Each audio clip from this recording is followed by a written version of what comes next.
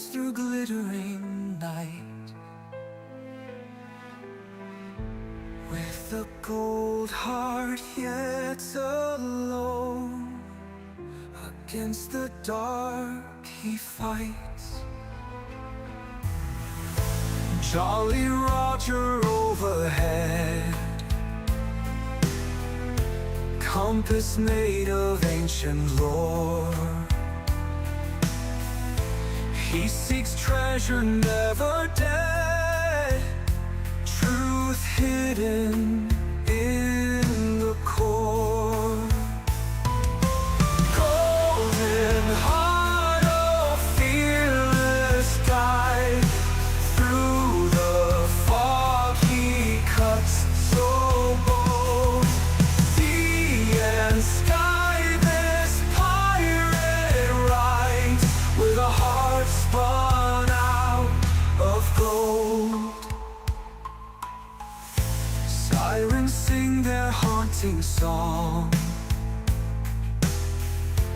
galaxies in waves unfold. Deep in caverns dark and long, jewels and secrets hold. Knots drawn in celestial link lead to worlds unknown and wild. In his chest a portal leads, dreams and stars of a trial. Golden heart of fearless guide, through the fog he cuts so bold. Sea and sky this pirate rides, with a heart spun out of gold.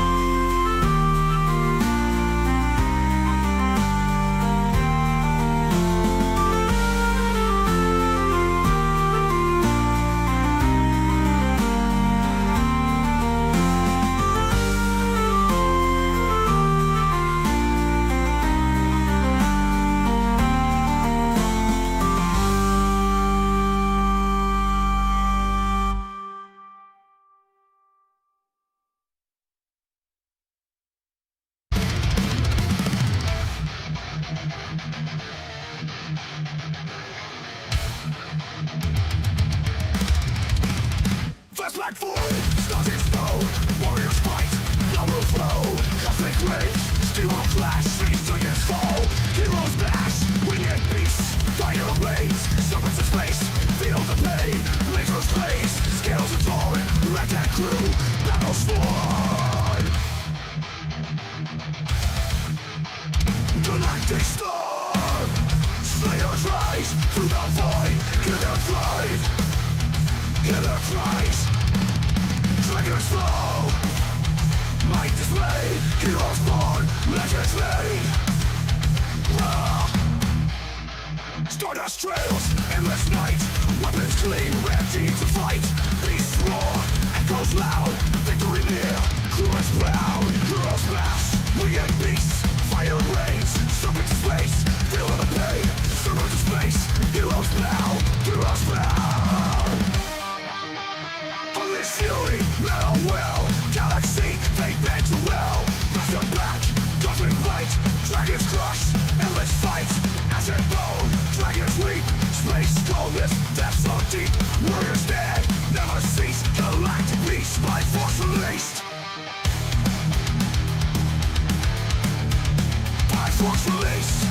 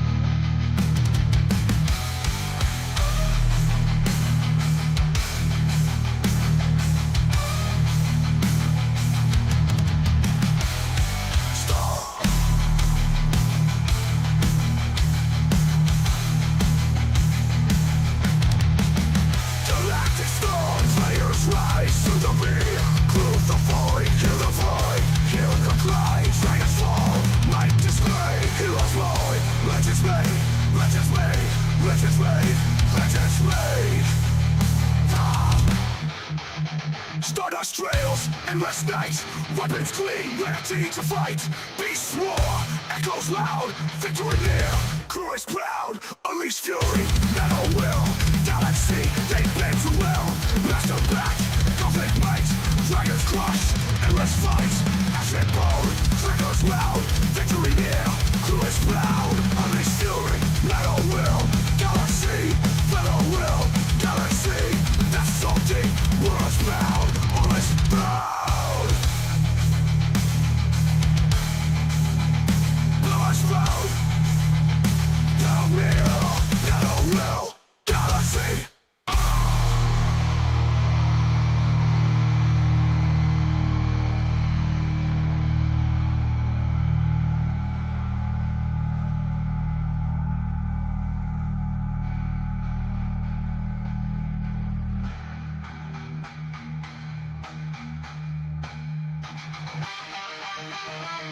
Explode.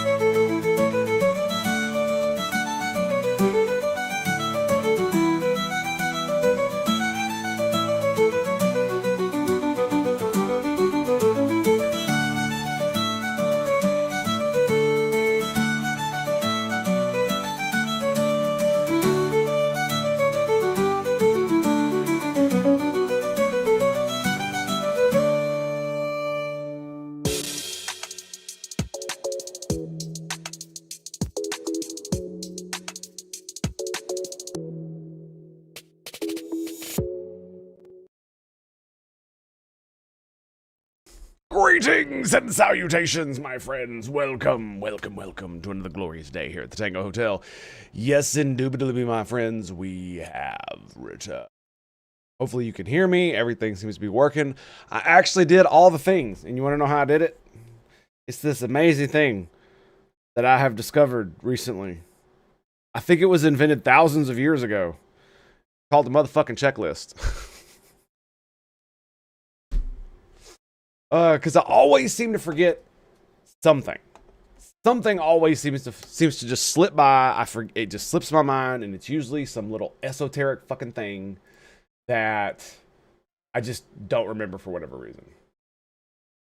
And we don't have that. You should also be able to hear the music. I also got that going, so we're good. Good to go, yes. And okay. So, my dudes, my bros, my homies, Joker, Wolf, KO, greetings and salutations, my friends. Hope you guys are doing well. I am doing fantastic myself. I didn't sleep very well, but I actually got up relatively close to on time, and I'm here, and we're gonna talk. I have gotten. Let me throw it at you, okay? So I was in bed for 9 hours and 30 minutes. I got 4 hours and 41 minutes of sleep. Yesterday, I was in bed for 9 hours and 30 minutes, and I got 5 hours and 24 minutes of sleep. The day before that, I got almost 8 hours of sleep. Close. 6 hours the day before. So yeah, I'm not, and this is while laying in bed. So for over almost 9 hours most days. I don't know what the fuck's going on. But it really does feel like I got a lot of the other problems in my life solved. And so the problem that I've been having with sleep, basically my entire adult life, I thought it was just how I just thought it was me. But now that I'm actually trying to be on a schedule and I'm not staying up super late and, you know, only getting like 4 hour window to sleep in with the way I used to do. So I'd sleep hard no matter what, and it'd be uber tired all the fucking time, so it didn't matter. So it always felt like I was tired. Anyway, so my dudes, my bros, my homies, it is time once again for us to join together. The most glorious of kumbayas is called the simultaneous sip, and all you gotta do, my dudes, is grab that cup or mug or glass. Perhaps you have a tankard, chalice, or a stein, maybe a canteen, jug, a flask, a vessel of any kind. You fill it with your favorite fluid. That's right, it's called the morning coffee. Deliciously, magnificently, Tango made. And join me now, friends, for the gloriousness, the stupendosity, the absolute awesome that is the simultaneous sip. Brothers of the waffle. That's right, citizens of the Tango Hotel. It's happening right freaking now. Go. Yeah, my first sip of the morning, baby. Always good. Unfortunately, I'm out of creamer, so it tastes a bit rough. Ugh. Don't want to use my wife's frilly nonsense, so we're just gonna move on from that. All right, so let us jump right the fuck in with this amazing. Why do you think men care about a? Why do you? This video right here.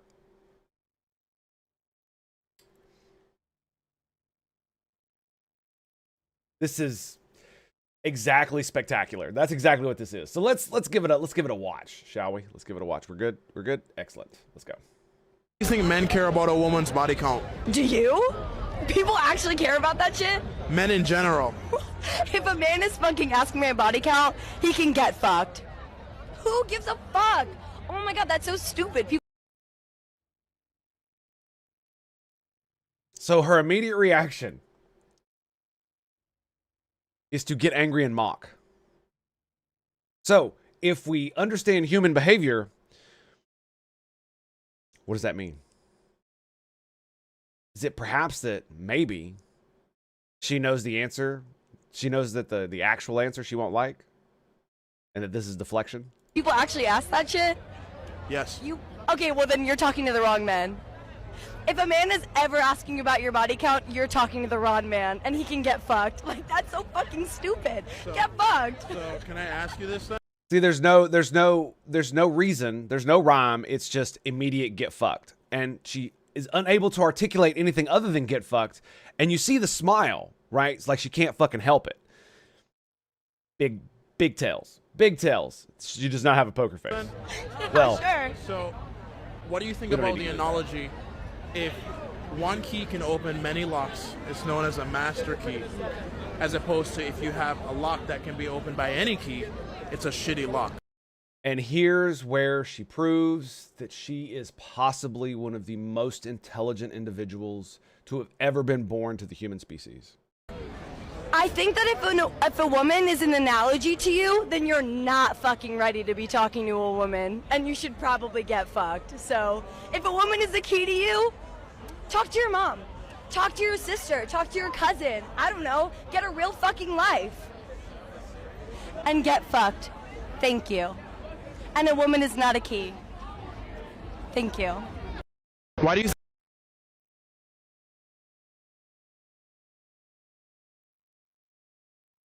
I want to go through that one more time. So he's using the analogy that a key that can open any lock is considered valuable because it can open any lock. But a lock that can be opened by any key is not considered valuable because it's meant to lock things behind it. So you only want you only want it to be opened by one key. That makes it valuable. The analogy is not that women are keys or that men are keys or either are locks.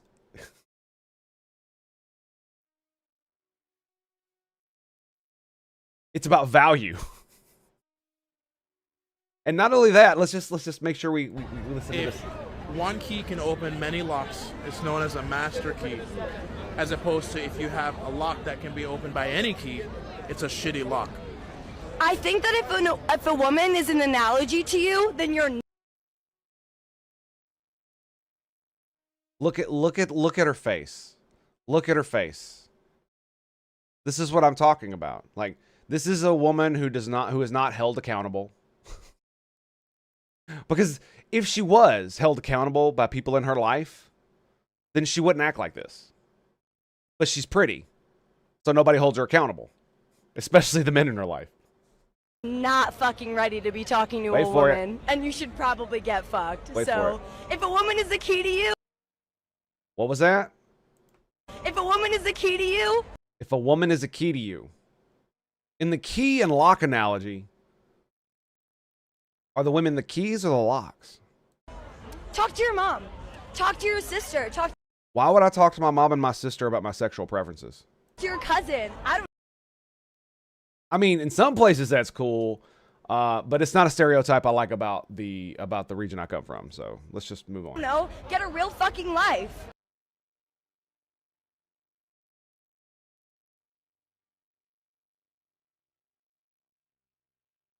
Irony, very irony. And get fucked. Thank you. And a woman is not a key.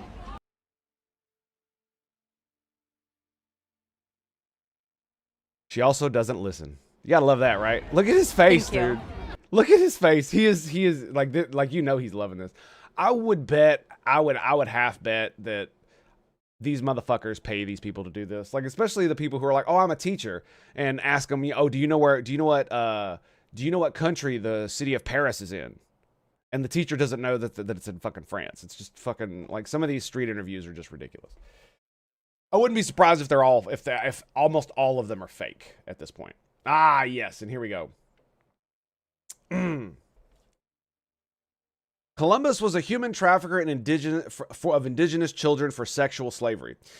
He might be honoring his late best friend Jeffrey Epstein. And what would trigger this amount of retardation to spew forth from this fucking retard? Trump is reinstating Columbus Day. I'm bringing back Columbus Day from the ashes. The Democrats did everything possible to destroy Christopher Columbus's reputation. I mean, it wasn't hard. And all of the Italians that love him so much. Now, that's fair. Yeah. They tore down his statues and put up nothing but woke, or even worse, nothing at all. Well, you'll be happy to know Christopher is going to make a major comeback. I am hereby reinstating Columbus Day under the same rules, dates, locations as it has had for all of the many decades before. And so the retardation is the insinuation that the reason he's bringing this back is because he's friends with Jeffrey Epstein and he likes child sex trafficking. Yes, that's exactly the reason. Yep. I don't even remember Dude Bro's name, and I don't really care. But when somebody says something this stupid, you should just tell them yes. Just like on the street interviews, just yeah. Because there's nothing you're going to say that's going to convince this person otherwise. When you already believe things that are on the level of like flat earth, right? Types of retardation that require intelligence to understand, but lack the wisdom to understand that you can be led down a false path of pattern recognition. That would be what the serfs is. He is smart enough to run the machine, but the monkey is not smart enough to actually run it. Or excuse me, to actually understand it.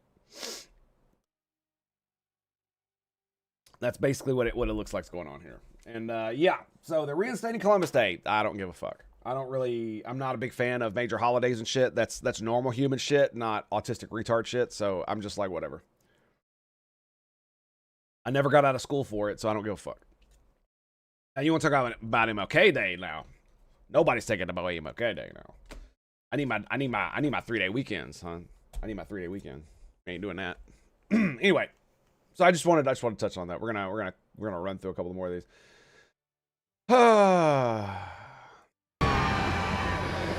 That is pretty cool. But why would you say this? Because in 10 years, this is not going to be true. Like, we've already reached the point where we've gotten rid of the 6-finger problem, or the 8 or 9 or 10-finger problem that most AI have, and they're starting to look insanely realistic to the point where it's easily able to fool older generations that don't understand how to spot the AI. And there are a lot of times I see AI images and I don't immediately know they're AI because they're getting so much better. So much gooder. What am I talking about? So much better.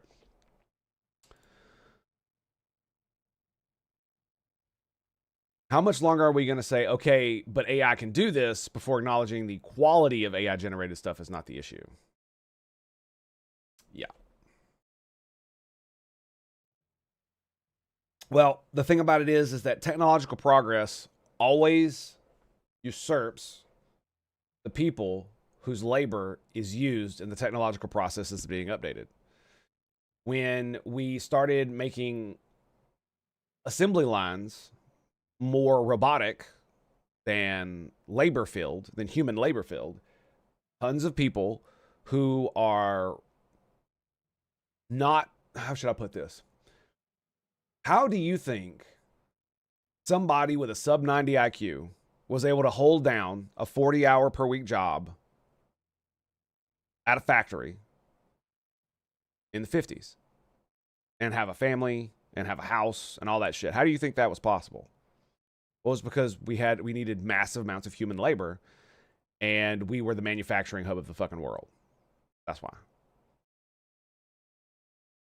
And as we moved those jobs away, and as we automated those jobs, those people lost their jobs and had to move on. It's just like with the coal miners. We used to employ a lot more coal miners because you needed a lot more dudes swinging axes. They don't really do that much no more. Not in the same way, right? Not in the same way. Where you have like teams of dudes in like dugout corridors that are just, dozens upon dozens of them hacking away. You don't do that no more. Most of it is machine, and the little bit left, from what I understand, that is manually picked at is usually for like exploration, or there's like maybe a safety issue or something, and so somebody has to get in there and like, poke a stick at it and fiddle around. I would like to point out that the coal miners of West Virginia are the reason that we have the term redneck, so I don't want to fucking hear nothing about poking no sticks into shit, all right? Okay? All right. Yeah, so the reason I brought this up is because it's twofold. It's both of these things on top of each other. One is the first one, the OP here, being like, what the fuck are you talking about? It's easily going to be able to do this, especially with this as a reference. It's now going to be, if you feed this into some fucking AI algorithm, in 5 to 10 years, it will actually be able to generate a scene there is an episode of Star Trek where the Next Generation, where the members of the crew are on the holodeck. Now, the holodeck is this, fanciful thing that creates all kinds of like leisurely activities. You can do sports, you can do all kinds of shit. Essentially creates matter out of thin air and allows you to interact with it. And it's all run by the computer AI. So in Star Trek, you can literally just give the goddamn computer a voice prompt. Hey, I wanna be on a beach in Florida on a sunny day. And it's, 70 degrees outside. And nice waves. And boom. What happens? It generates a beach directly in front of you around what the area of the world would look like. Hell, it might even generate an actual beach in Florida that it knows of from its database and just plop you there in decent weather. Instantly. It could create an alien beach that you've never heard of with purple sand. All you have to do is ask. So the AI prompt thing has actually been around since well before we actually had the ability to do AI prompts, because it was literally motherfucking predicted by Star Trek: The Next Generation.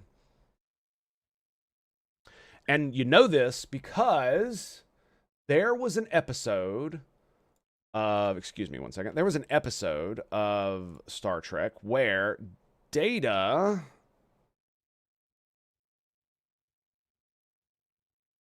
has a little tiff with good Dr. Pulaski. And the tiff is that Data is a machine and not an actual sentient being, able to adapt to random situations and can only react as any other computer reacts. It's the simple, is our android companion actually real, or is he just an amalgamation of computer bullshit that's supposed to look real? And so, one of the greatest villains, I hate to say that, Star Trek.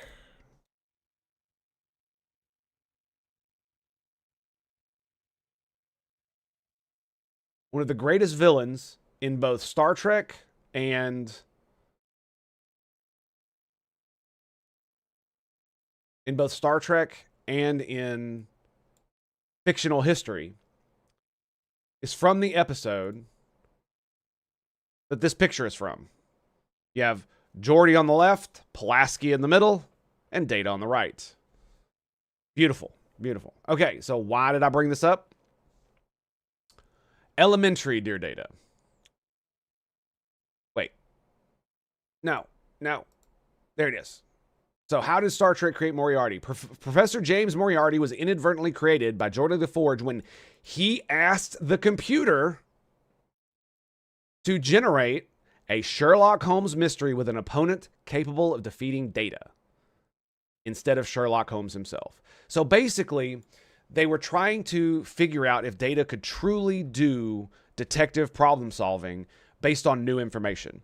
And the problem was the computer was simply using different stories that Arthur Conan Doyle had made to mishmash different things. And so Data was instantly able to solve it because he's read all the books, right?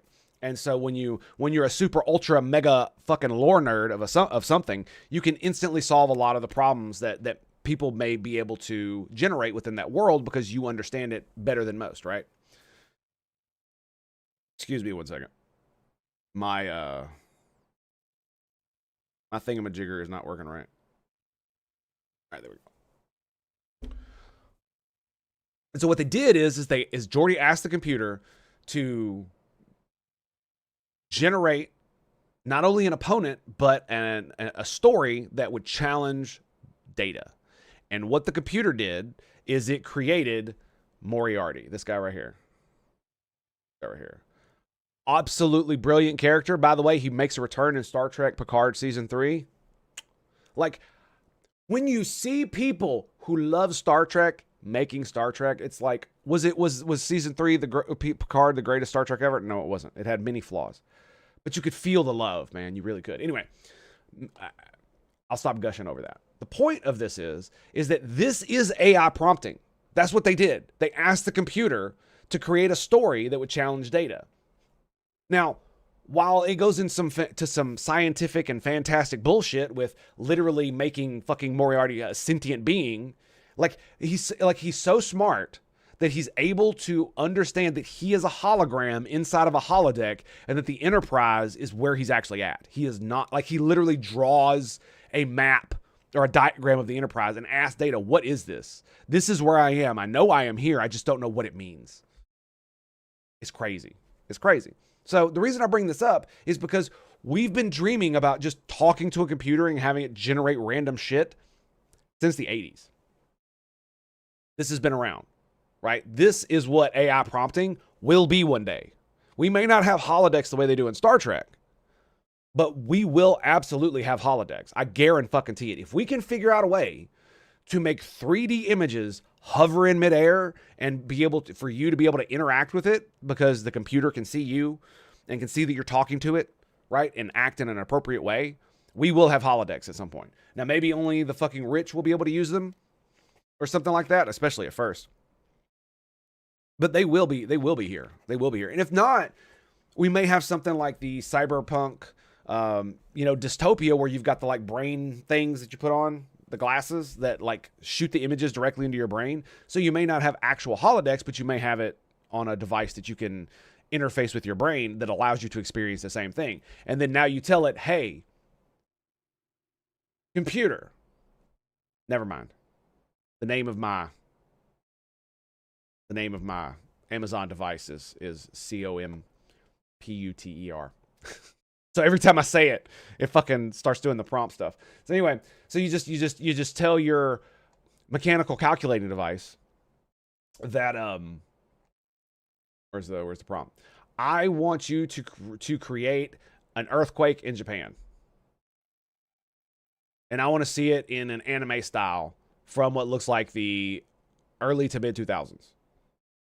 Or maybe it's recent, 2025, right? Something like that. And then guess what happens? This is what gets generated. Like, I don't understand how you can have this fucking opinion. Like, is it just ignorance? Is that what's going on? Did they just not know that this is where this is going?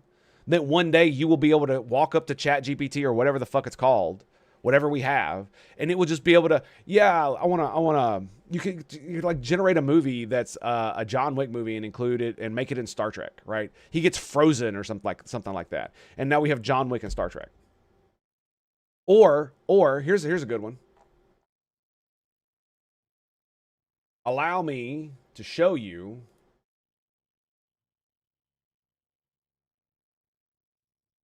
my document. What is this document? It's the game that I one day perhaps want to make. I don't know how this is ever going to happen. Don't care. But the point is that it's been running around in my mind for years at this point based on a book I read in the Star Trek universe.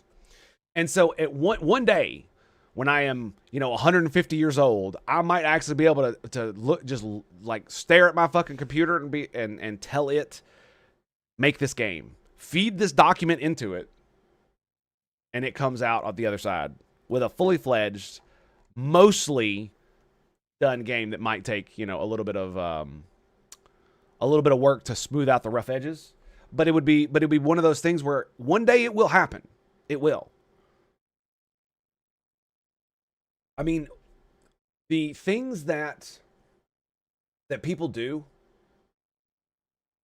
because of art is insane. The reason we have these is because the guys that made the original ones, the original smartphones and the original flip phones and shit like that, they were inspired by these guys, by the original series, where Kirk had his little flip open communicator. Now, the funny thing is his flip open communicator, the flip part was literally just a screen that protected the internal working, so it wasn't like an actual flip phone or anything. But that belays the point that it inspired a generation of engineers to build the thing they saw. They wanted to make it a reality. And you better believe this shit is coming to reality. And there are people who are already making Star Trek-like holodecks in real life. I remember seeing one where there's one it like travels around and basically it's You wear like 3D goggles and they build a 3D maze place, right? And it's essentially a video game that you walk through with the headset on. And the headset shows you all the crazy cool shit. If you were just to walk without the headset, it would just be like, I think they made it out of cardboard, but it essentially creates a path for you to walk through this video game where you can walk yourself. It's an interesting concept. And I think in the future, it'll probably have a lot of application. It's just the technology is still so new and it's not standardized in any way. So it takes a lot to get going, right? But one day you will be able to do stuff like this.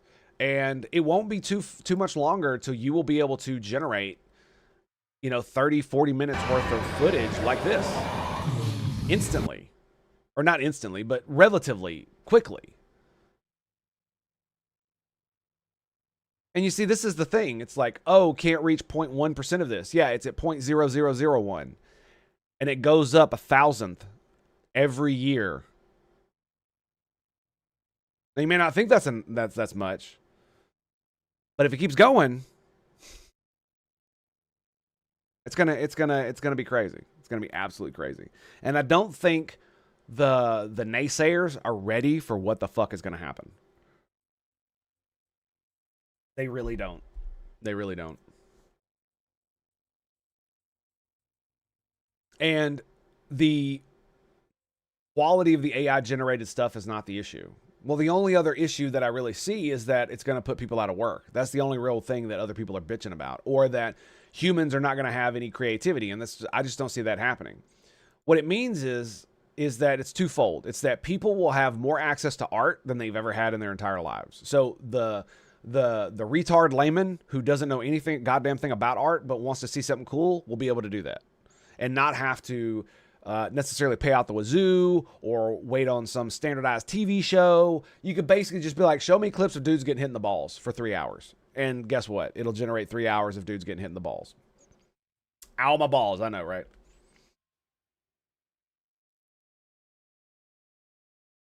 But every time we've had some technological revolution like this, there's always been people who lose out. When we made the automobile, horse carriage makers were put out of business. A lot of blacksmiths were put out of business for horseshoes and all the other shit. Basically, the entire industry around horse and carriage just dried up. It took a while, but they all went away. And this is what these people are. If that's what he's saying, I think that's what he's saying, is that you are the horse carriage maker standing protesting the creation of the automobile, and that we should protect our industries because of it. And I don't necessarily think that's what's going on here with this individual. I think it's more just like a lot of people are not talking about the proper issue. What the problem is that a lot of people talking about the proper issue are screaming that artists are going to lose jobs. And you know who gives a fuck about that? Artists. You know who doesn't? Everybody else, for the most part. Do you know why? Do you know why? That's the real question.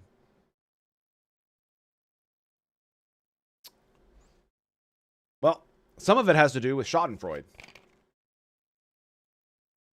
Because how much do a lot of artists, well, I shouldn't really go there, because that's not necessarily true. That's just an opinion that I have of a lot of them, is that they tend to be haughty and look down upon their lessers because of what other nonsense, whatever nonsense. But that's not necessarily true of all. That's just an impression I've gotten from a lot of them.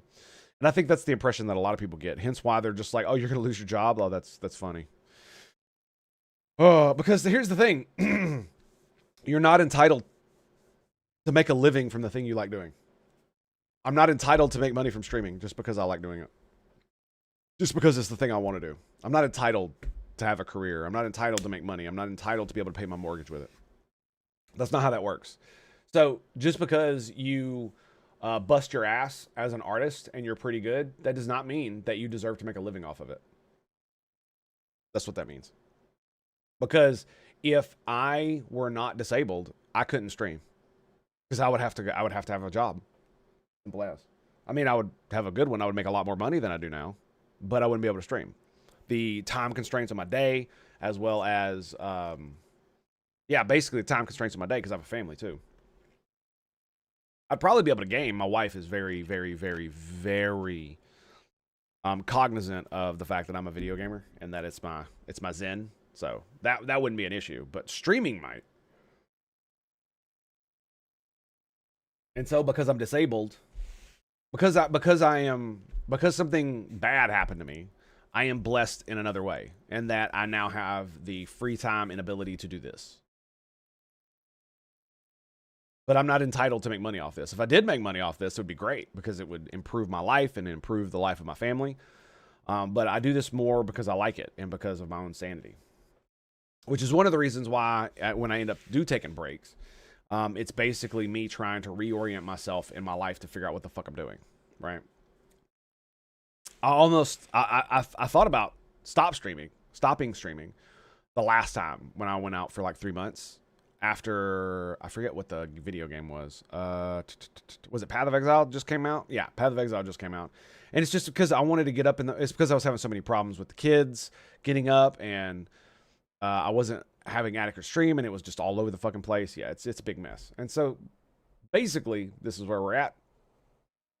And it's almost one of these things where I am a big believer that we are going to have UBI. I am a huge believer in you because of automation. That does not mean that we need UBI right now. Not even a little bit. What it means is that at some point we will reach the level of AI capability that you will be able to have factories full of AI bots doing almost all of the work that most of the humans were able to do. And you'll have a minimum human staff. Like imagine you go to McDonald's and there's 1 or 2 employees for an entire McDonald's all day long. Why? Well, because they're the only people that need to be there to take orders or to fix the machines in case they fuck something up, right? Just in case they need to take a special order or something the computer is having trouble handling. Right? That's the only thing you would need the human there for. And to fix Flippy when he fucks up his burger flipping, right? His fry thing or whatever. You know what I'm saying? So you have bots making the hamburgers, you have bots making the french fries, you have bots literally doing everything, and you'll have kiosks that allow people to make their own orders. And I'm going to tell you right now, I love kiosks. I do not like interacting with people behind the counter. And the main reason is because I have my own goddamn problems. I don't need other people's fucking problems, right? And it's not that I don't, how should I put this? It's not that I don't want to interact with other people. It's that I would prefer not to, because the likelihood that I'm going to have some awkward or weird or insane fucking interaction is higher than not, and I would just prefer not to. Because I definitely know I come off as rude a lot of times because I'm thinking about 5 different things, and the person standing in front of me taking my fucking order isn't one of them. So that happens a lot. And one of these days, we are probably going to get to the point where if you've got, 90% of people who once worked are no longer able to work, the only thing you're going to be able to do is UBI, or we're going to have a fucking communist revolution. Like there's no way around it. It's either one or the other, right? Or we're going to turn into a truly fascist totalitarian state, unlike what they think we are now, which is just hilarious. We're going to move on to that too. So yeah, one of these days we will reach a point where UBI will be a thing, and it will be the absolute best option. And I really do think that, unfortunately, it will be used to mold people's behavior. But I don't necessarily think that's a bad thing, per se. Because think about it like this. Imagine if you are a smoker, and you are on UBI, and you have universal health care. Well, if you continue to smoke, you may lose your healthcare status, which means you have to pay for your own healthcare. So you'll still get your UBI, but you'll still have to pay for your own healthcare because the government ain't going to do it. Let's say that you're severely overweight. You're like 300-400 pounds, and you refuse to comply with the government's directive to lose weight. Like, you're not doing this. Like, they're offering you Ozempic. They're like, look, we'll pay for you a Y membership. We'll do all these things. All you got to do is get up off your ass and drop the weight. That's all you got to do. We'll help you take care of the rest. And they don't do it. Why would they not lose their medical insurance? It's paid for by the government. Because if you're gonna make life choices that are gonna be bad for everybody else, then you don't get free shit, right? That's how it should be. That's how it should be. And I sympathize with people saying, oh, people who get food stamps should be able to buy soda and stuff like that and blah, blah, blah, blah, blah, blah, blah. It's like, yeah, I get what you're saying. Like, you want a few comforts in your life. But the problem is that a lot of people who are on food stamps don't make good decisions. Right? That's why they're on food stamps. A lot of them do not. I was on food stamps at one point. Yeah.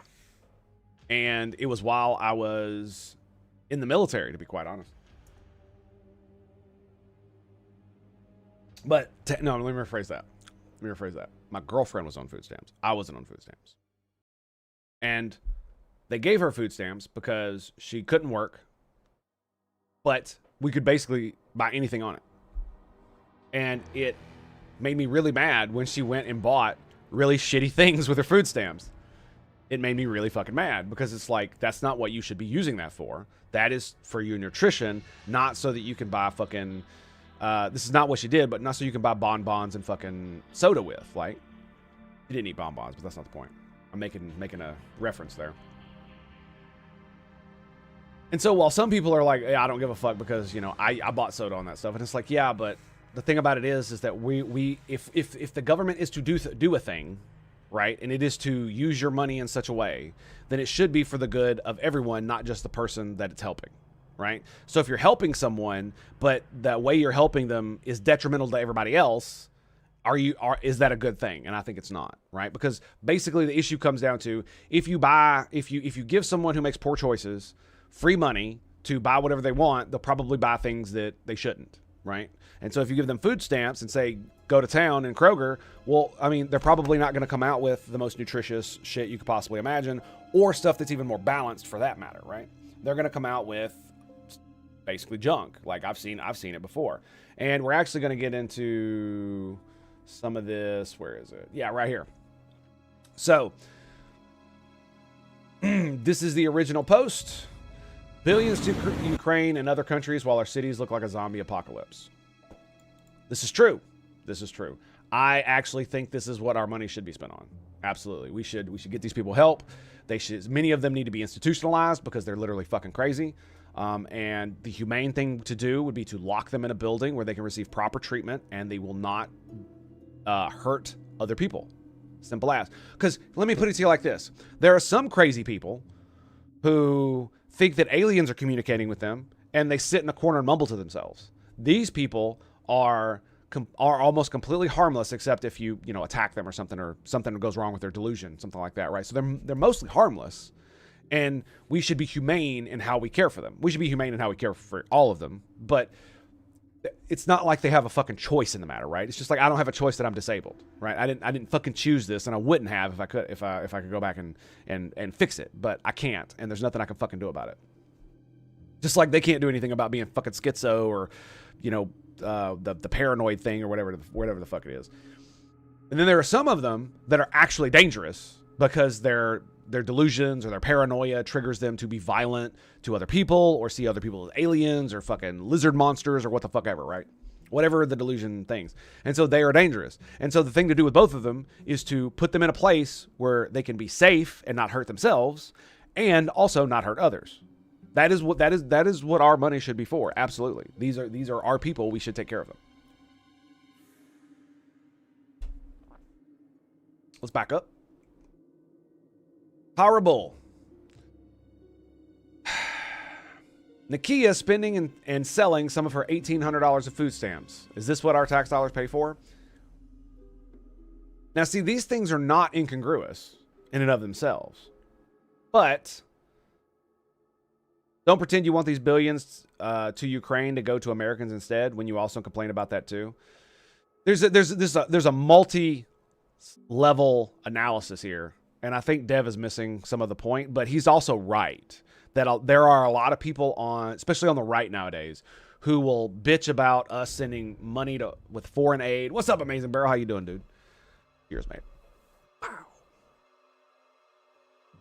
I forgot to do the thing. Okay, so I need to add that to my checklist. I forgot to post it on Discord.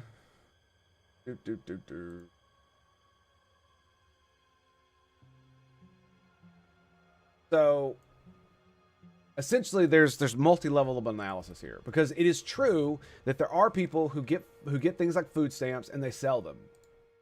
And I know this for a fact because I have bought food stamps many times. But you can't prove it. So fuck you. And I've known many people who sell their food stamps, who advertise that they sell their food stamps, because they want to buy things that they can't buy with food stamps.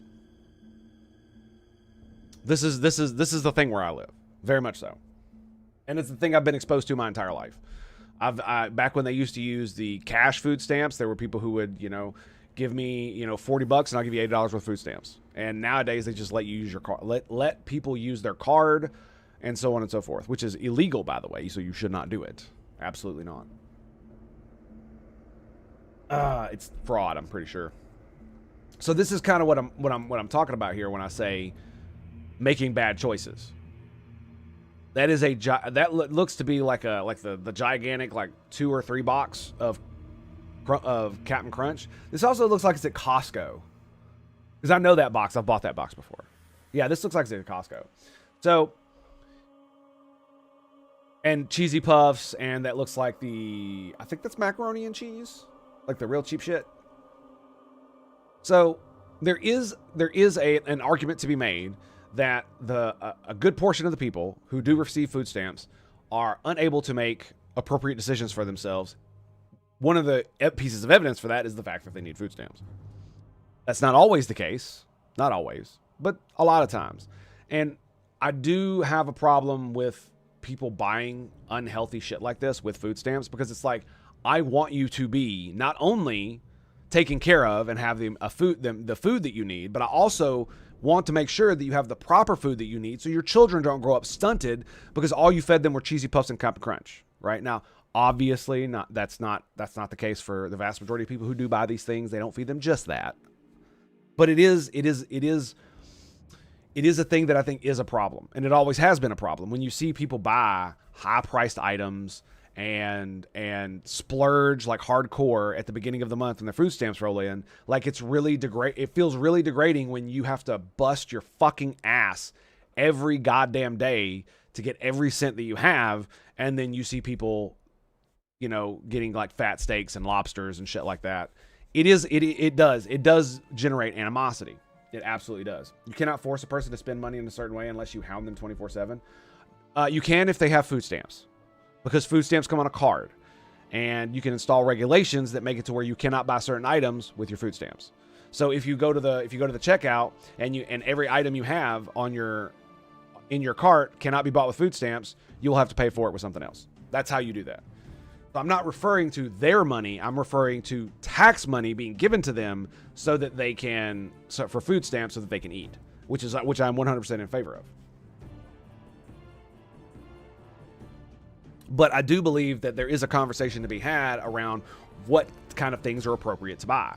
Now, maybe, I don't know if we could do this, but could we put, because here's the argument on the other side of this, is that if all you allow people to do is buy healthier food, then what you're doing is you're taking like some of the little joy that they have in life out of their life.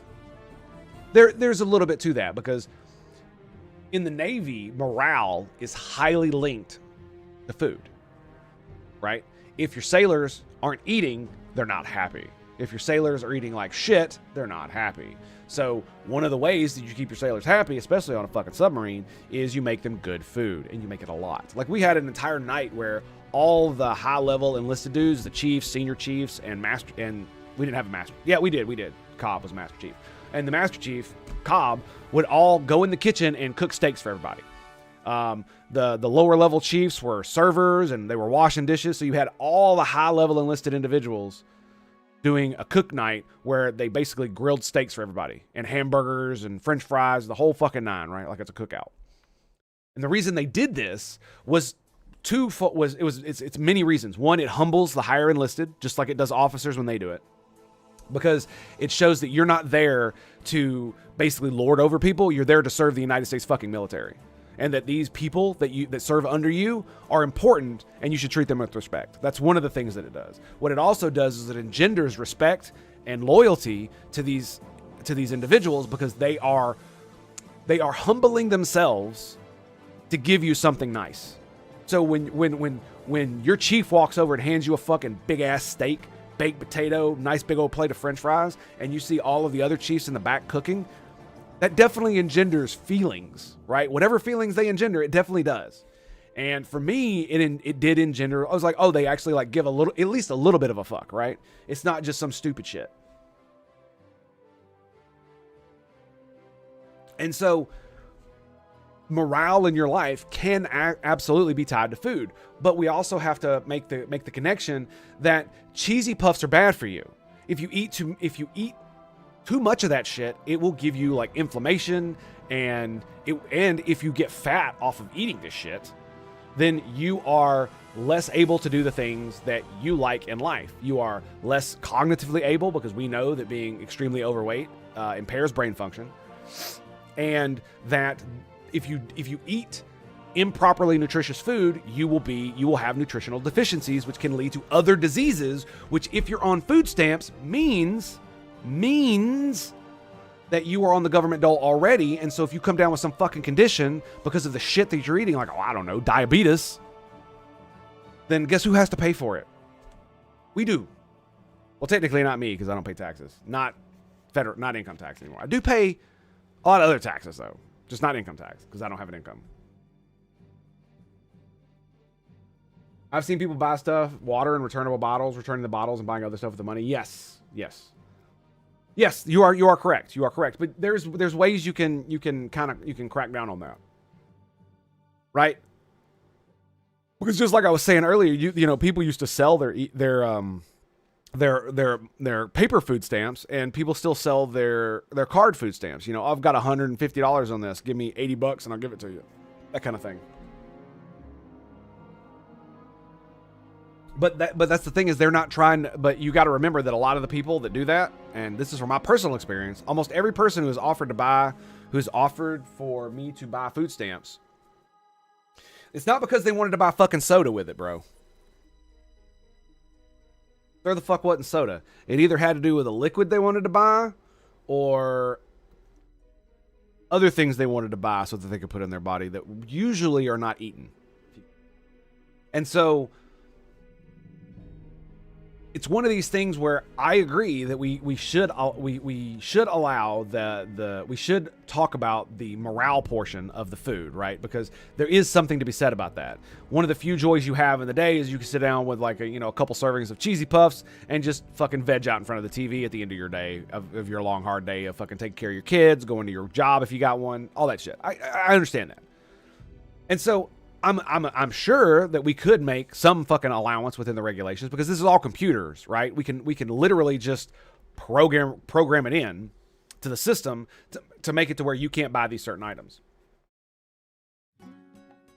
One of the reasons that I should have blacked that out, sorry. One of the reasons that there are certain places that you can actually buy hot food with your food stamps, and it's simply because it's in like areas that lack a lot of they lack the ability to properly cook their food, and they lack the ability to have a proper grocery store within walking distance so that they can, get actual fresh food to cook if they had it.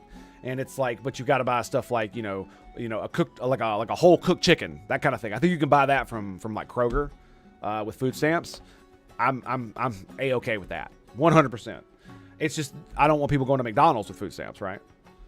But if you go buy a whole chicken from fucking Kroger that's fully cooked and seasoned and ready to go, and that's what your family's eating for dinner with maybe some cheesy puffs, I would be okay with that. I'm 100% okay with that, because you can't just look at it from one side or the other. You have to look at it from every side, right? From every fucking like slice of the pie, you need to like look at what is going on.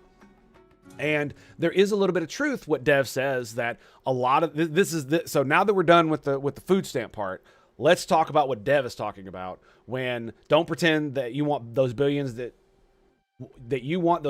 to Ukraine to go to Americans instead, when you also complain about that too. That's a bit unfair, because you can complain about how food stamps are being spent and how they're being wasted and still want people to get food stamps. That's me. That's me, by the way.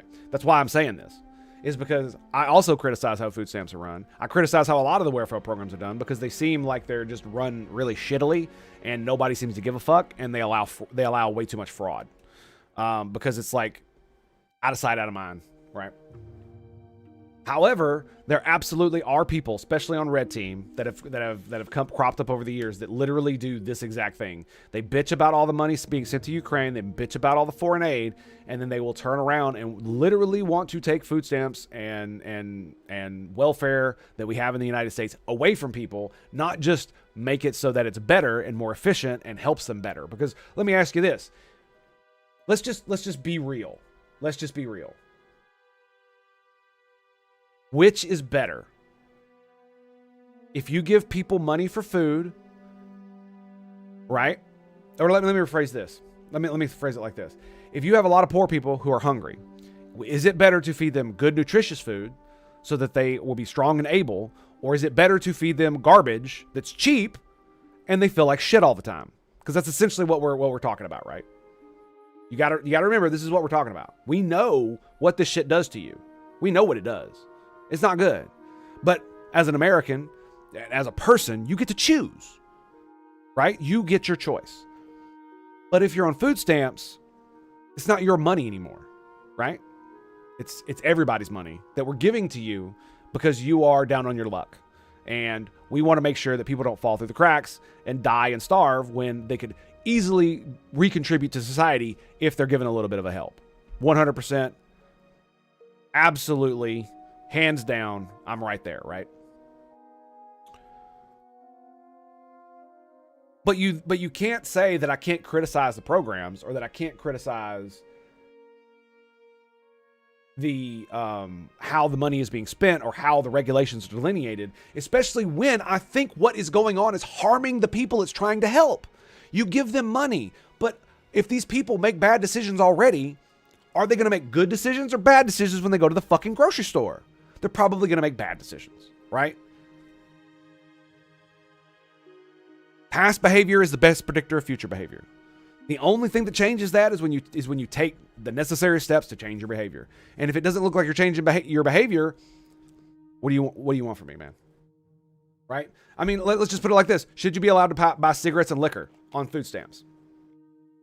No. Why? You can live off beer and liquor. Absolutely. There are calories in beer, so why can't we buy beer? Why can't we buy cigarettes? It makes people feel good. Lets people like vibe out after their hard day at work or whatever the fuck they were doing. Why not allow cigarettes and liquor and beer and wine, and literally why not just give them fucking money and let them spend it however they want? And if they fucking starve, it's their own goddamn fault. Just literally give them cash and let them do whatever they want with it. Well, because we all know that would be fucking retarded. As someone who is a retard, I can absolutely tell you that people make bad decisions even when they're fucking smart. Might need the two liter to be a mixer. Yeah, right. People should be fed, just not fed cheesy puffs. And that's kind of my point. It's like, I don't mind if you spend some of your food stamps on a thing of cheesy puffs for you and your family, right? But if all you have in your cart is cheesy puff equivalent shit, and that's all you're buying with your food stamps, I don't think that's appropriate. That's the line that I'm drawing. You know what I'm saying? And to get back to the red team, blue team bullshit, Dev is correct that there are tons of people on the right who have always been against the welfare state, who have completely and utterly criticized it to no end, and then as soon as the Ukraine shit started, they started saying shit like this. Now, again, it is fair to say that some of the people who are saying this, it's still true, regardless of whether they advocate for that money being spent here in the States. It is just hypocritical and funny when you see them advocate for that money to be spent here, and then many of them will turn around, and when we try to allocate that money here, they say no. So yeah, it's really fucked up. And this is how politics works. It's because there's like 15 fucking levels of nuance to this conversation, but you can't really have that on Twitter, which is why I like this long form way of speaking. Because it allows me to like completely flesh out the idea and potentially pivot if I need to. If in my interrogation of the subject, I come upon something new. I have to actively work to make better decisions because of my neurological issues. Easy it is not, but I am able to see the bad decision and usually not make it. Yeah, I have a very similar problem, especially with food, which is one of the reasons why I am using these. Actually, you can't see it, so got a green fucking thing, so you wouldn't be able to see it. So whatever. It's basically the mini lozenges, or the mini nicotine lozenges. They've been absolutely fabulous in helping me with my appetite and the food noise that I see. Because I will just constantly snack and want to eat and all this other stuff. And one of the things I used to do is I would stream for so long when I got up so that I wouldn't be near the kitchen or anything and think about food. Because if I'm playing video games or I'm distracted like by this kind of stuff, it's very hard for me to... The food noise disappears until I'm actually hungry. Kind of deal. Invisibility pills? I wish, dude. I wish. But yeah, I'm with you there, Longwood. I'm absolutely with you there. It is something that I have to fight every single day. And on many days, like, it's even especially to work out or any number of other things that I have to do that is good for me. The funny thing is, the only thing I never really have problems doing that with is my kids. And it's kind of amazing, to be honest. Because I've never been driven so much in my life to do a thing than I have been with my kids. And that, though I may have the same problems where I forget things or am absent-minded and whatnot,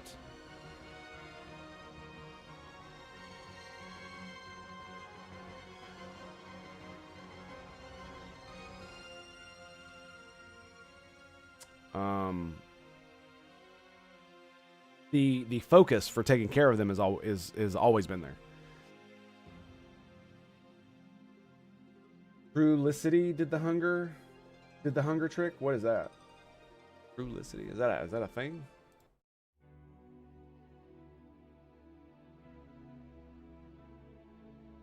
Is that a true? Oh, it's a drug. Ah, for type 2 diabetes and cardiovascular treatment.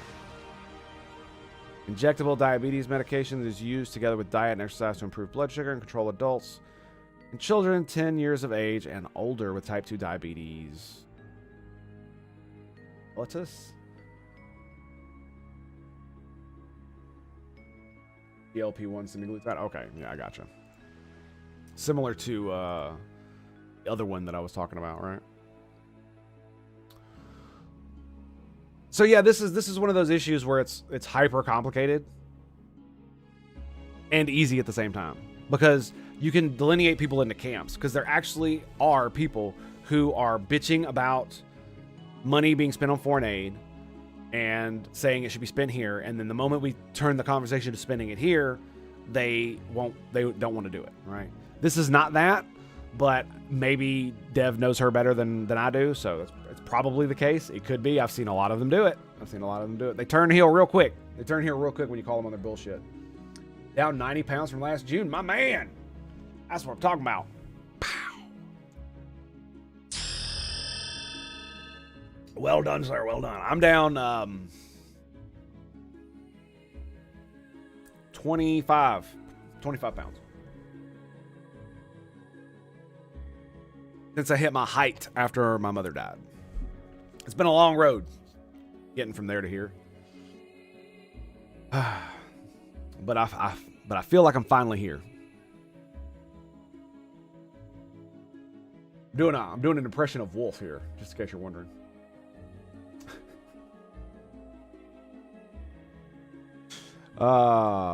So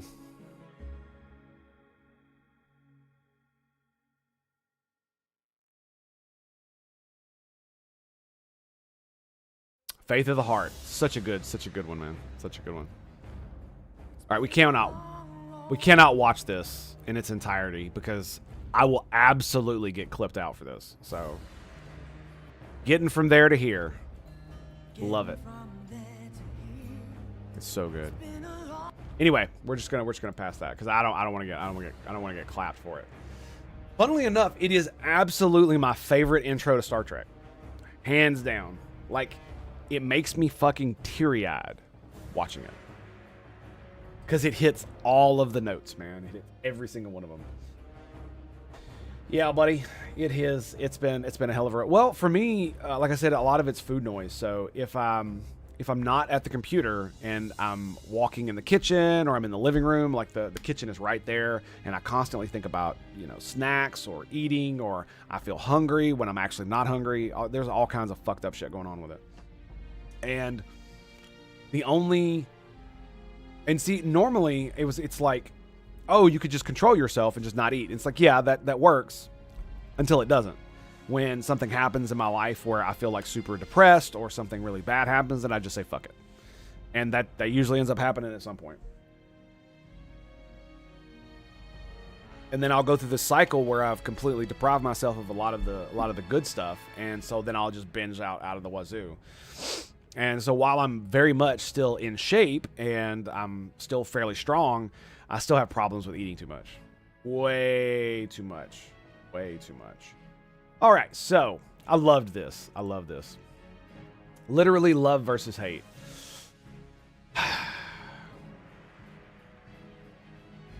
So who are these people? A man arrested for a sexual assault of a child, sexual battery of a child, sexual assault, murder, sexual battery of somebody. And I can't really read that one. Looks like sexual battery of a druid. That's exactly what that looks like to me. And the funny thing about this is that it's like this person does not understand the world at all. Not even a little bit. Nope. Yes. Biden's White House versus like it's like the level of, what's the word I'm looking for? It's naivete. Is that the word? The level of because this person is probably not stupid, right? But this is what the world looks like to you when you live inside a gilded cage where you're completely and utterly protected from all things dangerous ever. This is where this comes from. And it's like, is it bad to hate things? Not necessarily. Is it bad to hate things too much? Yes.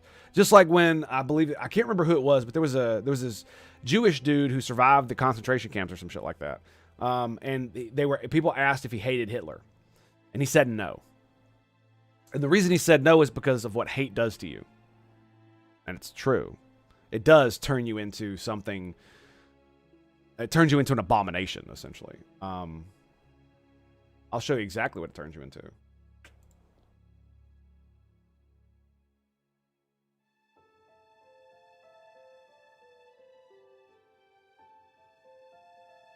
That's what hate turns you into.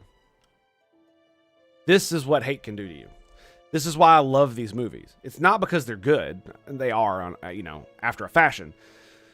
But the fall of Anakin Skywalker to become Darth Vader is one of the best modern depictions of a fall from grace. And sure, you can criticize that it happened really fucked up and blah blah blah blah blah. Doesn't matter.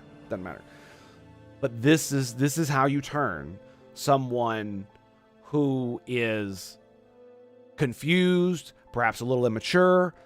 Hate poisons your heart. Hate destroys who you are. These things didn't happen when Biden was in office? Yeah, right.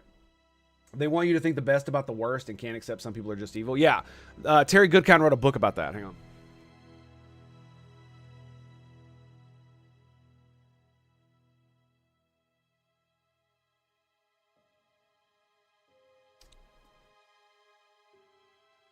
And why is it called the Naked Empire? Well, there's multiple reasons. But one of the biggest is that the people within this empire cannot see evil. They have been protected by being isolated their entire lives, and they have this super communal, communistic, not really communistic, but the communal lifestyle that communists fantasize about.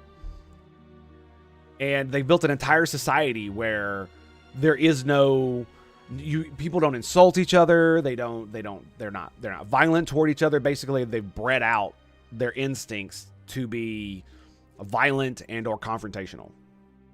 And so when they see the literal evil empire that wants to enslave, murder, and rape their way across the world come up to their borders and start making demands, they don't fight. They simply submit because they're like, well, they're just neighbors. We'll just do what they ask, and then they'll like us, and then we'll all be friends, right?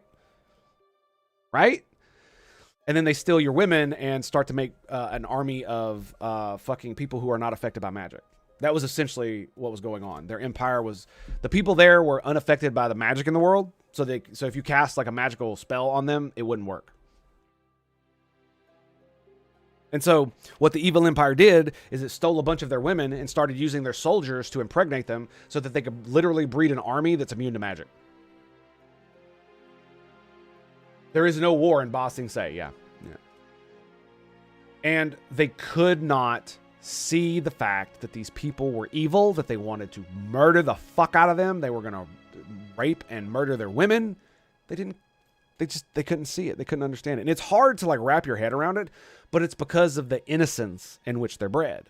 And this is one of the reasons why the whole meme about hard times make strong men make good times, good times make weak men make hard times. One of the reasons that rings true is because of shit like this.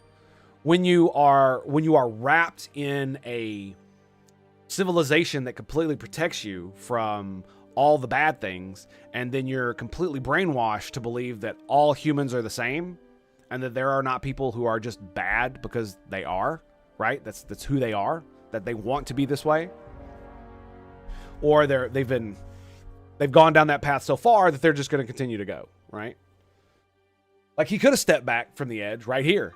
He didn't have to choke out his girlfriend, or excuse me, his wife, who was pregnant. He didn't have to choke her out like some white trash fucking redneck, but he did. And guess what? She still loved him. That's right. She still forgave him. She did the white trash thing and fucking was screaming at the cops. No, take him. So funny. The tolerance paradox. Yes, you are correct. So when you see people like this is why they call Trump Hitler. This is why it's fascist, is because they live in a world of fucking unicorns and goddamn rainbows, and they just completely ignore the fact that these motherfuckers are raping fucking children. These people right here are raping fucking children. And in the White House is showing you, hey, this child molester, yeah, we arrested him. He's in jail now. And he's probably going to get deported to a fucking prison, which is probably a good thing. It's so ridiculously stupid. This comparison in general, this right here is what you do when this is virtue signaling 101. This does nothing for anybody. It doesn't improve the world. It doesn't even open debate. It's simply, I am better because I have signs that say love and strength. It doesn't matter that I don't care about all these criminals raping children, raping women, and murdering people. That doesn't matter. Because we've got signs that say love and strength and family and kindness and unity.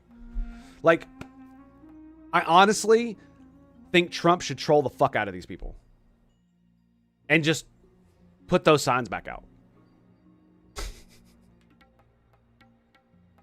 KJW, yeah, keyboard justice warrior, yeah. I mean, this is what virtue signaling looks like. It does nothing for anybody, and all it does is signal that I'm a good person. That's all it is. Because this doesn't mean anything. It doesn't do anything. These are literally pictures of fucking criminals being arrested. What the fuck are you doing? Like, I don't think you should hate them. And this does, and like this is the thing, is because they're arresting child molesters and rapists, that's hate. Just think about that for a second. Think about that. If we arrested Anakin Skywalker and put him in jail for the rest of his life, is that hate? Would that be hate if we did something like that? Well, of course not. He murdered kids. And he's on videotape doing it. So how would that be hate? No, that wouldn't be hate. That's called justice.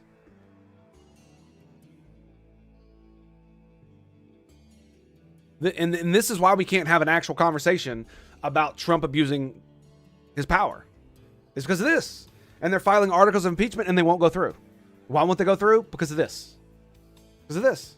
Now, maybe the fact that the blue team is saying that Trump's poll numbers are in the fucking gutter, maybe that's true. Maybe it's not. I see different stuff from on the right and in the middle, so who knows?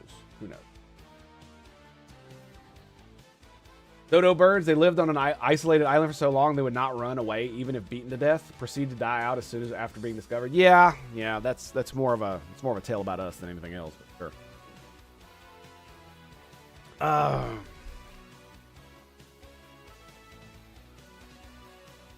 Yeah, so this is, like I said, this is a virtue signal that helps no one, and it does nothing. And all it says is that I'm a good person and they're not. Even though the picture they're using, I've seen a lot of pictures of this where they're criticizing Trump for being an evil fascist when it's literally like, oh, this is what fascists do, and it's like, what, arrest child molesters and brag about it? So yeah. Okay. What about it? He's dead. He committed suicide. Oh, you're trying to make the tenuous connection that just because he talked to him that one time or had a picture with him that they're like best of buddies and that Trump's a child fucking molester. Okay, sure. Again, I'm going to point to the virtue signal and then I'm going to point to the other virtue signal. Because, right, do you remember when they said that Garcia didn't get his due process? You remember that, right? You remember? Oh, he didn't get his interview with the fucking immigration agent so that they could strip him of his removal order, right? Of his prevention of removal order, whatever the fuck it was called, right? They didn't get due process. But then when you turn around and say, oh, but you know, in the other due process that he got, the police determined that he's a MS-13 gang member. Oh yeah, we can't listen to that due process. That due process is wrong. Those officers are lying, most definitely, right? Absolutely, they're lying. But Garcia is not lying when he says that he's in trouble with the gang, right? And so the judge just believes him, right? And we all believe him, but we don't believe the police, okay? And then when we turn around, we turn around and we go, oh, well, we don't need due process for Trump because obviously he's a child molester. Look, he's standing here next to Jeffrey Epstein.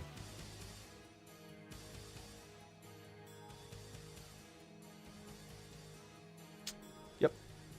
This is why I don't fucking take sides in a lot of this shit, is because I'm on my fucking side because all of these fucking people are crazy. Like fucking all of them. And I love when people call Trump a psychopath because the vast majority of people who call Trump a fucking psychopath are psychopaths. Not me, though. Not me, I promise. Yeah, if it's love versus hate, why did they light Teslas on fire and threaten people to stop driving them in their cars? Yep, there you go. Especially because the vast majority of people who bought Teslas are liberals who want to help the environment. Even though they're not really helping the environment because, you know, if you run your electric vehicle and it's powered by coal, it's technically dirtier than if you use gasoline. I'm just saying. Love that, right? So, and in fact, I wanted to buy a Tesla because I like electric vehicles and I've always fucking wanted one. And I too want to help save the environment. And you know what Tennessee has? You know what Tennessee has that a lot of other places don't? That make it to where it's actually more environmentally friendly here to drive an electric vehicle. Do you know what it is? It's called a goddamn nuclear power plant. Sorry. Did you see the Pelosi bill? The Pelosi bill? I did not. Something she just put up. Are you talking about the article? Are you talking about the articles of impeachment? The government spending, but no. Why is it all? What the?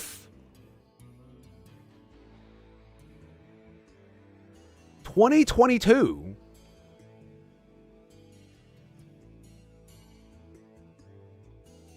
Oh, the Pelosi Act. Okay.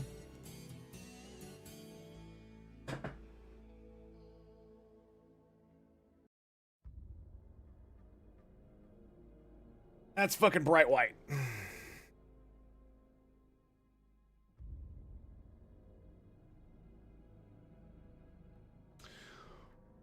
Senator Josh Holloway. No, that's January 2023. Never mind. Biodiesel helps in Tennessee too. Indeed it does. Indeed it. That's it, but it said 2023.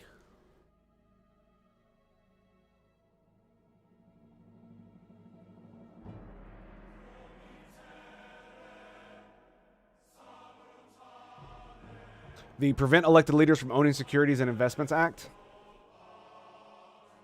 Yeah. I don't think this is I don't like the way this is worded, because I don't think you should prevent your elected leaders from owning securities and investments. I think the best way to do this is if they want to still own securities and investments, i.e. something that's tied to the success of the United States of America and the stock market, they should be able to, but it should be in one of those like double blind fucking give all of your money to this organization and they'll randomly invest it for you in stuff that you have no idea what it is. Right? Obviously, it'll just be in like Fortune 500 companies or any of that stuff, but they won't know that they have stock in AT&T or Halliburton or any of this other nonsense, right? I think that would be pretty cool. Prohibits members of Congress and their spouses. I can't increase the fucking. There we go.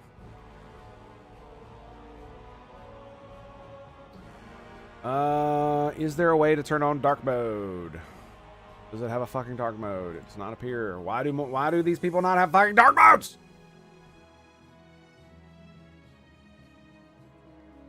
Anyway. Prohibit from holding or trading certain investments. Certain investments. Interesting. It got reintroduced again. Ooh, I like that. Yeah, I really would. I think some people do that specifically so they can't be charged. I think there are people in Congress who specifically do that so they can't have this used against them. I hear the name Pelosi a lot, and I have a vague idea who she is. How would you describe her to a non-American Zoomer?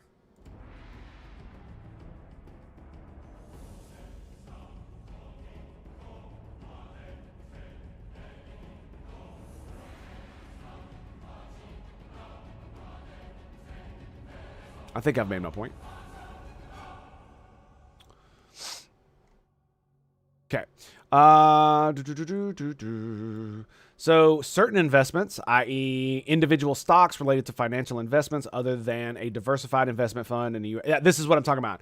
Diversified investment fund or U.S. securities. This is what it is. So you basically give your money to one of these like frickin' stock people or what the fuck ever they do, and they basically look at, oh, I want to invest in the Fortune 500 and this other fucking stock portfolio, and it's basically a bunch of random stocks that generally do well. Like the Fortune 500 one is one of the best ones to get in because it's basically like the top 500 companies in the entire United States are on there, and if anybody starts making less money, they fall off and somebody else takes their place. So all of your money is invested in the top 500 companies, right? So it's a really good long-term, low-burn investment kind of deal. Don't take advice from me. Don't take advice from people on the internet. I'm just telling you what my opinion of it is from what I understand. What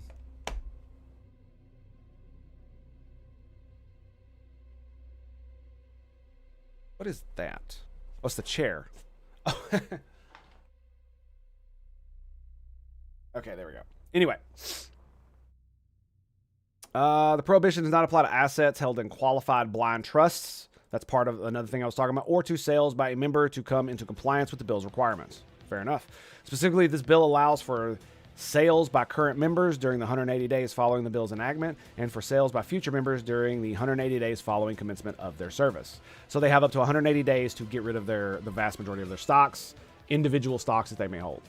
Any profit made in violation of this prohibition must be disgorged to the Treasury and may be subject the member to a civil fine. Additionally, a loss stemming from the prohibited holding or transaction may not be used as an income tax deduction. Ooh, nice. Nice. And each member must submit an annual certificate of compliance. Sounds good. More bureaucracy. Yay. Yay. She wanted a tariff with China. Yes, she did. Yes, she did.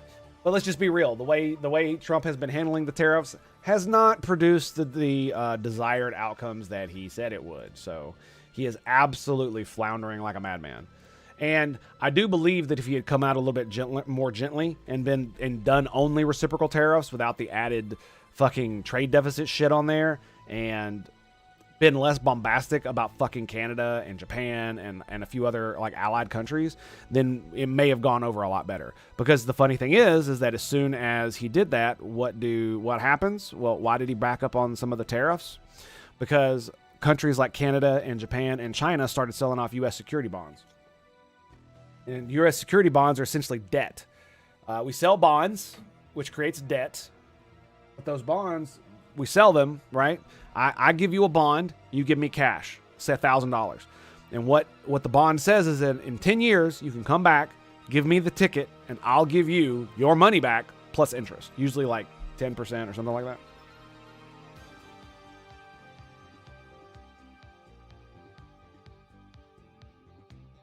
Ice packs and pillows, yeah, exactly. And so they started dropping them. And funnily enough, one of the things is like if you understand what happened, it does actually bring up a good point that one of the things that Ron Paul talked about when it talked about national security was the fact that we're selling so many of our debt bonds to other countries like China. Now, selling them to Japan and Canada, I really don't mind. Close allies. So, could they fuck us with them? Yeah. Do they? On occasion. But, sometimes we deserve it. Sometimes we don't. We just got to move on from that. But to sell them to China, that's a whole other ballgame, because I don't know if you noticed this, bros, but China does not have America's best interests at heart. They do not. And so, yeah, it does look like the whole tariff thing is just going to fall flat on its face. And honestly, I think that's the reason why where the immigration shit is just flying off the charts, is because it's basically taking news cycles away from his poor tariff plan and how it was implemented. Like I said, maybe in the end it'll end up working out just fine. Maybe it won't. I don't know. But it doesn't look like it is. It doesn't look like it is. And it might. And it's one of those things. It's like I can't help but be like, it's probably he thought it would go one way and it didn't. That's probably what most likely happened. But it also shows people like China that Trump is completely and utterly unpredictable and will do shit that's just off the wall. And they are not prepared. They are not prepared. Always look to see what they're not saying when the media blitz happens. Yeah. And it's not just that. It's that you also got to remember that it's the dog not barking. That's what you're talking about. Yeah. And a lot of stuff like this is like, why do they say it's literally love versus hate? Why do they say shit like this? Why do they point toward fascism? Why do they point toward Hitler? Well, it's because if they actually had to fucking, make the argument that we shouldn't be deporting these fucking fools, they'd lose. That's why. That's why.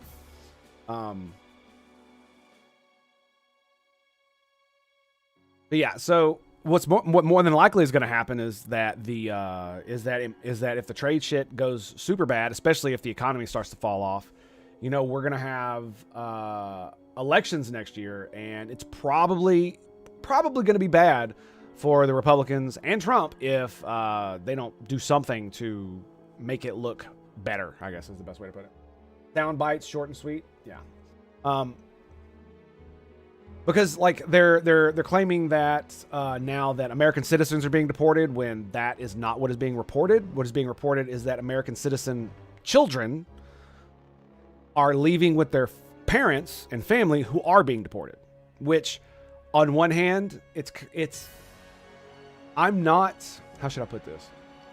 Families should not be separated. They should be deported together. Yeah. And so if your child is an American citizen and you're not, what that means is that you are an illegal who came here and made an anchor baby. And I sympathize with your plight, but that doesn't mean you get to stay here just because your child's an American citizen. So the way I believe the way the law works is either you can give the custody of your child to somebody else that you know, or you could take your child with you. And that's, I think that is what has been going on, is that these children are being sent with their family who are being deported. The children are not being deported. Their parents are, or whoever's in charge of them. And instead of leaving them here with a relative or something like that who is an American citizen and is not being deported or is a valid green card holder and whatnot, they are choosing to take their children with them. To be fair, the left skews reality hard. They make themselves look worthless. Bro, no. Everyone skews. You did my fucking mic, of course. Everyone skews reality hard and makes themselves look worthless, right? That's the thing you got to remember, because everybody sees reality in a slightly different way. And some people take their lens and take it too far and use it as the only lens to see the world through. Like Joe here. Joe here sees the world only through the SJW, fucking woke ass feminist lens, where it's like, as long as the evil empire has strength, love, family, kindness, and unity signs, the evil empire's fine. But as soon as the evil empire starts actually doing what it's supposed to be doing and abiding by the law, well, now it's an evil empire, and they're fascists and Nazis and all this other shit, right? Because it's not like that much has changed between administrations, other than the rhetoric and the impetus to actually, enforce the law. I reject your reality and substitute my own. Yeah, pretty much. And the reason commies forever spout that the last capitalist will sell the rope they'll hang them with. How do you sell government bonds to communist China after that? It's idiotic. Well, it is a truism that is, when they say that, what they mean is that capitalists want money so bad that they will literally sell them the rope they'll hang them with. And some of that's true, because there are people who are that stupid and just don't understand what's going on. However, I love this, because it's like, who are the commies? Right? Who represents them in our modern political sphere? Well, the same people who always represent communists. The non-bourgeoisie, or excuse me, the non-proletariat motherfuckers, the trust fund babies and the upper middle class, who are so spoiled and pampered that they can sit in their $1 million mansions and criticize capitalism when they are the most capitalist motherfuckers on the planet. Lovely, right? Oh, of course you should use the capitalist system to undermine it. Okay, well then why are you not? Why are you not making co-ops? Why are you not doing community-led efforts? Oh, because that's hard and requires actual work. Instead of just, sitting in front of a camera, just like I am, bitching about it.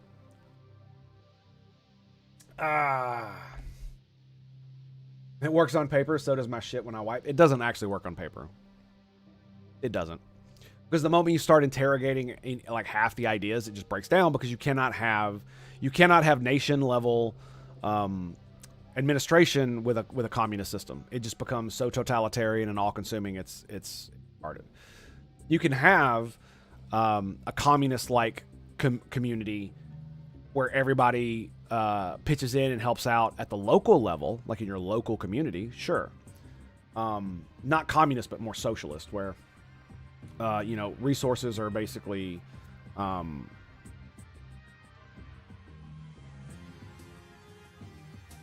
used to help everybody in the local community, right? But on a national scale, it just doesn't work. That's one of the reasons like capitalism is as strong as it is, as far as like as a tool, is because it gives incentive to the people who really want to fucking work hard and really want to make a lot of money, resources, the impetus to do so. Why in Cuba are doctors, surgeons, lawyers, why do they drive cabs in Cuba? Why do they do that? Because they make more money.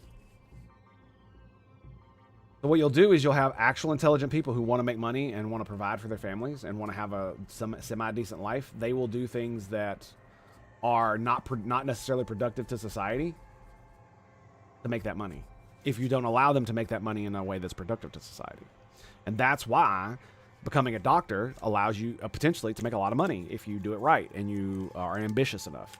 That's why being a lawyer can make you end up making you a lot of money if you do it right and you're ambitious enough. These professions require a lot of investment personally, not just monetarily through schooling, but personally through schooling, where you have to go to school your entire fucking life to become this thing. And then on the other side, you're making $10 an hour just like the fucking janitor who didn't have to go to school for shit. If you think that's going to breed excellence in doctors, I got a bridge to sell you in Idaho, dude.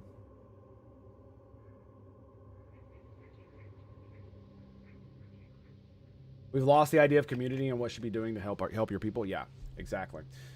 And one of the things I want to talk about was this.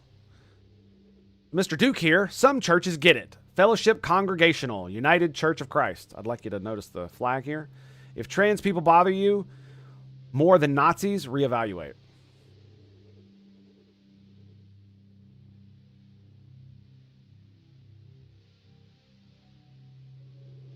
But see, the problem is that everyone knows when they say Nazis, they mean Trump. They don't mean actual Nazis. You know, I watched, me and my wife had our anniversary yesterday, and we watched a very interesting movie. And it's a movie about a meeting that took place in Germany about how they were going to transition from just simply oppressing the Jews to actually fucking exterminating them. And it is an absolutely amazingly brilliant piece of art. And I don't say that because of the subject matter at hand. I say that because the actors and the way that the actors were so good and the dialogue was so dynamic. And it was literally like 15 dudes in a fucking room just talking to each other. But they're talking about that subject. And it is bracing, to say the least, to just see how they talked about it, because this is taken from like actual records of this meeting that they're reenacting essentially. And just how brazen they were, and even the objections to what was going on was not made due to, you know, humanitarian.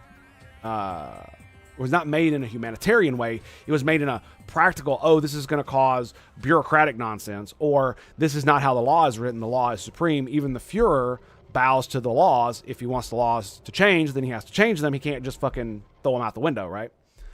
There were almost nobody. Well, let me just say this. It was a room full of Jew haters, so almost nobody was against oppressing the Jews, okay? So it was an extremely interesting movie, and I highly recommend it. I can't remember what the fucking movie was called. I'd have to go look it back. Actually, I probably can look at... fuck, what was it on? It was on Mac?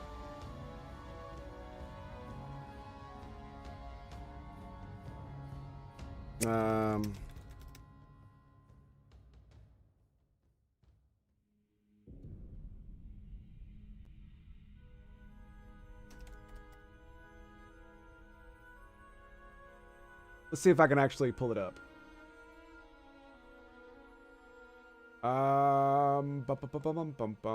Is it Conspiracy? Yeah, that's it. Conspiracy. That's the movie. Bam.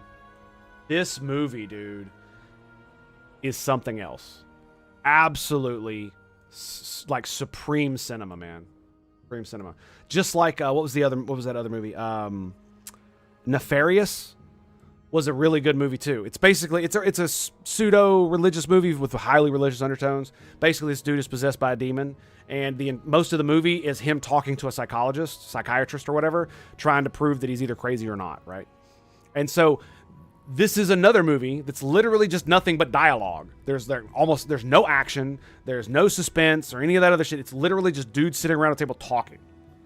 And the same with Nemesis or Nefarious. It's two dudes around a table and all they're doing is talking the entire fucking time. And it is fucking riveting. Absolutely. I highly recommend this movie. If you want to see the true face of evil, this is what it looks like. Holy shit.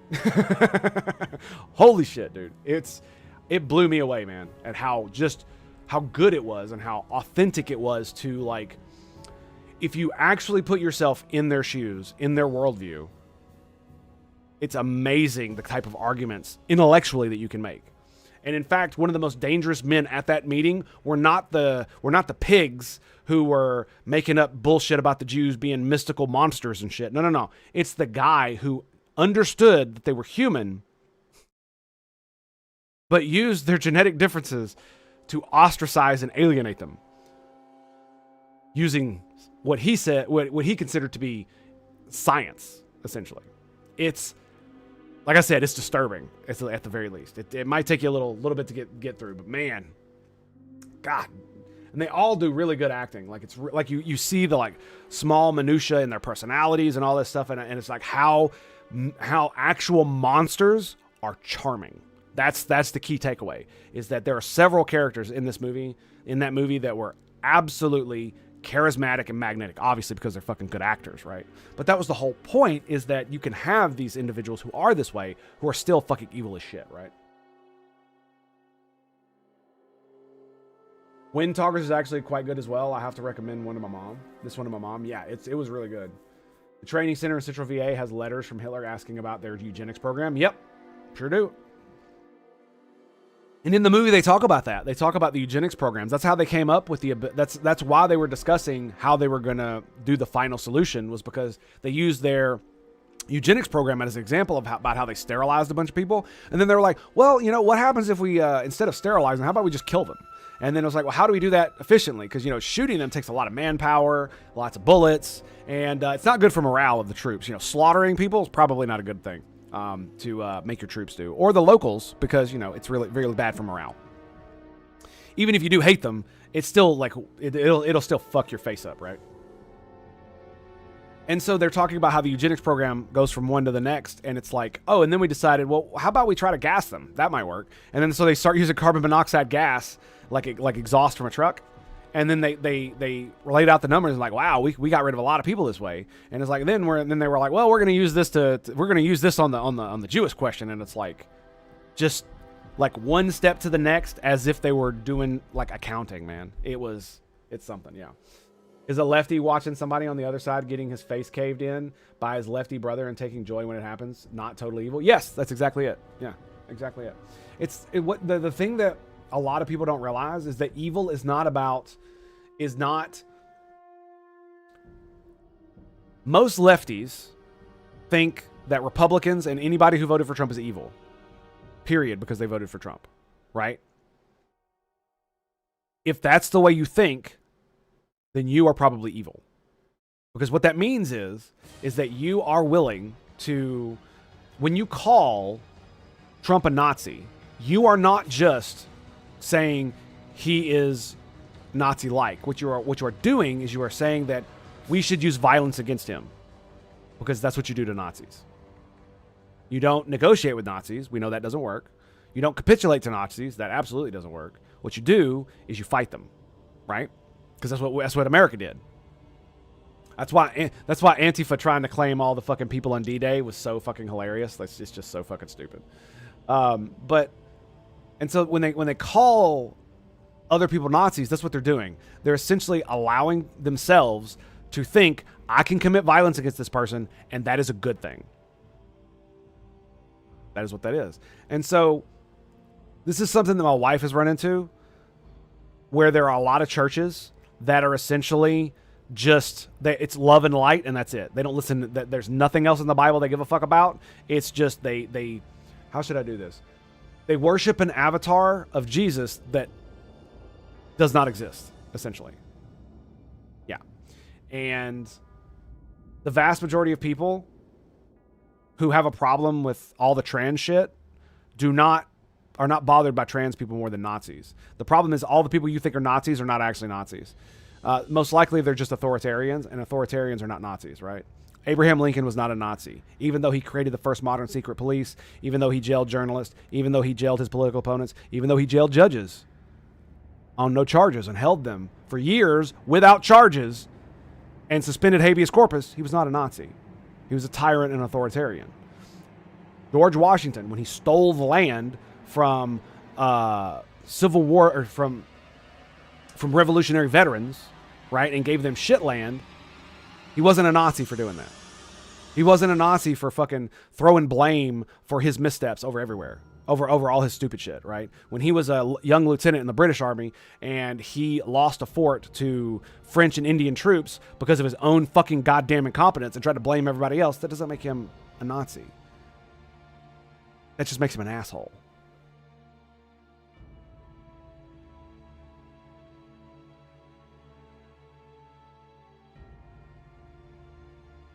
I read that they were injecting them with gasoline at a time. Ugh, damn, I've never heard of that.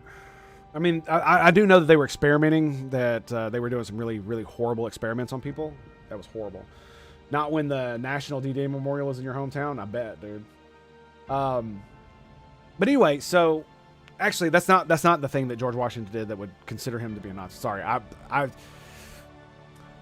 when George Washington was president and he went to put down the Whiskey Rebellion because they didn't want their fucking liquor taxed, what did he do? He put it down. That doesn't make him a Nazi. But you know what else he did? He also pardoned all of them. Because they were right. Yeah, they were right. They were being taxed and they weren't properly represented in the government. They were right. But he couldn't allow it to happen because the good of the nation demanded that we stay together cohesively at that time because we were so new, right? And it's the same in the Civil War. Most people excuse almost all of Lincoln's tyrannical bullshit because he held the country together. Like, it's literally a fucking trope.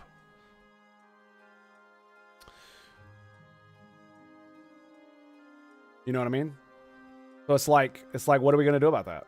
Are we actually going to do anything? Sorry, I'm trying to fix my thing here because somebody typed something that was amazingly long and it doesn't appear on the screen. So what we're going to do, we are going to do this and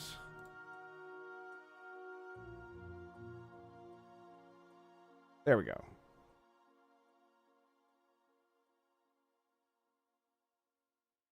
And nope, wrong way. All right. There we go. Okay, we got it. That's a big one. Okay, so I just wanted to push a joke on Twitter at some time featuring Hassan's face on a Scott's face from Austin Powers, Dr. Evil's son. Ah, yeah, Scott, yeah. Figured he has a similar voice and looks and mannerisms. He's probably gonna... Yeah, it's really weird when you hear Hassan talk and he's not doing the deep, gravelly thing into the fucking microphone. He actually sounds like a fucking weasel. It's quite hilarious. But yeah, like I said, my wife has run into this stuff where it's basically just love and light, and they put the love and light in their ears, and it's like la la la la la la la la la. Don't judge people, la la la la la la la la la la la. While they're forgetting all the other stuff. Like, it literally tells you how to judge people in the fucking Bible. You can judge them by their fruits, dude. Like, it's... We don't need to get into any of that scripture shit or talk about it because I'm an atheist. I don't really give a fuck. All that much. It's just, this is the kind of rhetoric that they put out, and the funny thing is that a lot of this stuff is just religious. On the left, they claim to be atheistic, but the vast majority of them are not. They're either Christians like this, or their faith is literally like communism, socialism, or some type of SJW wokey nonsense, right? Because why do I say that? Because they believe things that are literally not empirically true. When everybody in the trans debate on the left is almost completely and utterly anti-evolution, right? Because there are two sexes, and they are different. They are bimorphic, and the sexual differentiation is not human constructed; it is evolution constructed, and it was done so hundreds of millions of years ago, when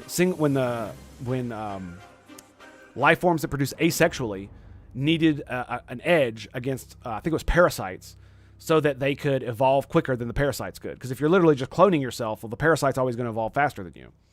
But if you take two of your species and each of you gives up half of your DNA and only contributes half to the offspring, where there's a greater chance of mutation and therefore a greater chance that they will be able to evolve quicker or adapt faster than the parasites that are plaguing them.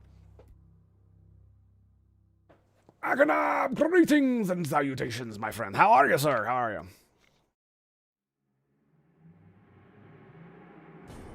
Funny thing is, most species have size and strength differences to the other sex. Yeah. Like Black Widow females are like 100 times or 50 times larger than the males and tend to eat them they cocoon them so that the babies can eat the corpse, right?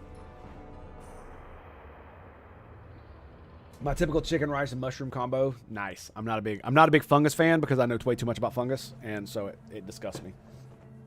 I will eat it. I just can't see it. I can know what's in there, but if I see it, I just can't. Loves all of his humanity, follows his path in earnest. You shall not enter the kingdom of heaven. Mistakes will be forgiven, but you must recognize them as mistakes and intend to do better next time. Yeah, but that's why I said I didn't want to get into a lot of the philosophy of it and the religiosity of it. I want to talk about like the grander narrative around it, right? Because it's just like they have essentially usurped religion, the Christian religion, and cloaked it in the LGBTQ bullshit, right? Because think about it like this. If you're a follower of Christ, why is the only symbol on here this? Why is the other symbol this funky looking fucked up, not even a cross? And then you have this symbol. Especially considering it's a literally colonized flag. This is a colonized flag. If you don't know what that means it's the original LGBTQ flag, right? They were supposed to represent everybody, including straight people. And they added more shit to it because their ideology demanded it, because their religion demands it. These people follow these things like their religions because they are. That is why people who are SGWs or wokies or follow that shit, they literally believe in flat earth level conspiracies, and many of them are like anti-evolution. Especially when it comes to the trans bullshit, when it comes to the differences between men and women, when it comes to just about any damn thing that they fucking talk about, they ignore the biological reality, the actual science of the situation to push their fucking bullshit, right? It's just like the Christians used to deny evolution because they didn't want it to be taught in fucking schools and shit because they assumed that that their religion and evolution were not able to exist in the same universe and be true, even though they absolutely are. All you have to do is like use your fucking brain for 5 seconds, right? But if you're a young Earth creationist, you don't need to worry about that. There's no using of your brain. You literally circumnavigate the use of logic with bullshit. This is I saw that in an actual video of a dude talking about how to talk to people who are not religious and you're religious and try to convince them that, Christ is king and all that shit, is you circumnavigate their logic. That was literally the words that he used, and it was beautiful. It exemplifies exactly what religion is, a circumnavigation of logic. That's not necessarily a bad thing, but it is a bad thing when it is used like this, right? When it's used to justify the hatred and demoralization of others, right? This is why so many people have religion bad in their heads, is because it was used against them as children to badger and beat and abuse them, which is why they turned out the way they did. Like heels and pink used to email colors until it wasn't. Yeah, well, heels were invented for, I believe the original was butchers, so they could stand, so their feet didn't get soaked in blood and shit. And then when women started wearing it, men stopped. And it's like if women claim something, men just let them have it. Like the funny thing is that it's women use it to try to make fun of men who refuse to wear pink, but it's like you claimed the color is feminine, and so we gave it to you. And now you're bitching that we don't want to wear it because it's a feminine color. And it's like, stop stealing our shit then. Go invent your own shit. Guys still do wear makeup. I was wondering, when you started streaming YouTube thing, did you feel weird about the sound of your voice? Yes, absolutely I did. 100%. No question. At first, I couldn't even hear my own voice without cringing. In fact, a lot of times, I don't like listening to my own voice, even when I'm editing videos, but it's just something I gotta do. But so if you deny biological reality of the difference between men and women, the fact that the sexes are differentiated via chromosomes, and the fact that there are only 2 sexes, intersex does not count. And then when you combine that with a horse shit of gender bullshit, because it's like the blue team and red team both conflate gender and sex when they shouldn't be conflated, because gender does have components that are performative where sex does not. Performative gender is like where you wear dresses and have long hair and wear makeup and, like more bright flowery colors, and you act more feminine. Those things are roles that a gender has that are not tied to biological sex. They are informed by biological sex, which is why the vast majority of women are the way that they are, is because those things are informed that way by biological sex, but they're not mandated by biological sex. My wife was almost never a prim or prissy or demure woman, and almost always wore baggy clothes that were black, right? And there are reasons for that we don't need to get into. But as she's grown more comfortable in being a wife, a mother, and a woman who is in a relationship where she is safe and taken care of, her feminine side has become more and more, has come out more and more, especially because I like it. And so I encourage her to do it. And so now she wears a lot more dresses and things like that. She does a lot more things that one would consider traditionally feminine. And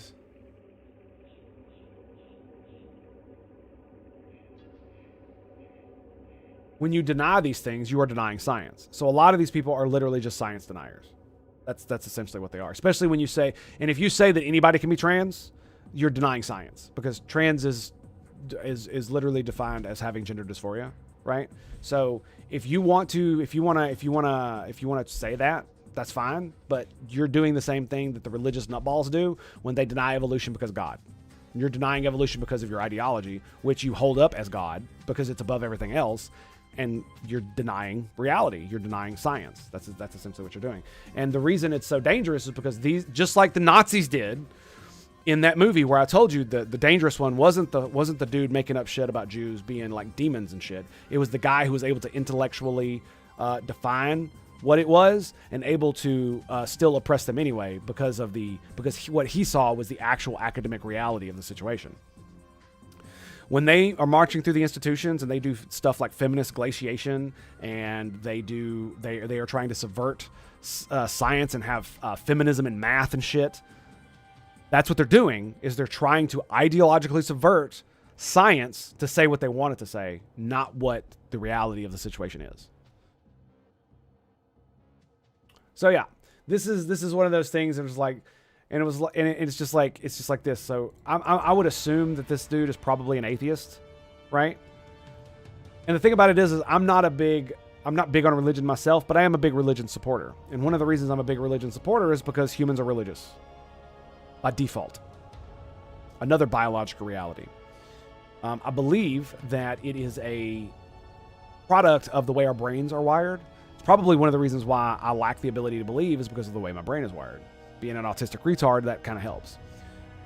But the vast majority of humanity is literally hardwired to believe in religion. And I have a few reasons for that. Name a society that was based on atheism that ever succeeded. That's one. We've never seen it. And the vast majority of people all throughout history, including scientists, were religious. And it's only in modern day that atheism has really taken off. And I do not think it was because of scientific revelation. Science was invented by religious people, dude. Our modern science was invented by the religious. Many of the people that we hail as founders and discoverers of the early days were actually like part of the church. Many of them were fucking priests, for God's sakes.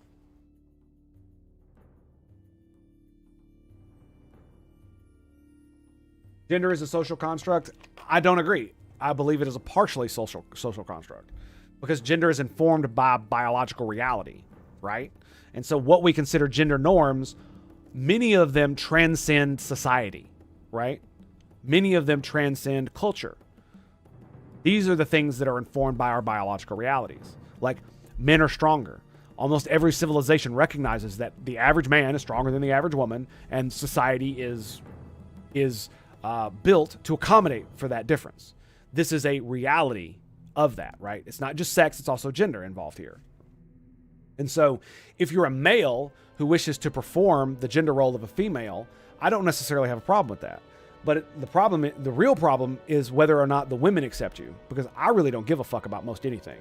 But I do care what the women around me fucking think, because, that's just how it works. There was research in the 90s that was a big deal in Lynchburg, VA, if you know, you know, about that. I don't know, actually. Do you have a link, perhaps? Far more though, science doesn't say what the woke want. They'll threaten their jobs until they do, and then say it was on the woke side. Yeah. That's essentially that is what the Nazis did. So if you were an academic that spoke out against their fucking Jew hate in science, well, then you're obviously not a good German, and therefore you deserve to go to a camp and, disappear. So just remember that.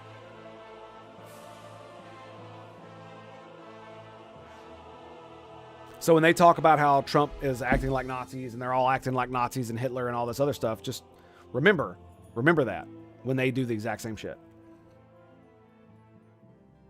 Because I tell you what else the Nazis did. They had their thugs go out on the street and burn shit down and beat people up if they didn't agree with the party. Sound familiar? It should. Liberty University is in Elberg. The religious center of the brain was heavily discussed. I'll see if I can find it. Cool. Awesome. But yeah, that's and one of the reasons why I say that humanity is religious by default is because of these reasons, right? Like the vast majority of human history has been religious. And there have been plenty of religions that don't force people to be religious, right? Look at the Romans, for instance. They did not force. I do not believe that they forced their religion on anybody. You were allowed to believe whatever the fuck you wanted to believe, so long as it didn't threaten the fucking the power of the empire, right? As long as it didn't threaten the fact that the emperor was in control of everything, they didn't give a fuck, right? This is why the Jews were basically allowed to be Jews. The Assyrians were allowed to be Assyrians. The fucking Carthaginians were allowed to be Carthaginians after they were fucking genocided and their fucking land was salted. Normal things. Let's see if I can get this.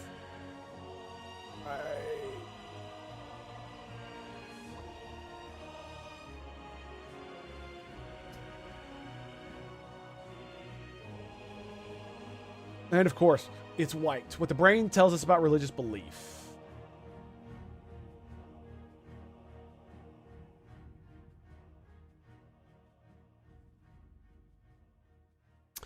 Alrighty, so I can't move that. That's fine. What does brain science add to the age-old debates about the existence of God and the value of religion? Can political parties and religious groups blah blah blah blah blah blah blah? In observing Buddhist monks as they meditate, and nuns as they pray, and Pentecostals as they speak in tongues, radiologist at the University of Pennsylvania has found that measurable brain activity matches up with religious experiences described by worshipers. The social, political, and religious implications of these and other findings are just beginning to permeate the broader culture, according to New York Times' David Brooks, who has been tracking the development in this field. Yeah. It's one of those things, it's like this, like, I have never had a religious experience until I became a father. And the day I was holding my baby boy in my arms was what people who are religious describe when they have a religious experience or when they feel like they're touched by God. And the only time I ever come close to that is when I'm with my children. That is, and my wife, my family. There is this feeling of being whole that I've never felt in my entire fucking life. And I can only imagine that that's what religious experience is, but I've never experienced it in church, ever. When it concerns with talking about religion and God, I've never experienced that emotion. And so this is why I am adamant in my proclamation that I am a non-believer, not because I choose to be, but because I lack the ability to believe at this point. I have been, because like here's the conundrum. It's not just lack of evidence of God that is the problem. It is the evidence that we do have. If God is the way that God is described in the Bible, imagine if I did the shit that God did. You would call me an immoral monster. I murdered millions of people because they didn't do as I told them to do. Right? I told a man to kill his own son, firstborn son. I commanded him to do so to test his faith. These are actions of a fucking tyrant. Like that's the problem, is that if a human did these things, that's what they would be called. And so my whole thing comes to, it's like, if the Bible accurately describes the actions of God, then I could never worship a being such as that, because I will never bend the knee to that tyrant. I would rather burn in hell, essentially. And the thing about it is that I have no choice, because I can't, if I lie about that faith, well, God's going to know, and I'm going to go to hell anyway. So why would I pretend, right? So there's literally no choice in this matter for me. And here's another question. Why would I worship a God who would punish me for creating me the way that I am? Right? Because even if I came out and I said that I believed in Jesus, Christ is king, and, you know, God is great and all this other bullshit, like I don't believe it, I would be lying. I can't force myself to believe a thing, can I? I don't believe so. So I would be lying. Therefore, it compounds the sin of non-belief. But if I am created to be this way, why am I being punished for it? Why am I being punished for using the brain that God gave me to analyze the universe? You do what I'm saying? So not just the fact of whether the Bible is real or whether God is real, but the fact of what religion says about God makes me not want to have any interaction with him at all. Right? Because again, if a human did these things, we would consider them bad. But if God does it, he gets a pass, right? Because he's God. So if you give God a pass for that, that basically means you're submitting to power. Not righteousness, not goodness, power. Because God has complete power over you, so your only choice is to submit or burn in hell. That is the reason. That's the machinations in my brain that basically is like, not only can I not believe, but even if I knew God was real, I could not worship him because of the way I am. Because it would be a lie. Believe it or not, I did until I had brain damage from my tumor removal. Ouch. That actually sucks, dude. Have taken over, including the normal right-wing institutions like the military, police, and religion. Yeah, and a lot of it is institutional hierarchy as they get at the tippity top and brown nose their way to the tops of power and then use that power to basically shit on everybody below them. All right, I'm going to take a piss and then we're going to move on from this. Be right back.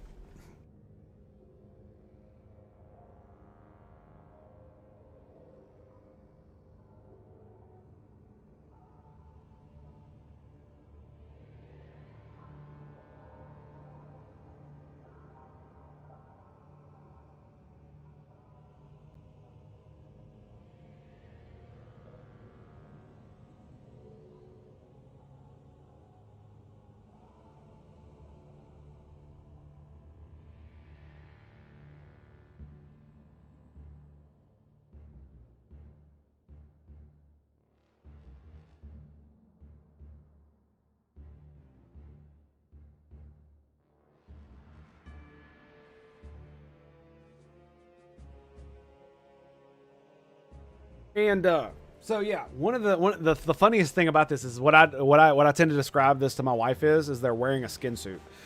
It's kind of like the Star Wars movies and the Star Trek shows and all that other stuff where they're trying to push their political ideology. This is the same thing. When they do it in Star Wars, they're literally like woke shit wearing the skin suit of Star Wars to push their woke shit, right? This is the same shit. This is woke shit wearing the skin of Christianity to push woke shit. Yeah, that was fun when I was in college and exposed to many more beliefs that I could historically and scientifically refute or go, maybe, yeah. Acid true, yeah, right. I will say this: if I ever get put in the military again, if we have a draft or something like that because of World War III, probably won't happen. I'm old and disabled, but I can still run a nuclear reactor. It's not that hard, especially if I just sit behind a fucking desk all day. But I'm definitely gonna say I'm of the Norse religion. 2 reasons: so I can wear this. And so I can grow a beard. Because, that's why. You have to choose to have faith actively, else it's not love, but a hostage situation. Yeah, exactly. That's what I'm getting at. So if I view the actions that God has done in the past, if they're true, right? Because you got to remember, like a lot of the stuff in the Bible could be allegorical and it could be told in a certain way that it's not exactly true, right? Where God didn't do all those horrible things. But it doesn't matter because that's what we have right now. And so if it turns out to not be true, sure, whatever. But let's just say that, fucking like literally Jesus returned tomorrow. Well, my questions would be, is all the things the Bible says about God true? Did God do all these things? And if the answer is yes, then I think South Park was right. We need to figure out a way to ensure that heaven does not have weapons of mass destruction. And they need lots and fucking lots of freedom.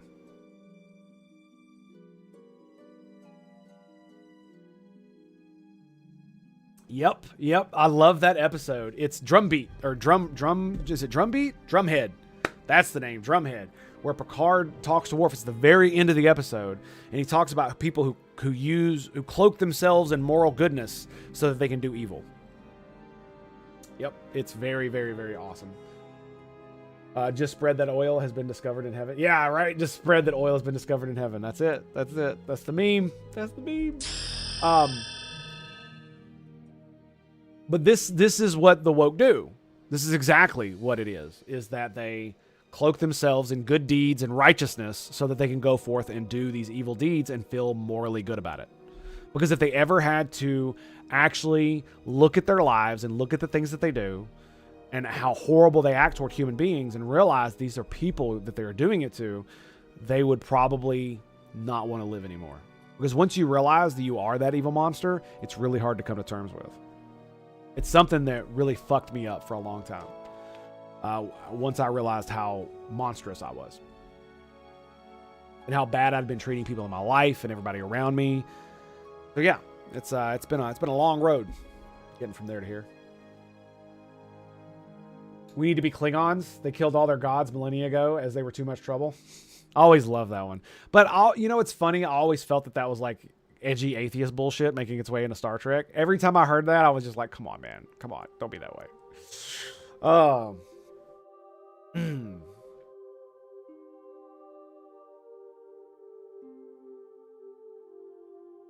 Does carry how close wokeness would be to like communists or Nazis if only they had power? Yeah, it really is. It really is. Because the same people who are bitching about, we're sending these people to we're sending these immigrants to concentration camps, literally advocate for fucking putting you and me in concentration camps because we don't believe in their stupid bullshit ideology. Or excuse me, re-education camps. I apologize.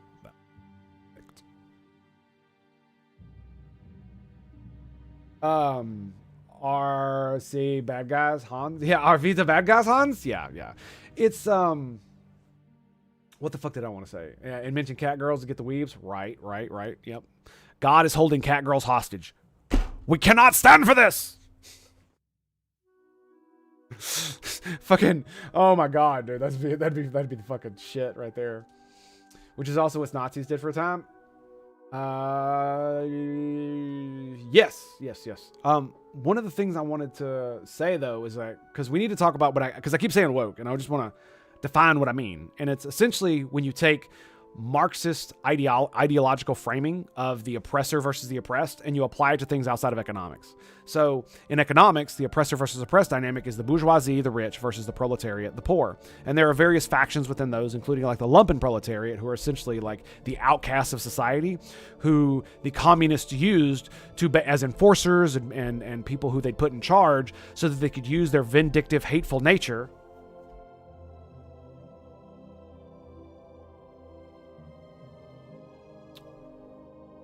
My bad. Hang on a second.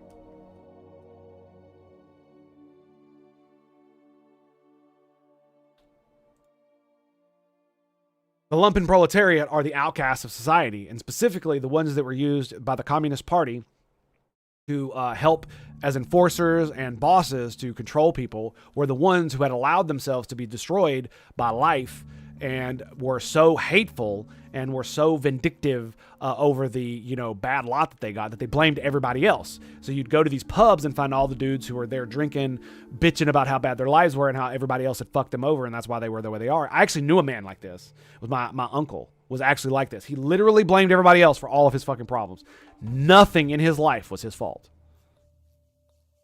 because he had allowed this to happen to him. He had allowed his hate, his anger, and his lack of self-accountability to turn him into this. This is what he was, right? He didn't have magical fucking powers, but I guarantee you if he had a fucking laser sword, he would have killed people with it.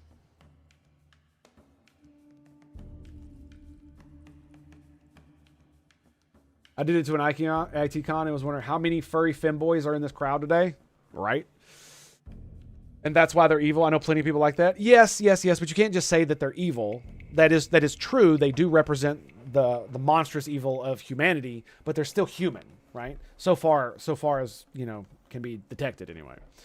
And the reason I bring this up is because when you do the same things, you take that oppressor versus oppressed dynamic and you apply it to everything else, like race politics. That's wokeness. When you because black people are always oppressed by white people no matter what. So Oprah is being oppressed by me right now at this very moment because I am white and she is black. The fact that she's a multi-billionaire, one of the richest people on the planet, and has so much social and political power that it's fucking ridiculous compared to me, I'm still oppressing her. because that's it.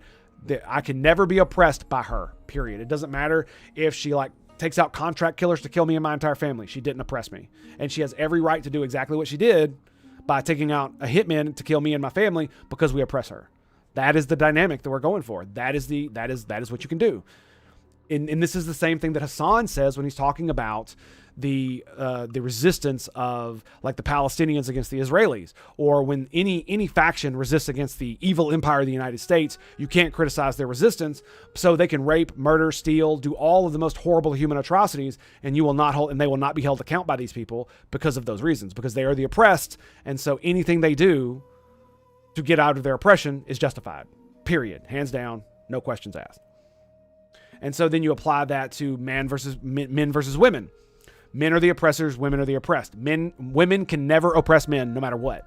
So even though Oprah Winfrey is exactly as I described, I'm also oppressing her by the fact that she's a female and I'm a male. Simple as.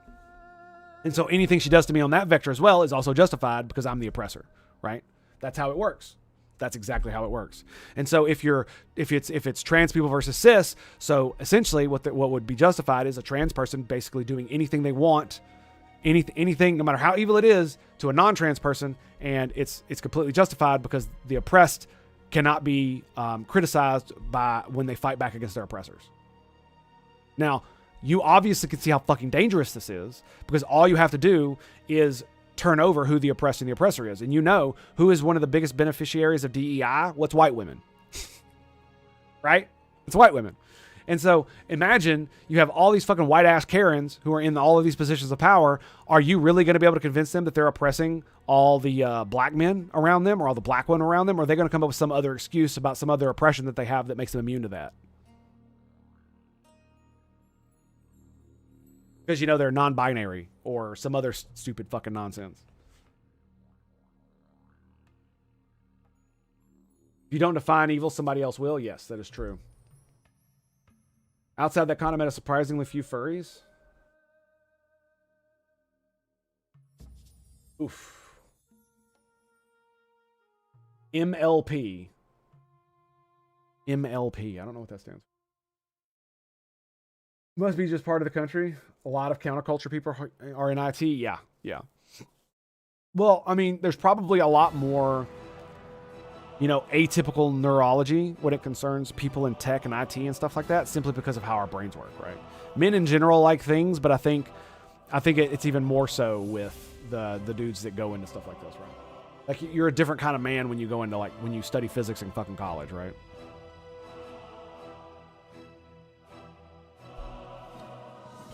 My Little Pony, got it. They're president of the HOA. Yeah. And like I said, so then you take those dynamics and you apply them in the same way, and you can excuse any horrible, evil behavior because the people can't be evil because they're the oppressed, and you cannot criticize the oppressed when they fight back against their oppressors. Simple as. And there is truth in that. I will admit, it's not like it's a complete falsehood, because it was very, very, very well done in a show called Battlestar Galactica, the newer one. Where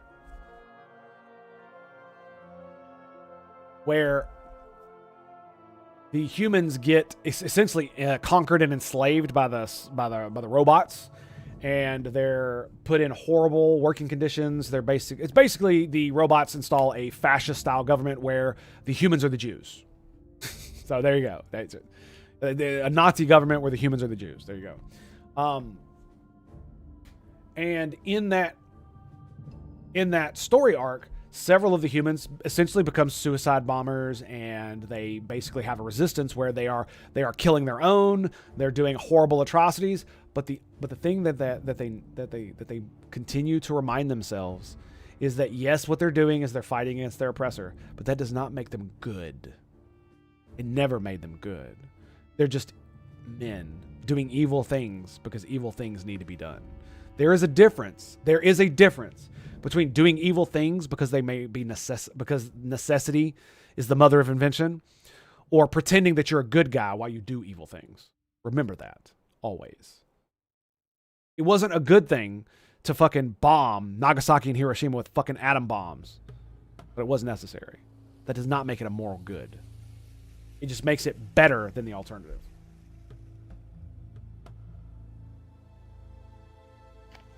Of course, weed will be legalized soon, and then everybody will realize they have the high ground. Am I right, boys? Am I right? Longwood, my man. So, yeah, it is... And funnily enough, as someone who's an atheist, and I do like the story of Job, because it perfectly describes what happens in the... let me rephrase this. It shows what happens if you stick. Basically, the story is, if you never give up on God, God will never give up on you. And if you while you're going through hell, if you never give up in your faith, then you'll come out the other side better. And I agree with that, but you take out the God part and you insert like life. Do not become so angry at life itself that this happens to you, that you become so demoralized and so hateful, full of hate of what's been done to you and all this other stuff, that you will turn into a monster and hurt everybody around you. So this is what happens when you do not follow Job's example. Is Anakin Skywalker is a prime example of what happens when you don't follow Job's example. And you don't need to be religious to follow Job's example. It's just when you're going through hard times, do not allow feelings of envy, hate, and things like that to destroy your soul, because hate does destroy your heart. I have a lot of hate in my heart at this moment in time because of shit that's going on in my life with some of my family members. And I'm having a real difficult time getting the fuck over it. And I don't want it to poison me to the point where I treat people badly when they don't deserve it, because I react rather than thinking through the things that I do. And so it's very hard. It's not easy. It's not easy. It's never easy. And this is why turn the other cheek is such a powerful thing. It's not that you don't defend yourself when people accost you. It's that forgiveness is not for the person you're forgiving. Forgiveness is for you. If you forgive them, then you no longer carry the weight of that hate and that hurt. If you can forgive them truly, you will let it go. And that is good. That is very good. And it's a very good lesson. It's just a lot of people take the wrong things out of it. Like when people use turn the other cheek to say that we shouldn't deport illegal immigrants. It's like, fuck you, dude. Like, that's not what the fuck that means. Or like when people say, when some Christian is judging someone for something, and then some atheist asshole says, judge not lest ye be judged, when they literally cut off the rest of that sentence, when it's judge not lest ye be judged, now go forth and sin no more, as he's talking to a prostitute, right? Lovely, isn't it? Fucking TV, what TV has done to us is horrible. We allowed all these assholes to propagandize us into believing things that aren't real. Because you should judge others. You absolutely should. But you should judge them in the right way and be kind and courteous about that. And know and realize that if you're not religious, they're human, just like you are. And you should be empathetic to their position, and you should try to understand the world from their point of view, i.e. walk a day in their shoes. Because if you do, you may understand that the things they're doing are not, that one of the reasons that you may understand the reasons behind things that they are doing, and they are not evil because of them. They just have really, really bad choices, and that was the best they could come up with. Because a lot of times, that's what happens. When people do things, it's they were presented with a lot of shitty choices, and they chose one, and they may have chosen incorrectly. But all they had were shitty choices, so you just have to choose one. You believe many of the terrible things in Old Testament happened?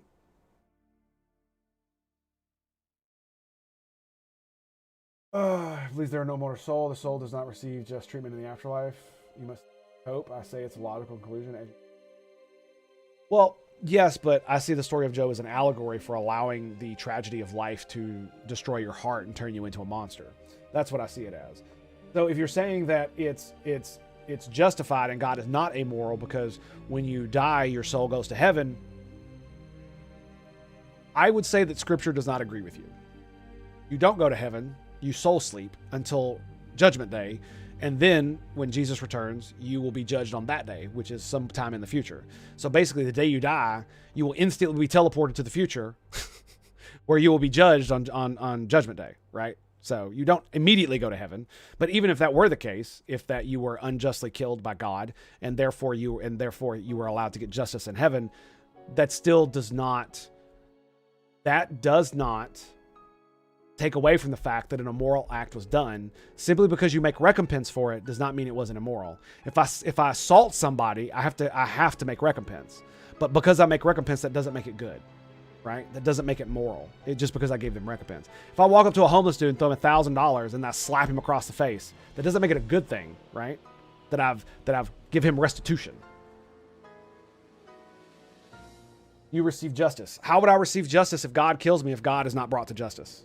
What justice is there just to go to heaven? Right? Where I have to live in a realm where with the all-powerful tyrannical being that killed me.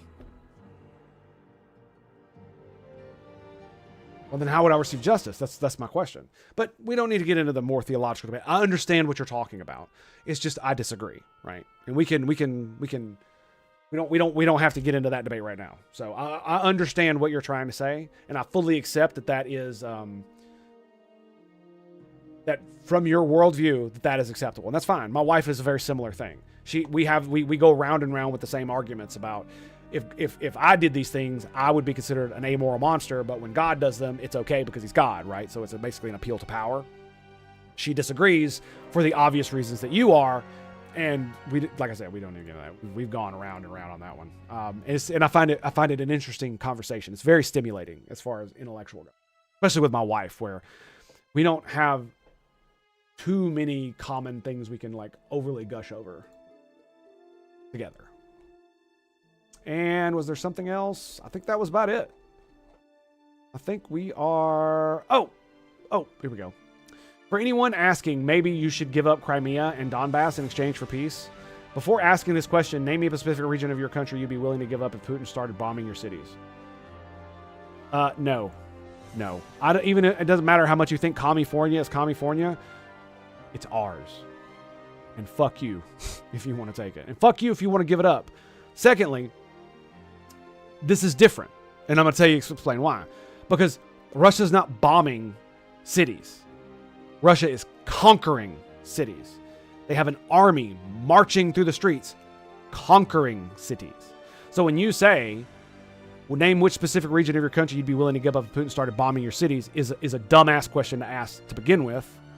And you can tell because this person has a Ukrainian flag behind their head.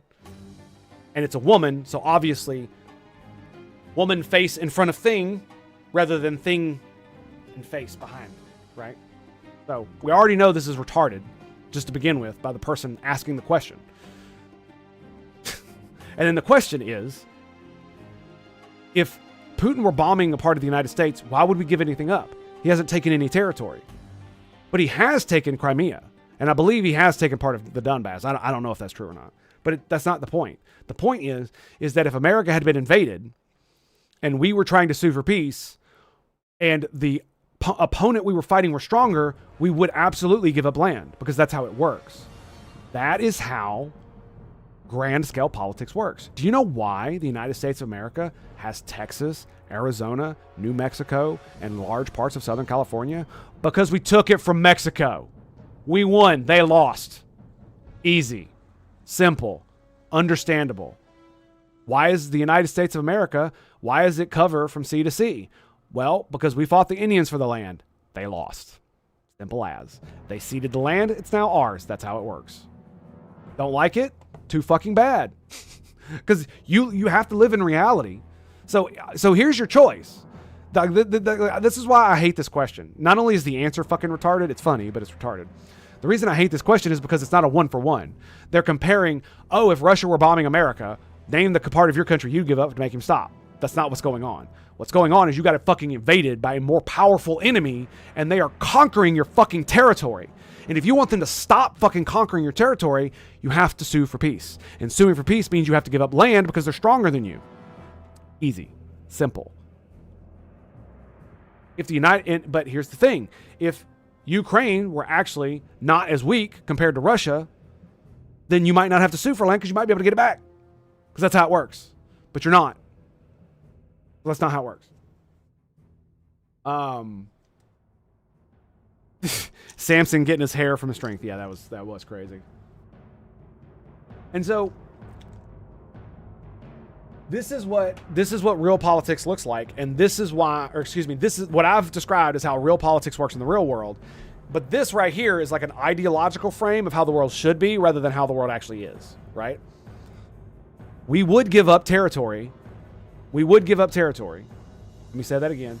We would give up territory if we were fighting a military that was going to conquer us entirely and wipe us out, and they were stronger than us.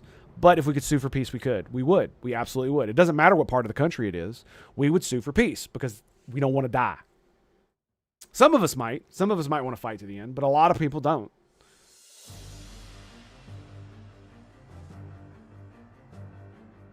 DC or Florida, Callie comes with, why you want to give up Florida, man? Why you got to throw my Cuban bros under the bus, man? The most anti-communist motherfuckers on the planet. Like, for real, dude. Like, them. Florida? Really? Throwing my Cubanos down, man? Want to send them back to the fucking gulags and shit? That's not cool, dude. That's not cool.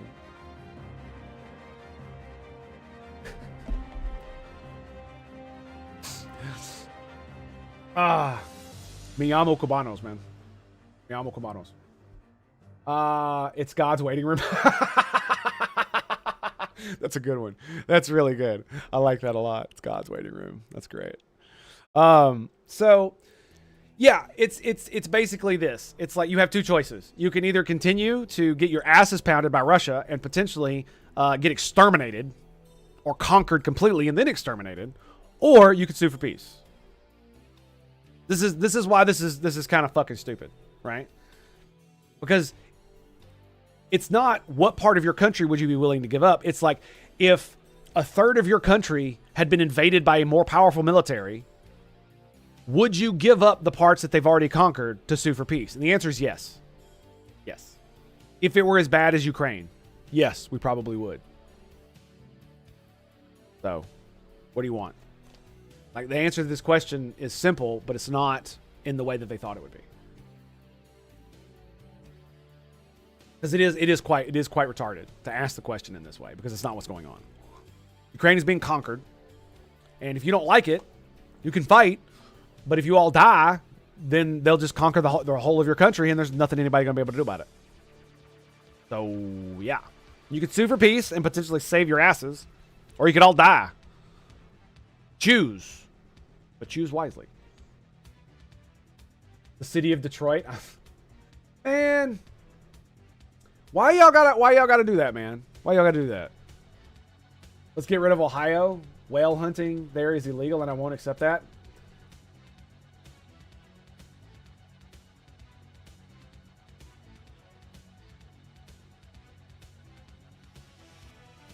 Sorry, I'm staring at the picture because I need grace at this moment.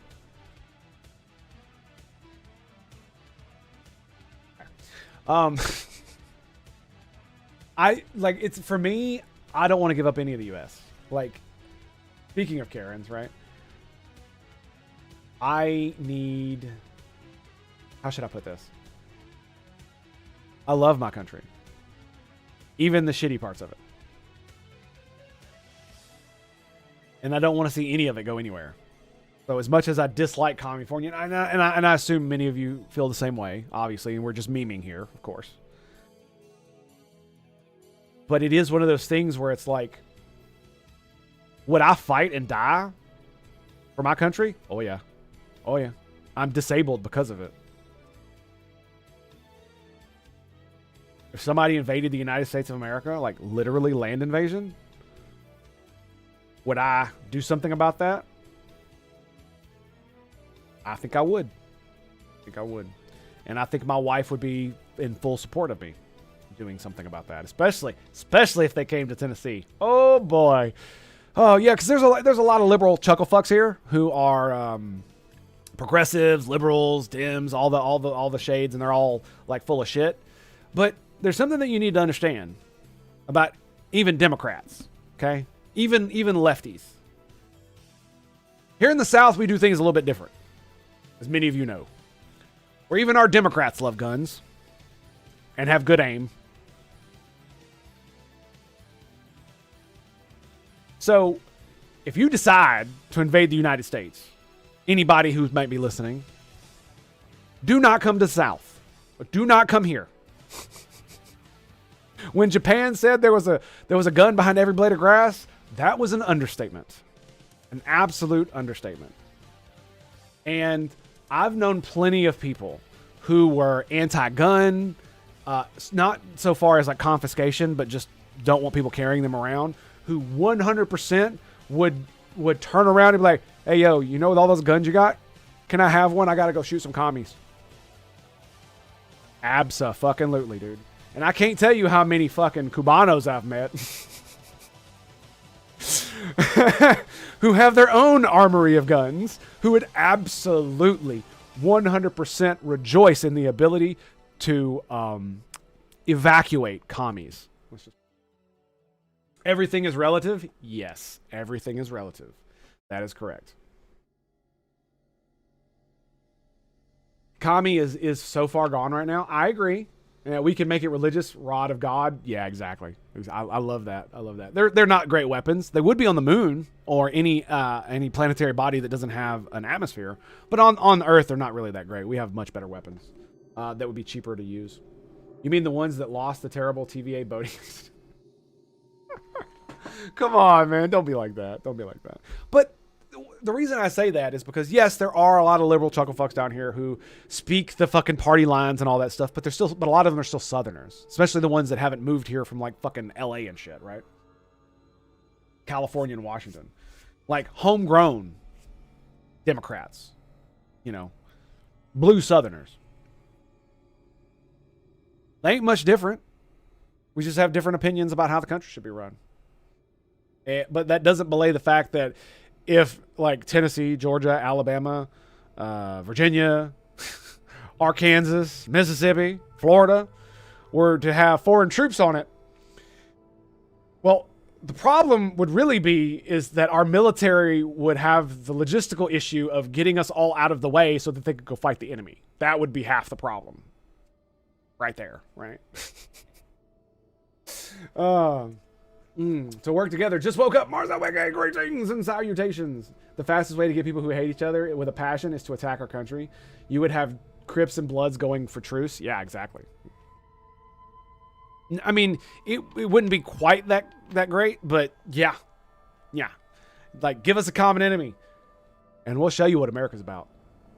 And that's one of the reasons why China or Russia or any other country will never invade the United States of America, because they know that. And that's why instead they feed us disinformation. They like Qatar and China are also major investors in several of our academic institutions. And so the way you fight an empire like ours is not through military might. It's through subversion and demoralization. My sadly soon-to-be ex-wife and our person who lived here near Ann Arbor both said the South is far kinder but not weaker. Yeah. Not at all. It's funny because it's like even libtards occasionally have their redneck show. It is quite funny. It is. We are just built different. That is basically how it rolls around here. And yeah, there's a lot of city slickers because we have big cities too. But even that is still, there's just something about it. You know what I mean? There's just something about it. And unfortunately, it's an unquantifiable thing that has to do with culture. You know, we can talk shit about each other. We can shit all over each other. We can even fucking assault each other. And that mostly might be fine. But if some other fucking chucklefuck comes in and starts doing it, well, that's a fucking problem.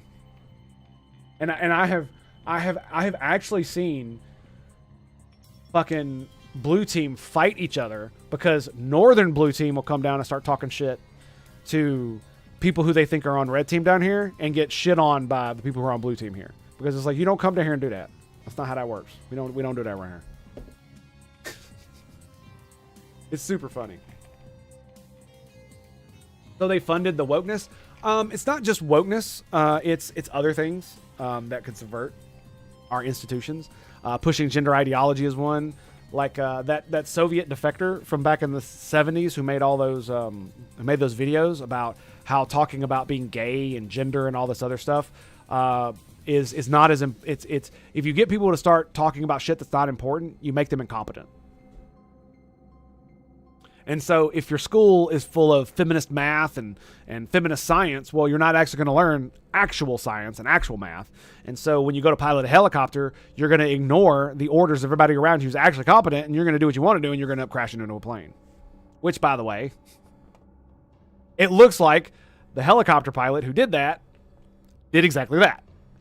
They ignored the orders of everybody around them and just flew right into a fucking flew their helicopter right into a fucking plane.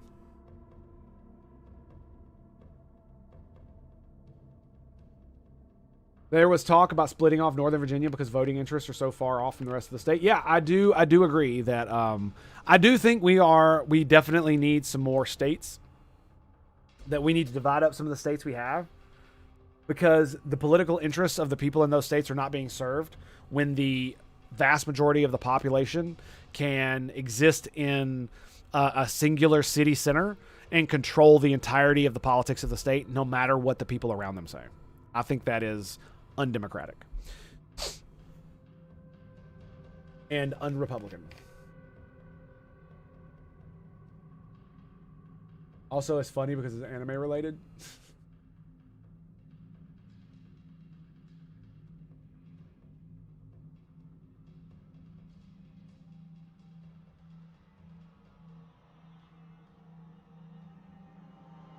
Is this going to be bad? Monum, of course I'm wearing pants. Where did they... What? My Hero Academia? Is there a volume bar for this? Or do I guess I need to do it myself, huh?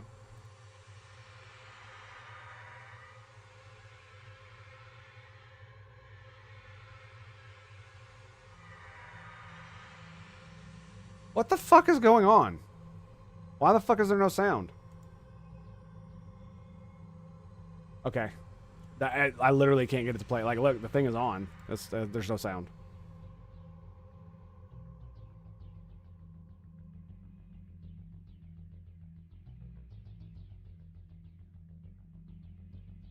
All right. Try that again. Because it had sound there for a second.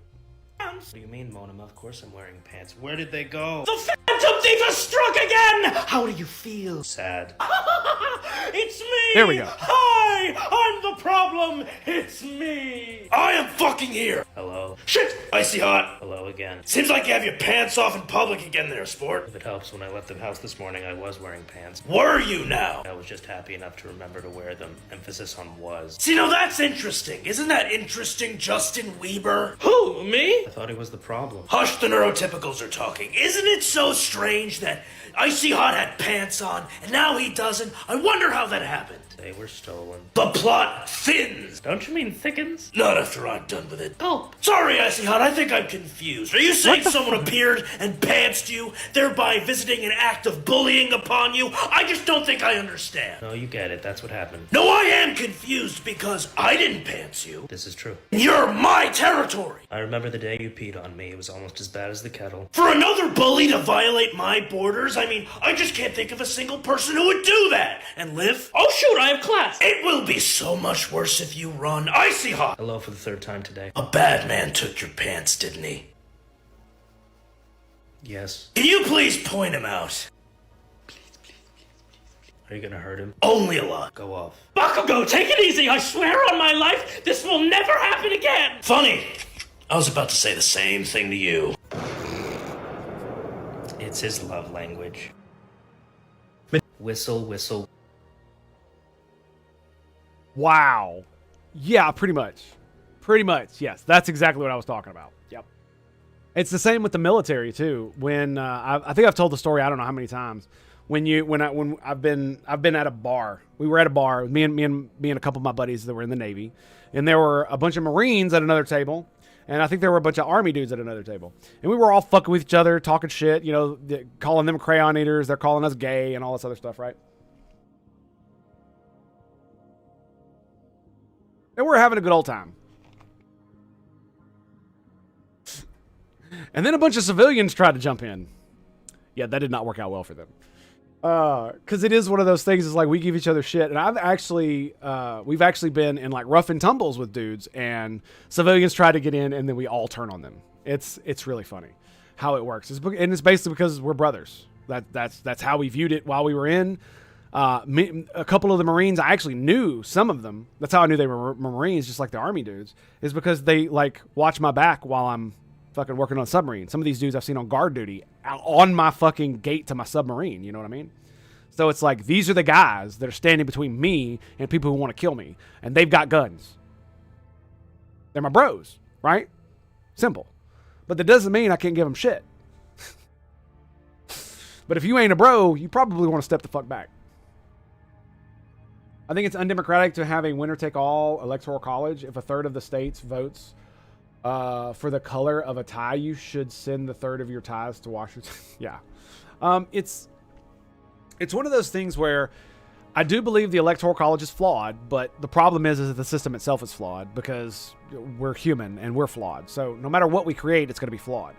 But to have a system where the one big city in your state that has, 51% of the population can outvote the rest of the fucking state and essentially do whatever they want, including take resources and potentially not listen to the political concerns of the people outside of the city, regardless of what's happening to them. Like, it's the same thing with like illegal immigration. Imagine it was just a singular state and our country were a lot smaller and we were just one state, right?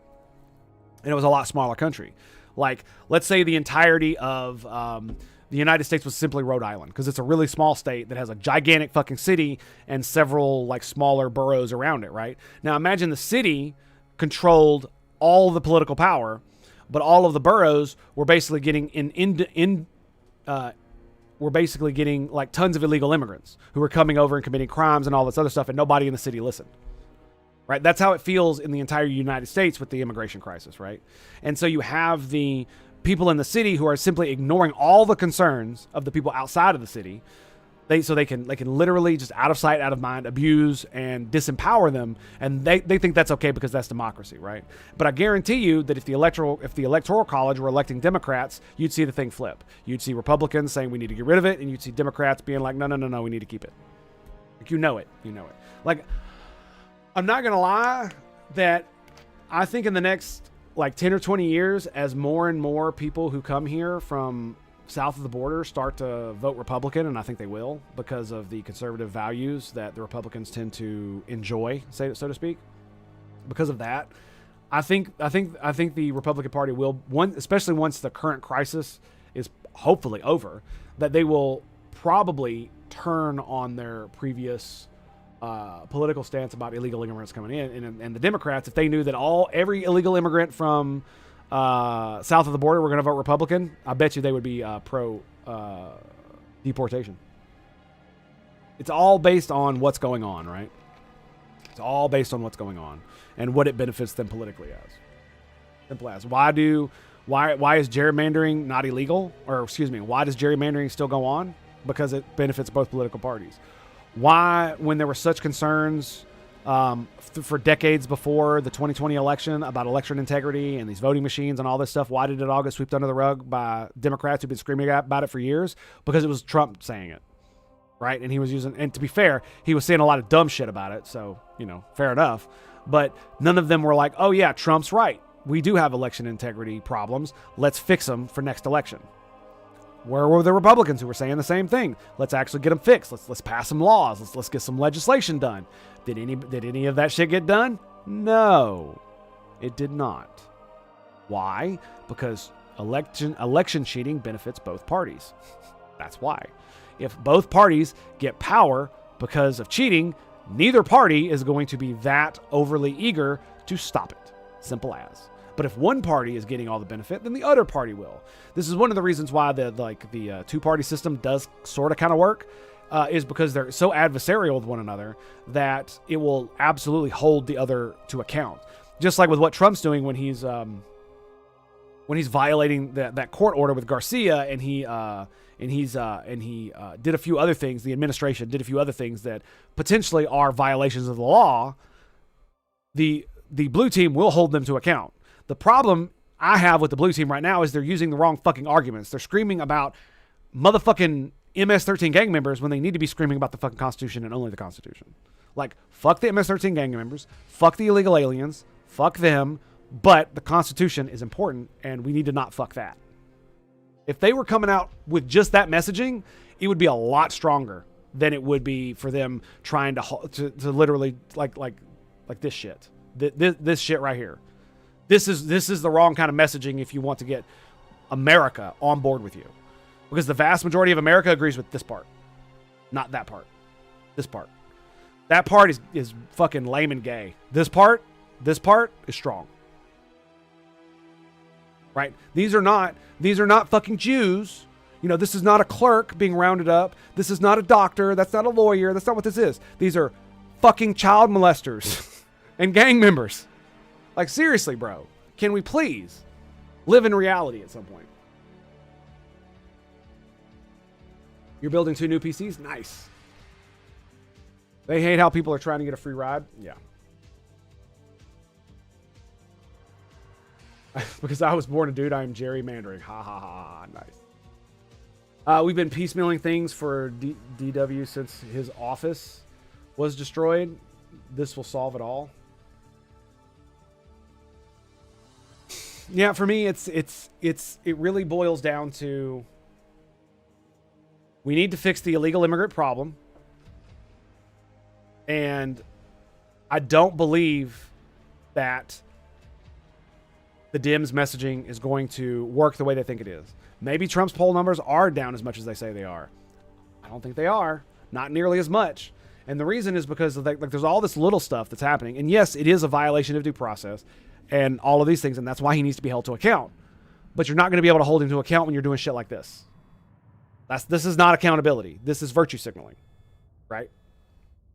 Remember that.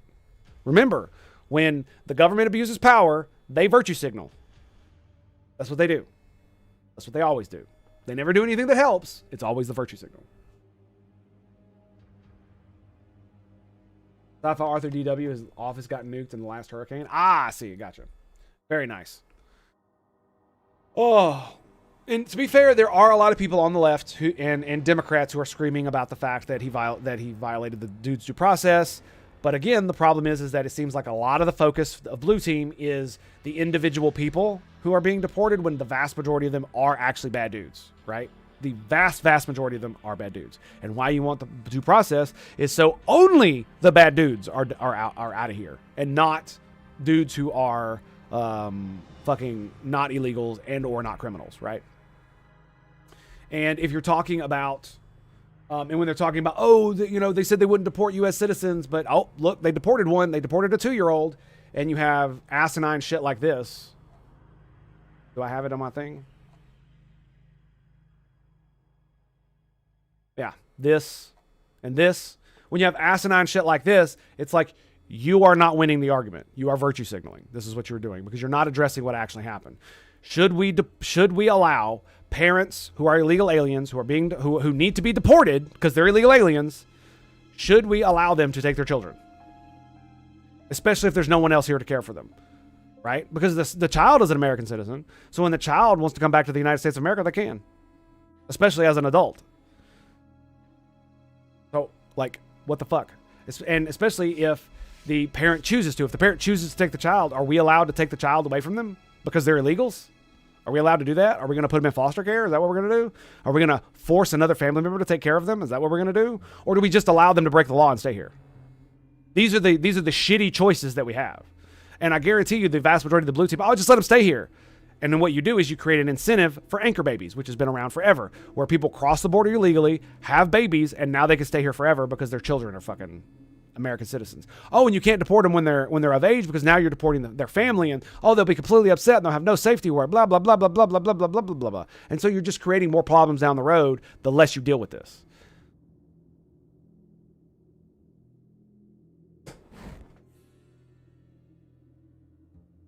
Religion and politics makes some people lose all perspective and give way to ranting and raving and carrying on like emotional children. Yes. Yeah, cognitive dissonance is action for them, yeah. I got an accounting exam in 10 minutes. All right, take it easy, buddy. Enjoy. I am going to go make some coffee because I am almost out. I am now out. And I think we're going to hop into some Last Epoch. I've changed my entire build, and you're going to love it. I guarantee you. I guarantee you're going to love it.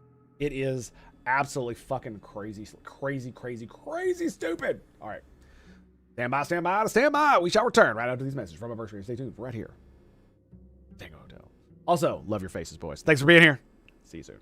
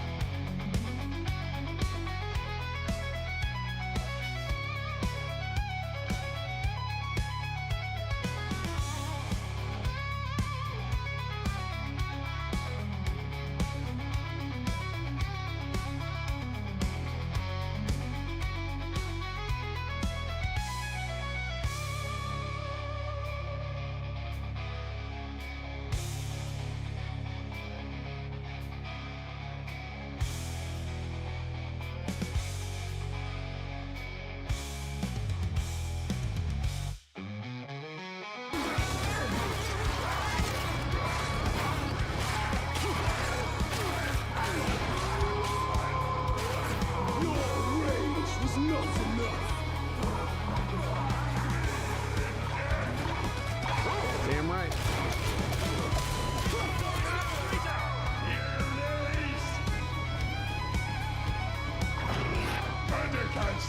You can't hide! Whoa. Judgment sniper!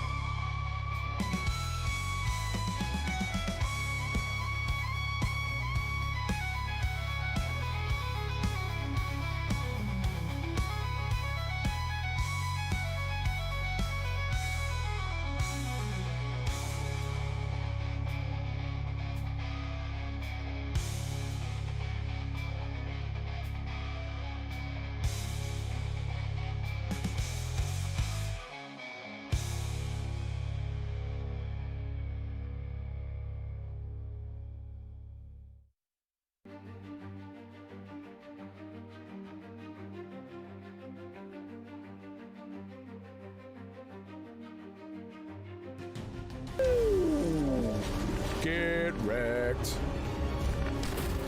Damn, look at that. I can, man, I kind of feel bad. I kind of feel bad, but you know what? I don't feel bad when I get to cleanse and purge. Doc!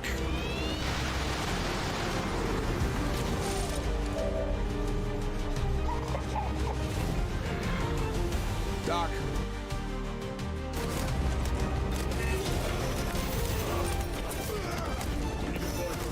He's back!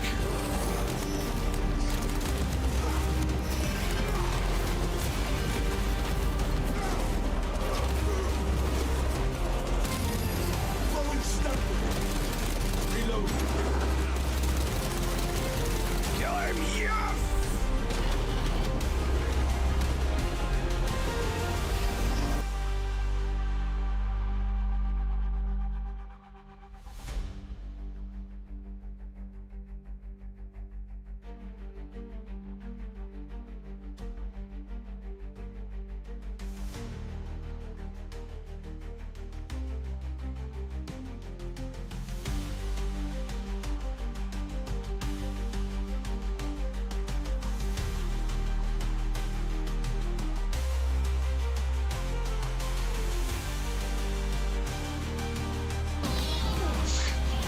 That's great.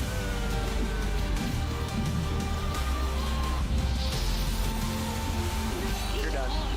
Oh! Come on. No. No, it's like you're a murder god.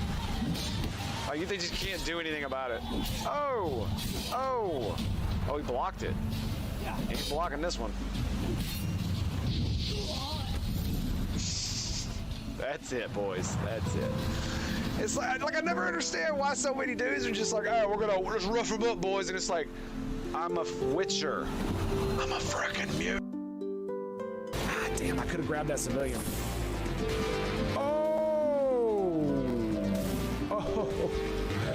Oh, is that right? Is that right? Is that right? I think that's right. All right, sorry, Resistance Meg. I love you, buddy. You know, you're my favorite. Did you know that? You're totally my favorite. You're totally my favorite. But, you know, sacrifices. On the key was on the other side of the yeah.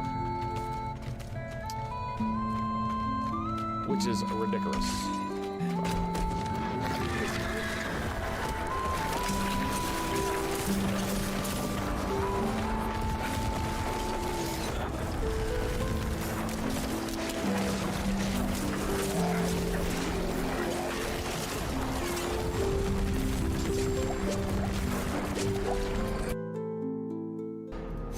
Feel the power. Feel the power of the Templars! Summon the lightning, Mr. Wizard! Oh god, here it comes, here it comes!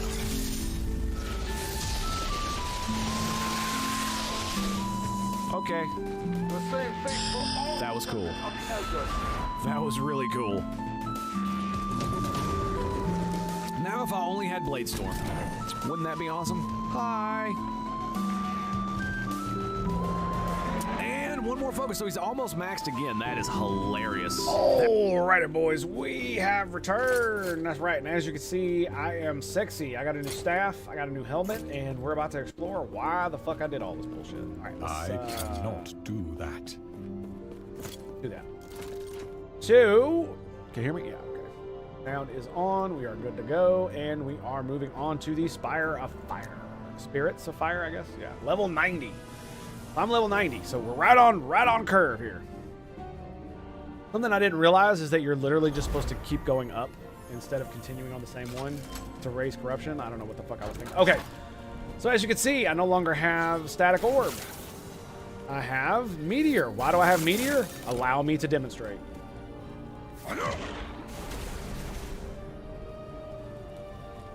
Allow me to demonstrate even further.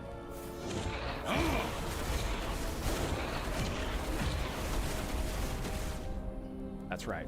So basically, I was like, why do they want me to use Meteor on this fucking staff, right? Because of the 100% of Meteor is converted to lightning.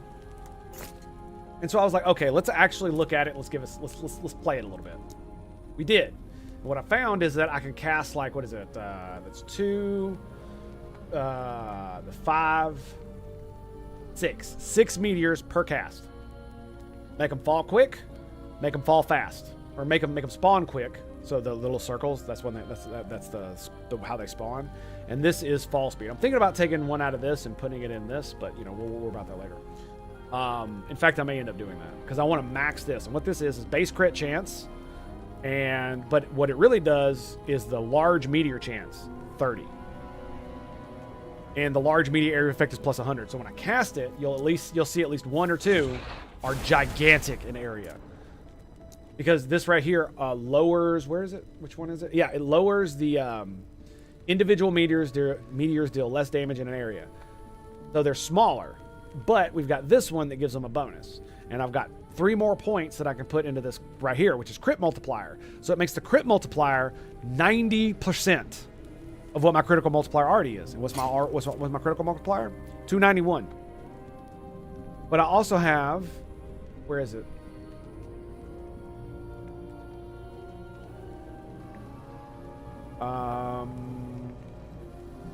I have something that gives me, it's like spell critical, that's right, elemental critical strike multiplier, so I've got 23% on top of 291. There's something else that gives it to me too, I don't remember where it is. Cooldown recovery, increased mana, spell crit, that's already there. Yeah, that's on spell crit. Mana gained as ward. Maybe I don't have it anymore.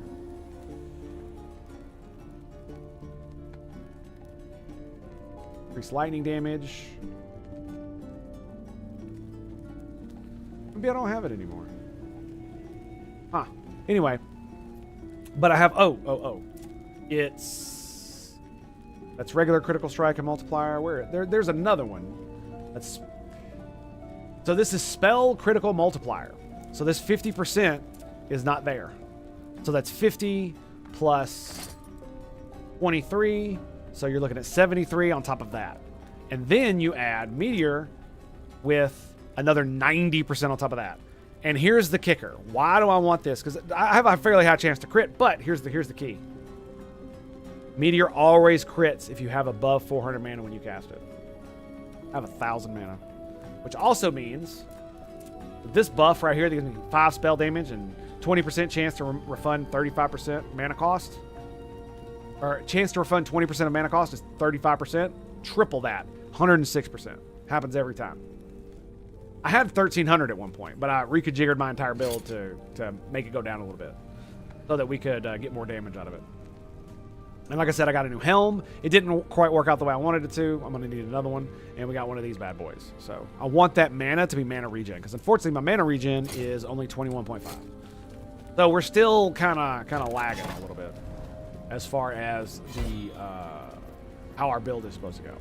So we're basically just going to go... Didn't I build all these?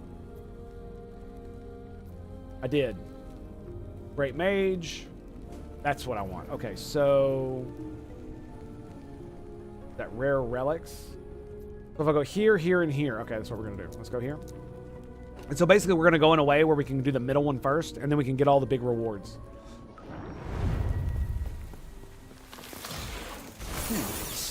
Fools.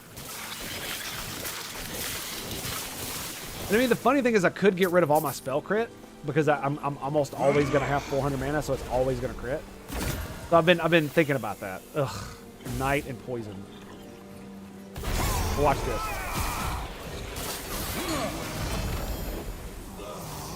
Yep. Yep. That's a big yeppers, boys. That's a big old yeppers. All right, critical multiplier. We've got one more point, right? We're at level 18, 19, 20. No. We'll have maxed. I just won't have this maxed. 40%. I'm gonna remove that one. I could have gotten them in a line, but I really didn't want it in a line. I want them like all on top of each other.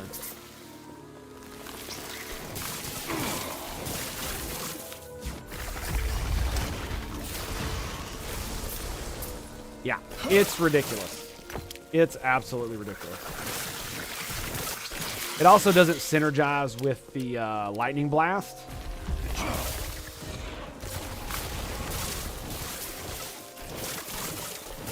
Speaking of which, let me see something here.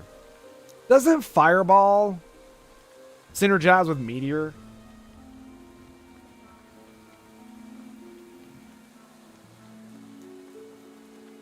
Damage, cast speed, projectiles per second.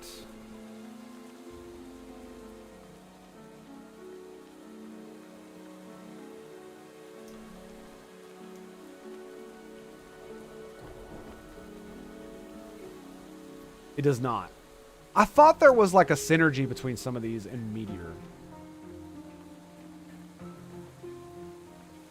I don't know why I thought that. The volcanic orb?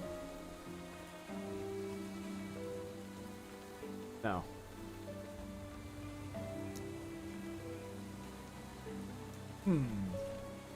The other way around, Meteor leads to Fireball?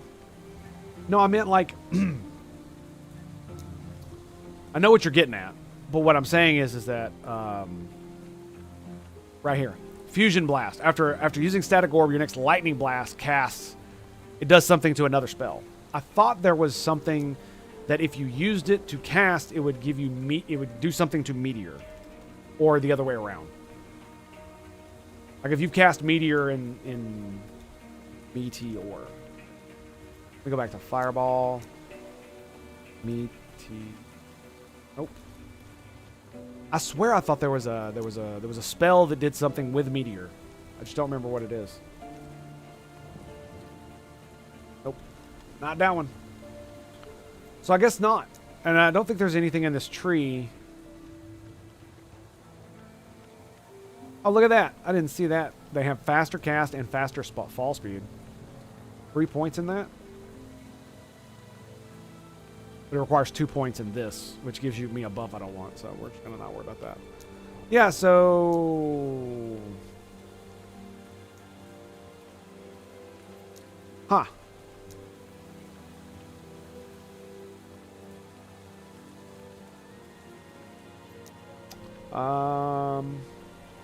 It's not Flame Ward. Wasn't Disintegrate. Assuming it's not Glacier or Ice Barrage or any of this other bullshit, right? No. Okay. I guess I was wrong. It doesn't have any synergies. Because I was like, if I could use another tree...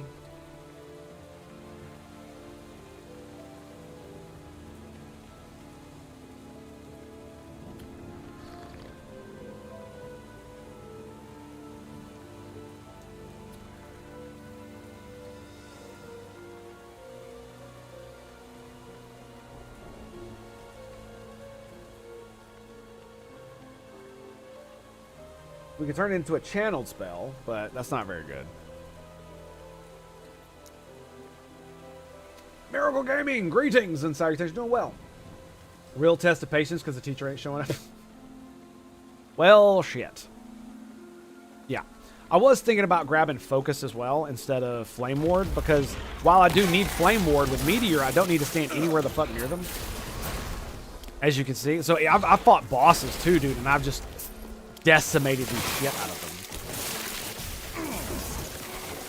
them. It's even more so than Static Orb would, right? And I don't have to worry about damage over time or any of that other shit.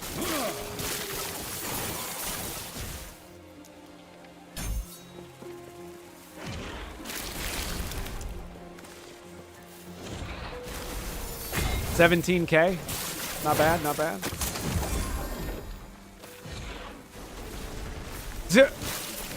That's the only problem is that it's a slow burn. Do you play Minecraft or Call of Duty? I played Call of Duty back in the day. I've never played Minecraft except for with my daughter on the Xbox. And then I wasn't playing it very much, so no.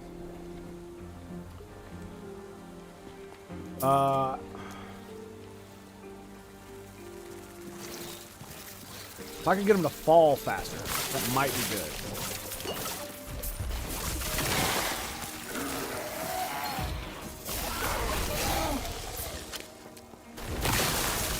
This is why I'm like, maybe I should keep.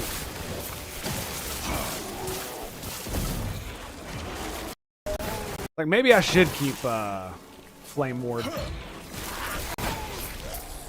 Maybe I could drop Arcane Ascendance instead. Because, I mean, really? It doesn't feel like I fucking need it.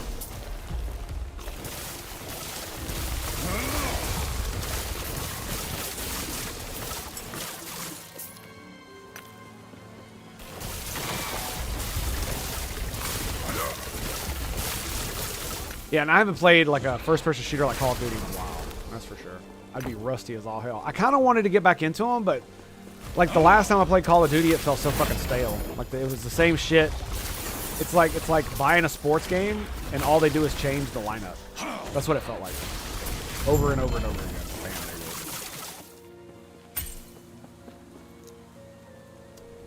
go. More crit. More crit.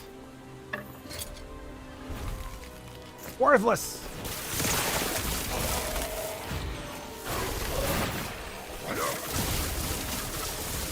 Worthless. Do you stream every day? I try to. Some days I miss it because I have family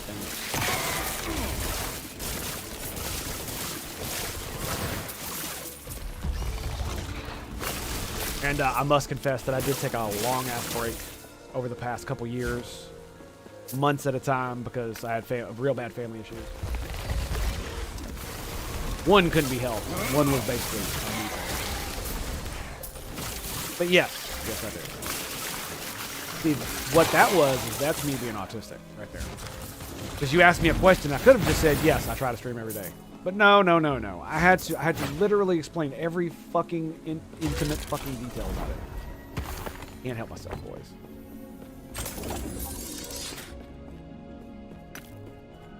No man's invincible? Yeah, pretty much. Except my wizard. My wizard's pretty invincible. He pulled the entire map IRL. It feels like it, dude. It feels like it. Especially the stuff with my family. What's been going on after my mom died, before she died, and all that shit. And then on top of that, you know, I have children that are autistic and ADHD, so they get up in the middle of the fucking night all the time for no fucking reason other than reason. And unlike normal children where you can usually get them to go back to bed if you snuggle with them a little bit, nah, it doesn't work with them. And trust me, I know this. I've tried it dozens upon dozens of times.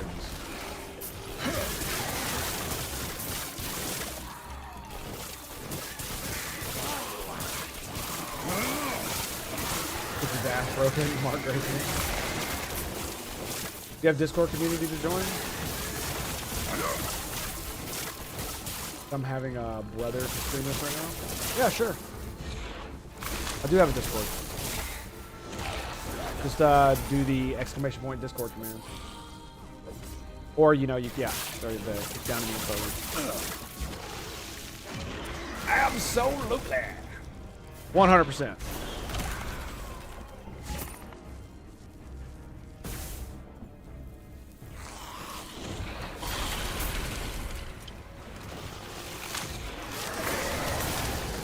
Like most of the games I've been playing lately, though, are like ARPGs, like Last Epoch. I played Path of Exile 2, Space Marine 2, was also a good one. And I'm going to be playing that again as soon as they release the fucking horde mode. I haven't heard anything.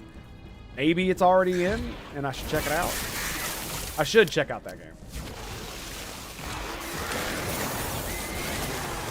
See if they've got any new updates. Pretty invincible to me, Alan the Alien. My God.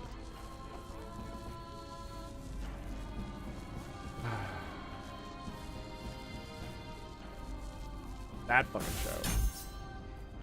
That fucking show. I see how it is. Look at that. Fools. Is it still only 17K? 18K? 20K? Okay, alright. Like, it doesn't really feel, well, maybe, it doesn't really feel like the multiplier is kicking in as hard as I wanted it to. Because I figured if I want big damage, that's how I'm going to get it. Alright, hang on, watch this, watch this. Check it out, check it out. Ah, you fucking zombie shit. That's the boss right there. Oh, wait, it's just a watcher? Goodbye. Never mind, I thought it was an actual boss. I didn't read the thing.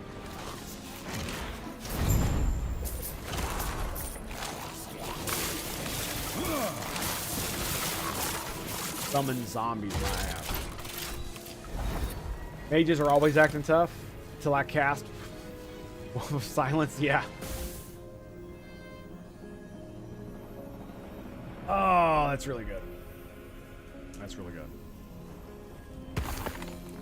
Unfortunately, because meteors are celestial objects, you can't fight. Yes. I command them with my mind, not magic. Goodbye. I guess we say goodbye to that one. Physical penetration? Giggity. Still got my 3 static orb freaking... I wanted to put lightning blast. Like 3 points of lightning blast on there. Didn't quite work out for me, as you can see. I wanted to create one where it's got the set item on the bottom, like I did with this one. Where the set item is a locked-in thing. Actually, the set item is not a locked-in thing. The critical strike multipliers. Ah, that's where it is. Yeah, I got 35 critical strike multiplier on here. 35%. That's why it's so damn high. Yes. Ugh. That.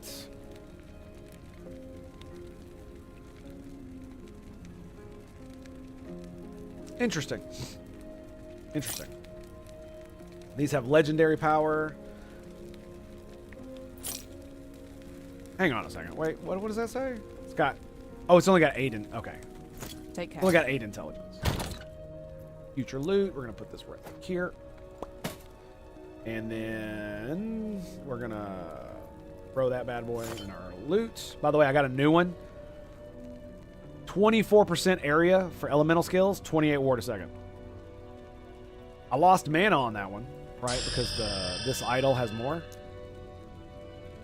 It has armor, 7% armor, 7% mana, and but the area is so big and the ward per second is so high, I couldn't pass it up, man. Couldn't pass it up. All right, what's our inventory look like? All right.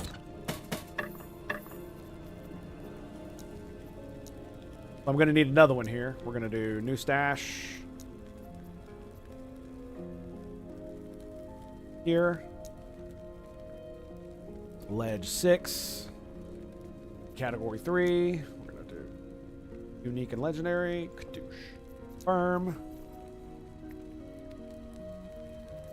Right there. Okay. So, legendaries. And they all have like either Weaver's Will or they have legendary potential. Because at some point I'm supposed to be able to craft them, and I want to see what the crafting is like. I've heard it's not very good, but we're going to give it a go anyway. By the way, I'm doing this specifically because as you see the circle, it encapsulates all of these. So what this means is that every single one of these levels is going to have our pack of Weaver followers in these echoes are more powerful, but drop large amounts of memory amber. So it's going to have the new mobs, and they're going to drop a lot of memory amber. So we do this one first, and then we do all the others.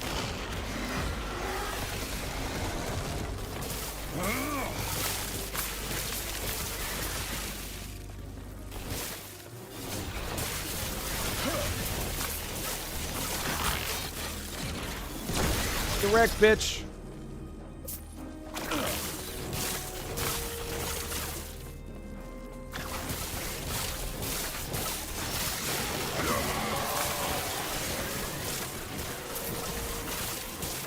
Oh, thank you. Appreciate that.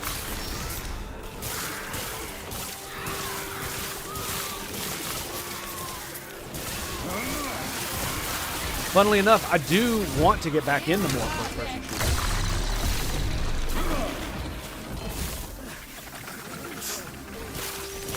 I just held the button down, and his HP bar disappeared.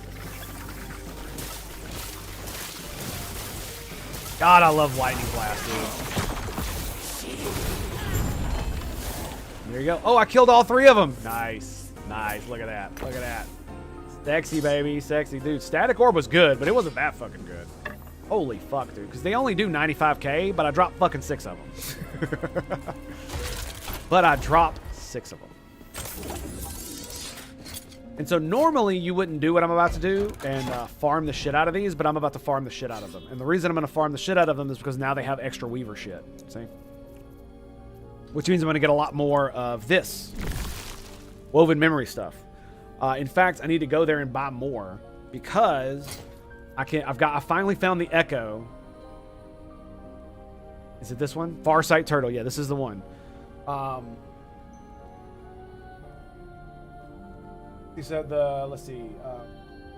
Reweave fate of your unique items that have legendary potential, either increasing or decreasing it. The new legendary potential is rolled. It's the same as the old.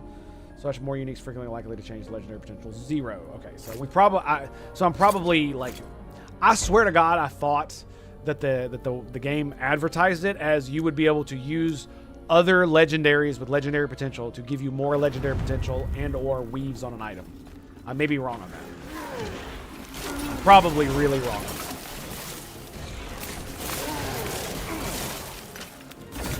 What we got? Stupid shit. Okay. That's really cool looking, though. Shred armor on hit. Increased shred armor effect. Holy shit.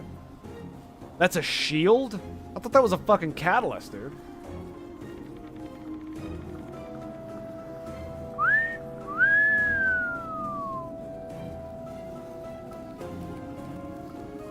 $75 mana, 35 mana regen. If I can get this buffed up, this could be our new thing. I'll lose 1 to all elemental skills. True. But I'll get 9 more spell damage. Plus I'll have less mana, but I'll have more mana regen instead of gained as ward.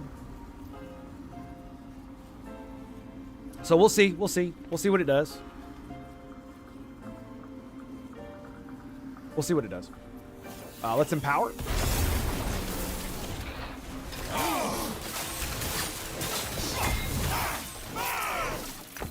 Yep.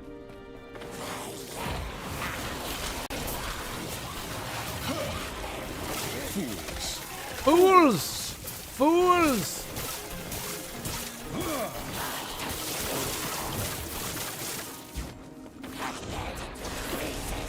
Die, cretins! Die.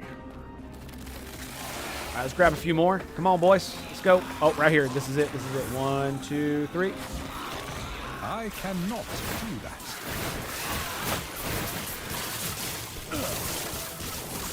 Boom.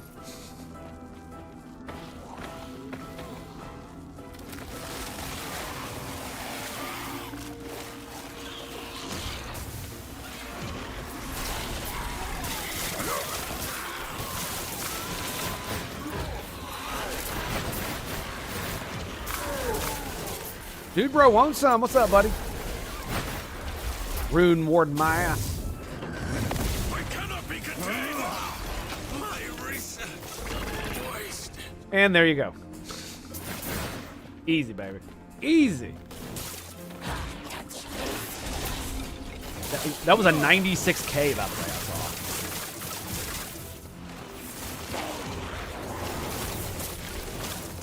saw. Which one is closer? That one is.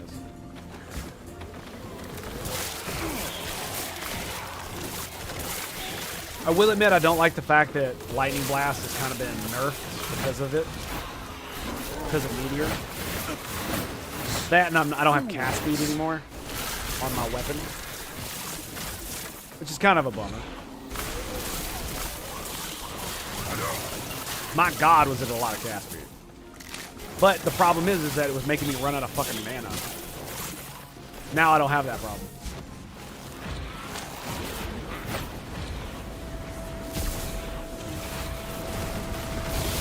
He wanted to have a meteor off. How about that? How about that? Looks like I won.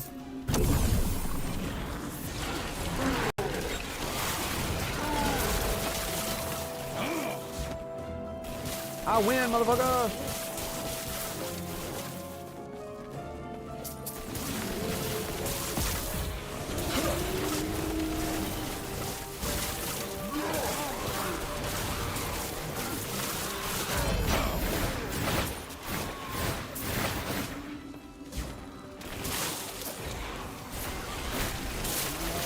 Oh, that's big boy.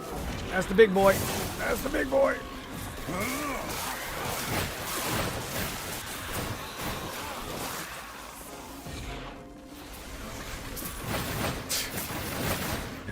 It's just an entire wave of them. Nope, nope, not no more.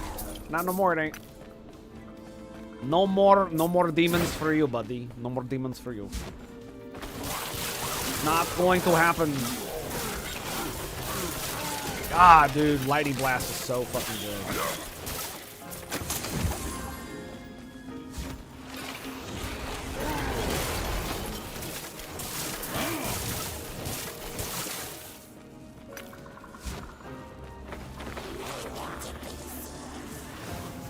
Come on, boys.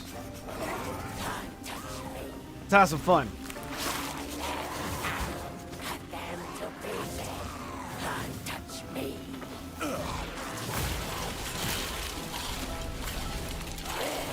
And there you have it. You got most of them. Pretty good. I'd say that's a win. I'd say that's a win.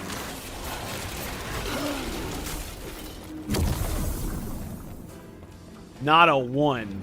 Not a one I could use. Ain't that a bitch? With even stats that I want.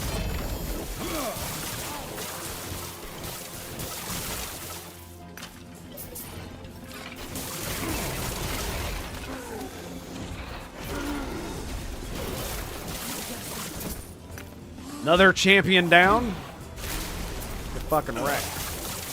Yeah, it's kind of crazy how actually good Meteor is now that I've put a little bit of thought into how I'm gonna buff it.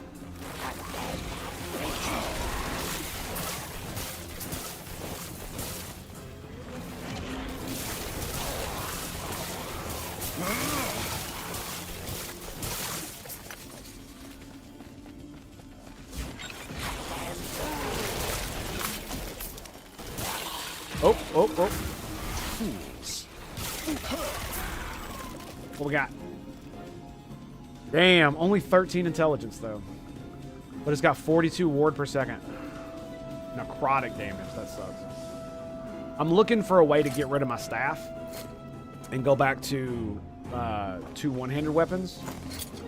Or a one-handed weapon and a catalyst. But I don't think it's ever going to happen. Yeah, I don't think it's ever going to happen. Because I have not seen any, hardly at all,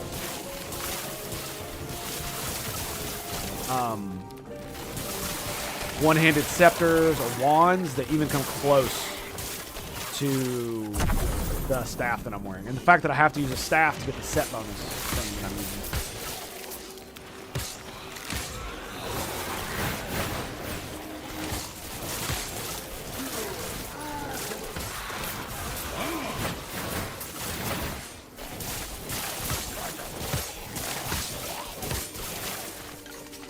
Huh. That's an interesting. I could be using Arcane Ascendants more. Here we go.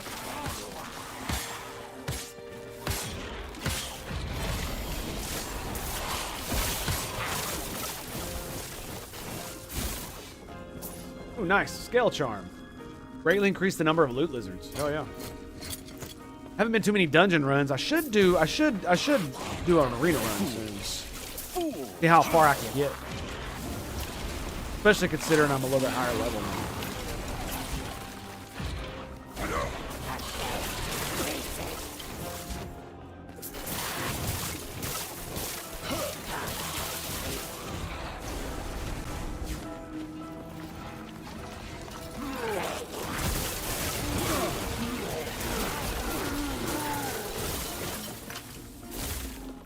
Bingo.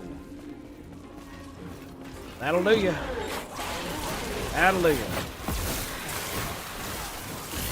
Yep. Pop it for those guys.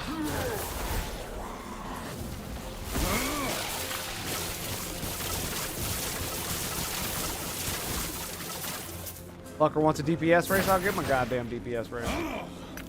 He ain't gonna like it. I cannot do that. You ready for this? Mana courses out of mana. Mana courses through me out of mana.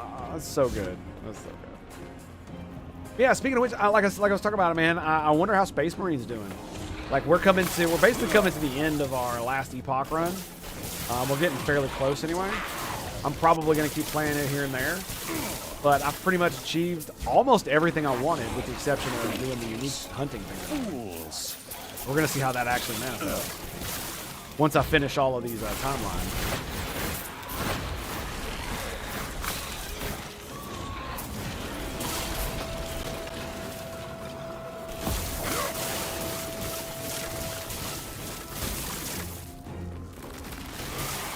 Yeah, I wonder when the Horde mode is coming. It was supposed to come spring of this year, so it should be coming soon. I just haven't seen anything on like YouTube. Made me think it's coming anytime soon. Normally I'll see something in my feed from one of the many people I watch on video games who do literally like just video game reviews as their like channel.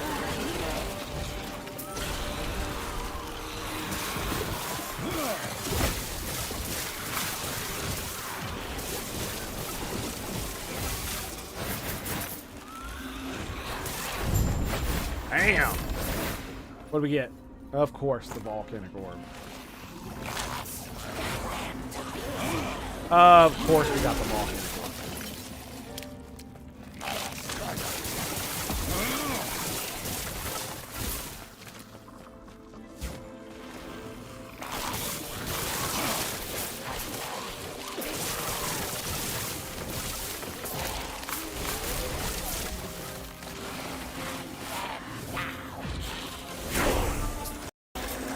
And there's the ding.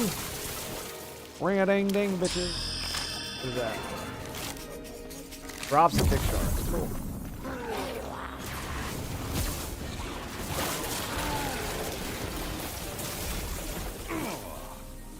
Bitches.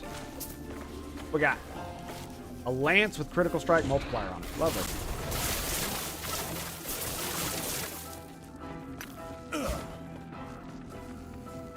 $125. Wow, dude. That is kind of crazy. Only got one, though. Only got one. Should have did the other thing. Fools. Fools.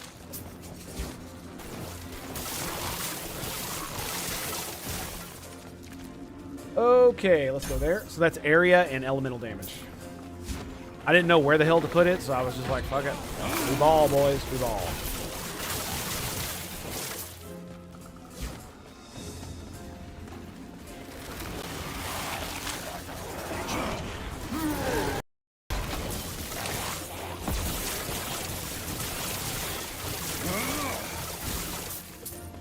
It does really work for clearing out those groups, man.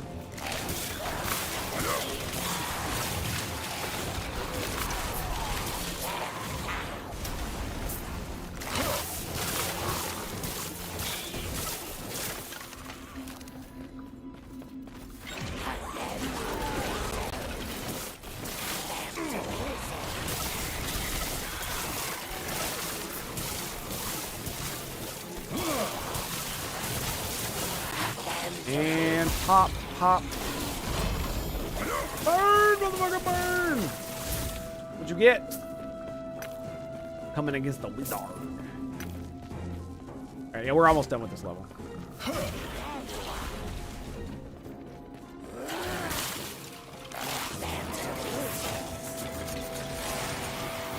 You know there's some around here somewhere.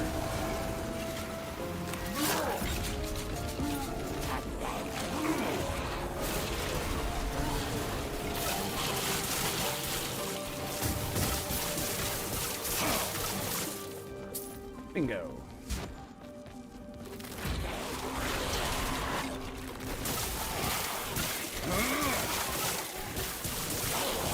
You notice something else I just realized? I don't have the ability to spark lightning Aegis like I used to. I just realized that because I used to use static orb to give me a guaranteed one. And meteor doesn't. So I have to use lightning blast to get it. Is that the last bit? Is there another boss down there that I didn't kill?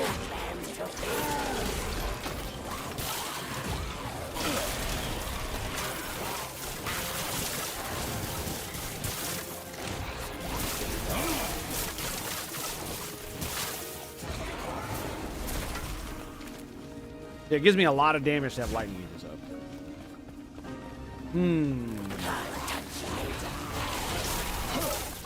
That's a very, very interesting question. So should I use static orb and lightning blast?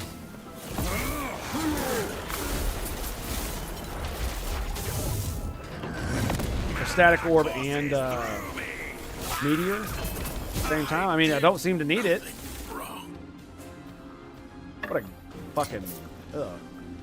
So I guess I could get rid of this, right? Because it does help to have it. 48% increased lightning damage. But if I don't need it, then I don't need it, right?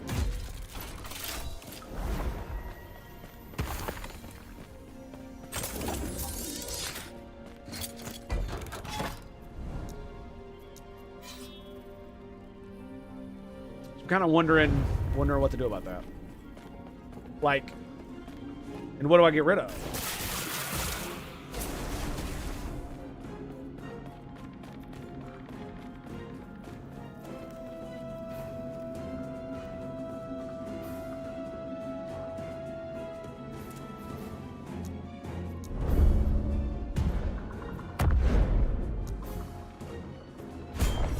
So we have to go here.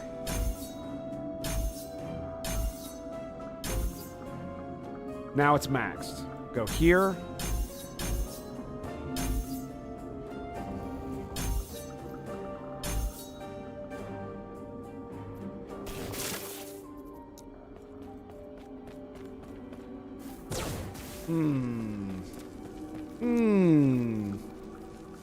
So it's guaranteed to give me lightning buff, and it gives me fusion blast.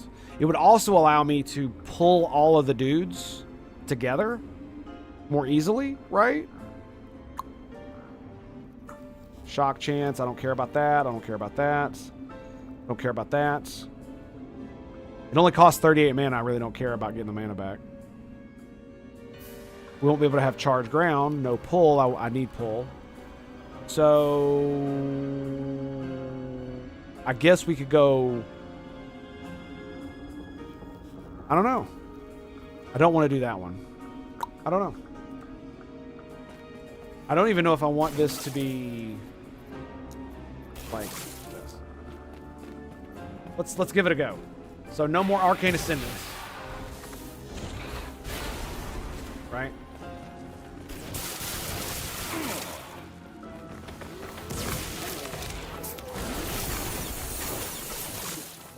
I don't know, boys. That combo seems to work pretty well.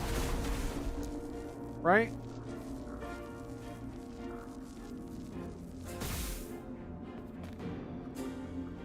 Do we max that out? I don't know. Do I use it on right click? That's the real question. Do I keep Meteor where it is?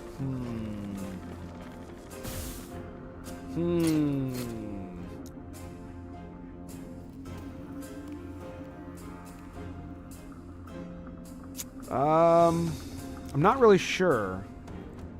Let's max that out. So we got more damage ramp. How slow is it? It's not too bad. See, I've got static orb for... Yeah, okay. Okay, I like this. I like this. So it's static orb for the regular enemies, and then meteor for the bosses. That's what we're doing. We're going to get damage and projectile speed now. I might still work on this. So this gives me lightning aegis. So it buffs me.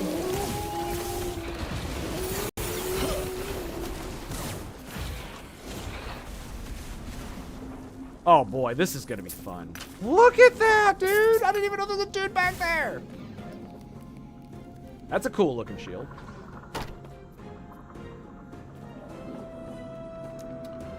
So we're at 16. Then 17 here. Right? So, no, 15 is where we're at now. Then 16, put there. Okay, for 17, 18, 19, 20. I could go 17, 18, 19. Or I could do this. I don't really care about that, to be quite honest.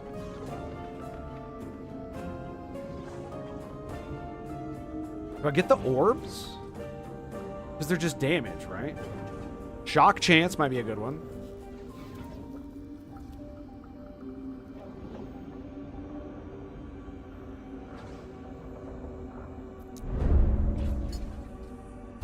I'm not looking for damage. I'm looking... It's a buff spell, essentially. So if it's a buff spell, then what should I be doing? I should be putting buffs on it, right? All right, let's try that again. My brilliance is unequal. The judges will find you. Okay. Buffs. Buffs, buffs, buffs. That's what we're doing.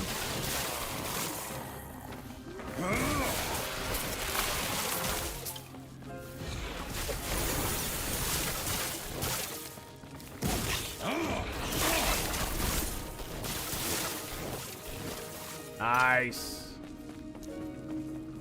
So I guess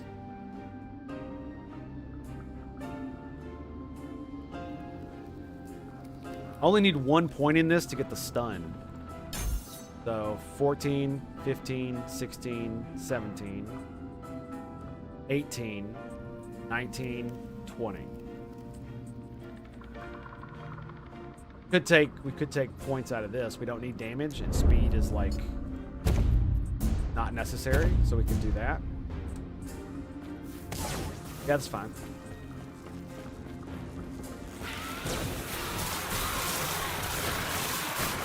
See, that's what I'm talking about right there. Look at that, dude. Because it gives me the extra arcs right off the bat. This thing only arcs. Change additional time for each enemy you've been hit directly in the last 4 seconds, up to 2 times. So what this means is that the first one doesn't necessarily arc. But because I have static orb, with this, the first one will chain twice, which means it can also fork. So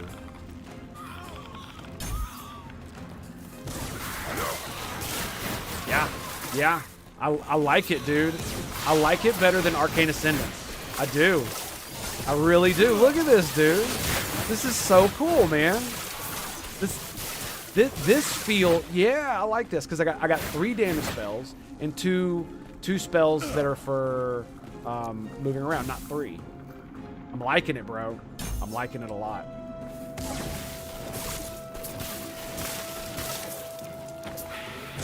Because it means I can just basically freely cast this, the lightning orb, and it does pretty well. And I don't have to spam it against bosses because that's what I got Meteor for.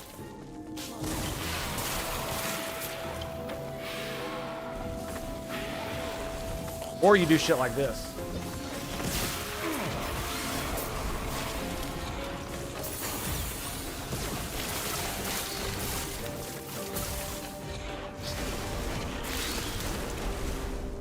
Are you done?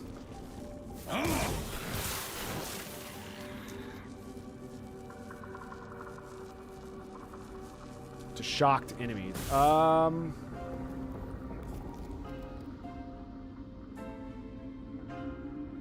So we're at 15, 16, 17, 18, 19. So it's already got 1 in it. So we're at 15, 16, 17, 18, 19. Yeah, let's do the stun. Let's do the stun. Look at that, dude. It melted them fuckers. Oh. It always melted the little guys, but I hated throwing it on the little guys because it cost so much mana. Now it doesn't cost any, now it's 30 fucking mana, dude. This feels so good.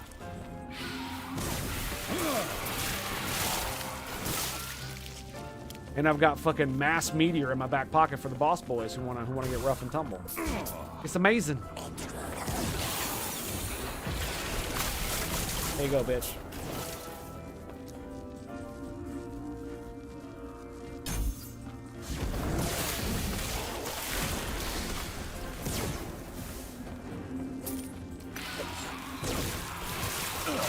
Yeah, but this way I don't have to waste mana on the little guys. I can save it for the big boys. Or big groups.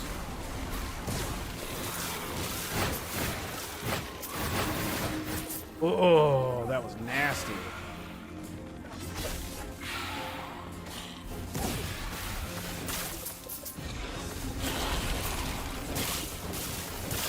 And static orb gives me guaranteed lightning aegis, which means I'm always gonna have lightning aegis. What we're gonna do is we're gonna remove these points so it doesn't fuck with it. Stop respecking. I don't know where they're gonna go. We'll figure it out as we go.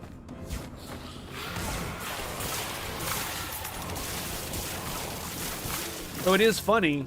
I am now at the point where the change in my build is literally that I added meteor and nerfed the shit out of static orb.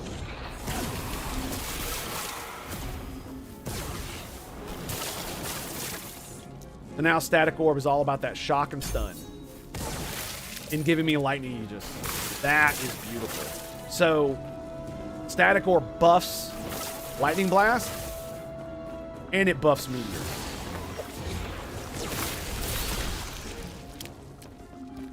It's a beautiful thing, boys. Thing of beauty.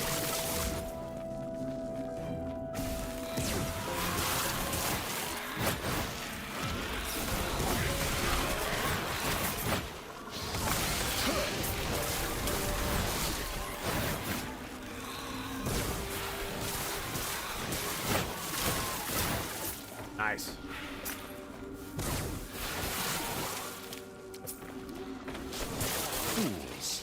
Fools.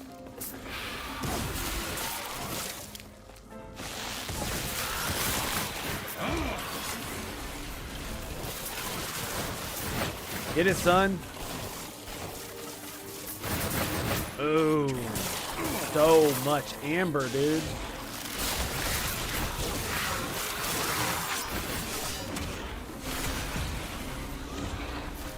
There's a lot of dudes over there.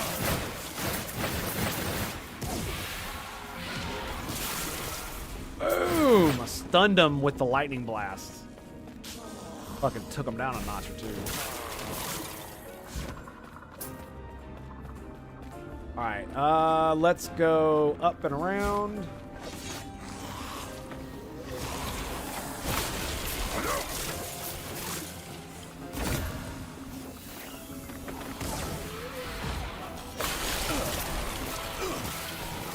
It's just fucking so sick, dude. Minion damage. Ain't that a bitch.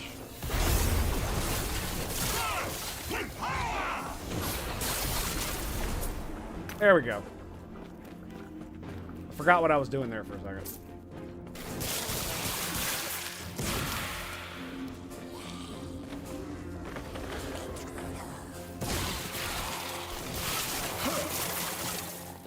Line them up, knock them down.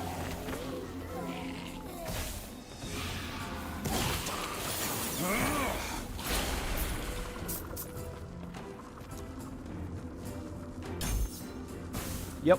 I want stun on it so when I shoot bosses with it and the big boys, it will stun them. That's what I want. Now, I had that with Arcane Ascendance. I also had the ability to gain mana back by killing people at a distance. But it never felt that good because, you know, I'm standing still and I have to.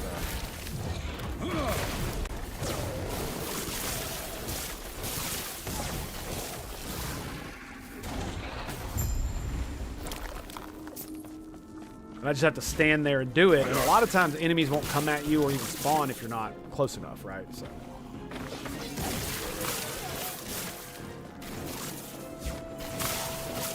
I cannot do that. And I've got, on here, I've got maximum chains, right? 4 additional chains, plus 2 additional chains, and they can fork as well as chain. So good, baby. So good.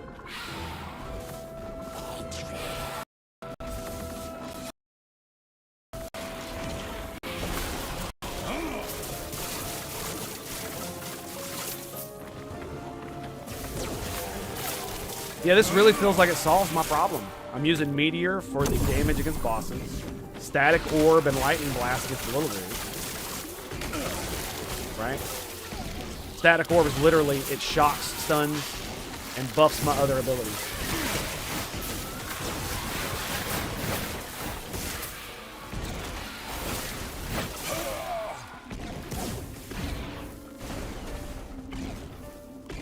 Shock on hits.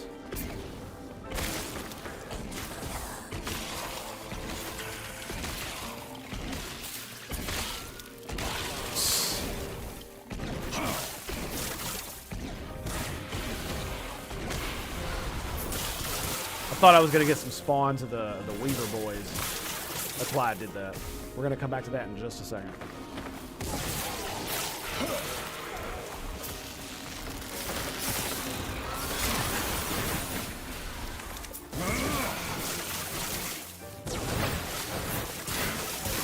Yep. Stunned and shocked. Yeah, I don't know what I'm going to put that in. Still need crit for this. Do I want to give it more chains? Do I want to go back to Spark Orb charges? Ugh. Could do cast speed again. Yeah, let's do cast speed.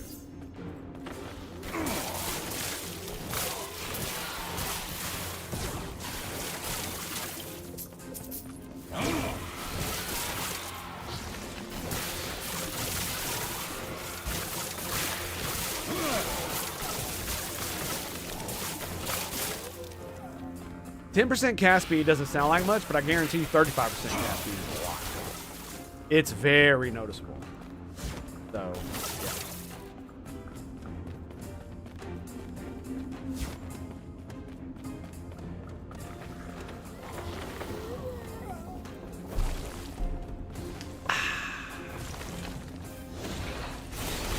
Fools. Fools!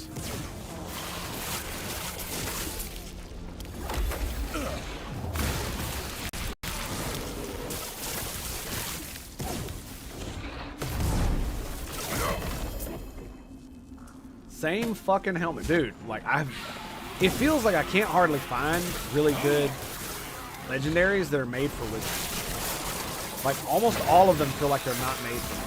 You know what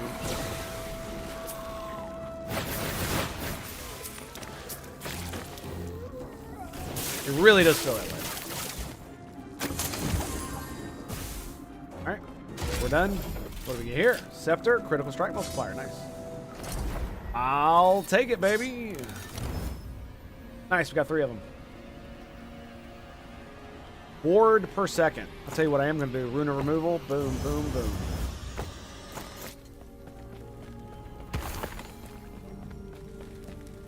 Horse. Yes. All of those drop. Not a single one I can use. I am absolutely getting rid of this.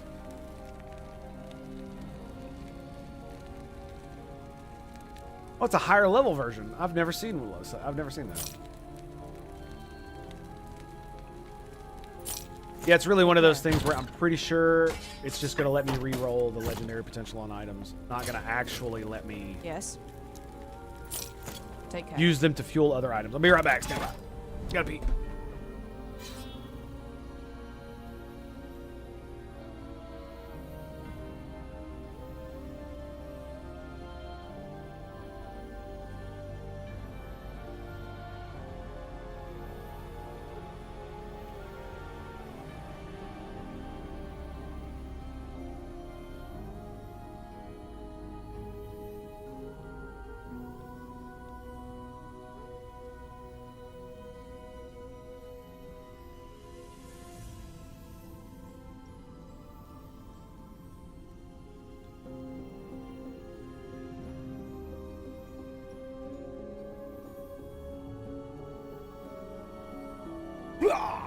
What up, boys? All right, we're back. Doing the thing. How we doing on the timeline? We're almost there. Almost. Let's do this one. Frost Fire Caverns. Let's see what are you doing, boys? What are you doing? What we got going on for us?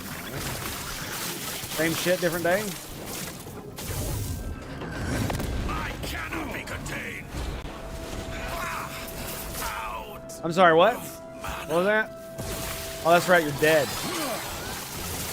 Fucko. Get it right, son. Dude, the lightning blast, man. Oh my god. So good! So right!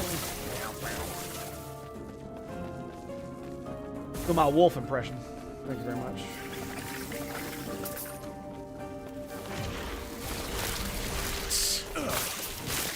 Lovely. I like watching it. What can I say?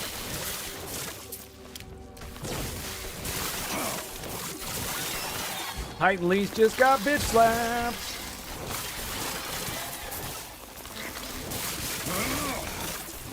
Alright, we're gonna go circle back around here.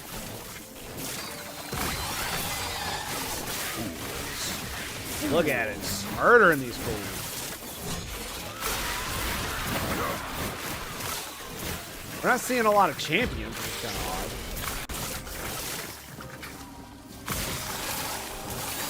odd. There was one. He got obliterated. Bam. So I got 1 point left. Dock chance, probably. 100% stun, 100% duration, 10 ward on, 40 ward on stun. Fools.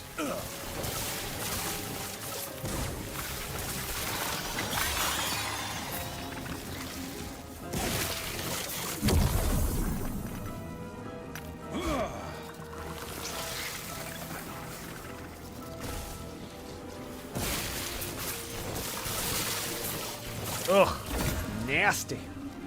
More minion damage.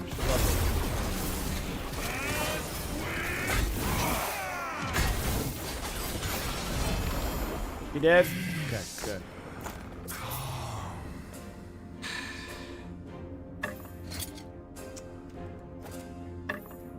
But it's got a seal to fix on it.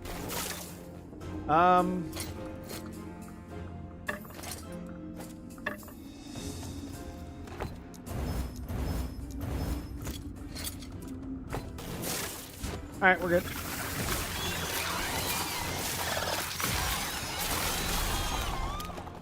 All right, Everything is good to go.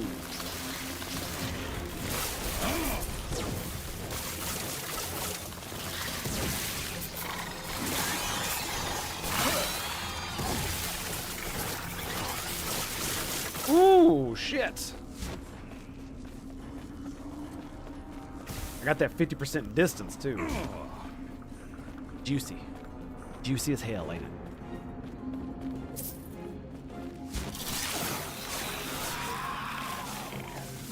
Fools. And there you have it. Bada bing, bada bang, bada bada boom.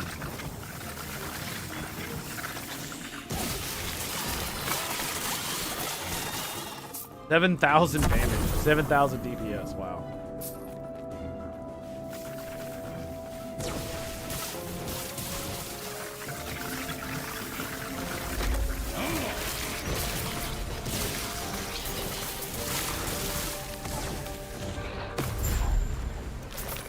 Boom.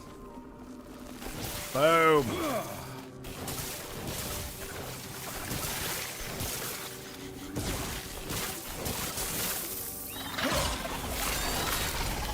Motherfucker, get back here.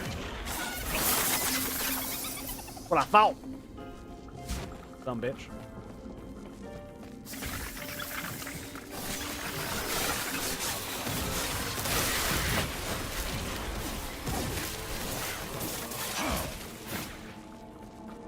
And that, my friends, is how it's done. Not do that. Yes, sir. Whooping that ass. Let's go. Got time for your bullshit.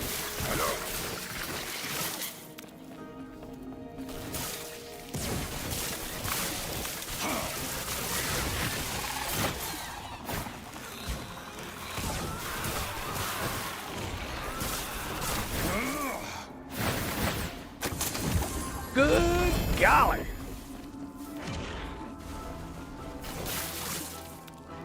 What we got?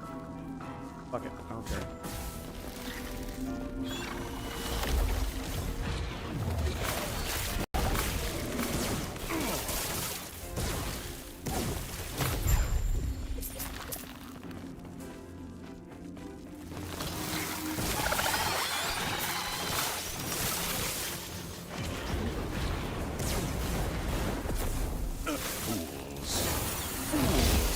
Boom!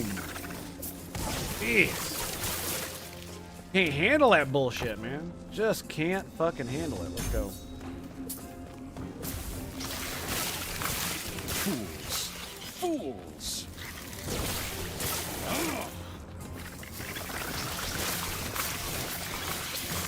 Like, once it's empowered, dude, it's so good. Lightning blast.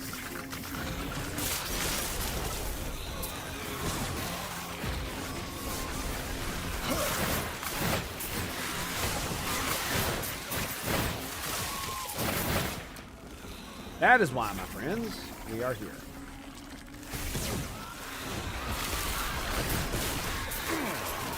All this amber.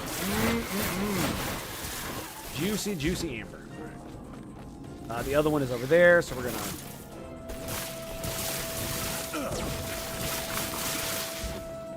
Where are we at? Yeah, wrong button.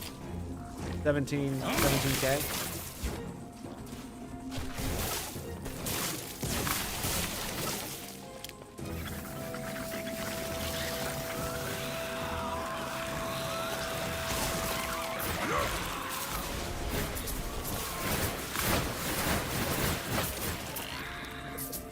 Yeah, the real dangerous thing, in my opinion, is that playing levels like this does not prepare you to fight actual bosses. And so you feel like you don't really need the Flame Ward. And then you go fight a boss and you just, like, stun lock the shit out of your fucking weapon. You know what I mean?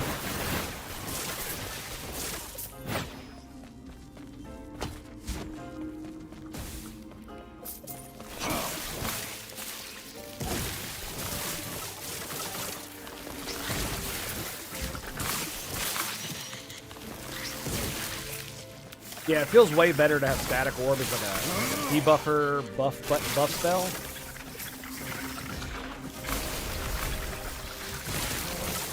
Feels really, really good.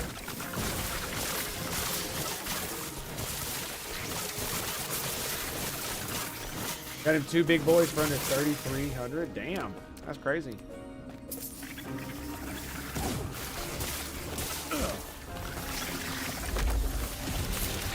I cannot.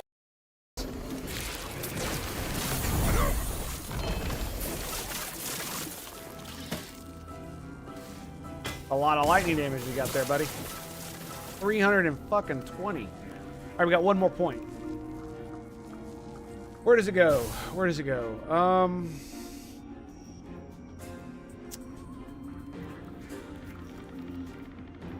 mean, we could put it here, but then it's just a point blank only spell. And I don't really need it for that. I think I'm just going to put it on shock. More debuff. More debuff.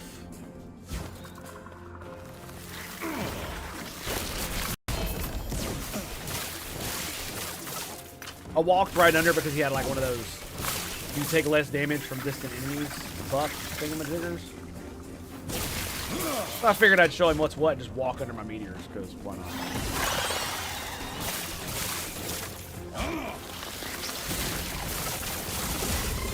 I cannot do that. And that's why we have meteor.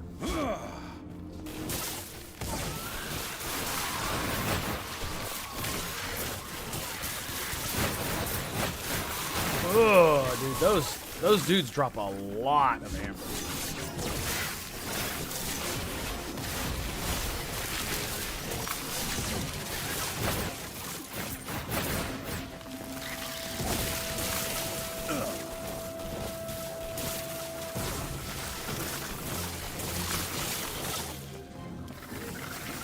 All right, wait.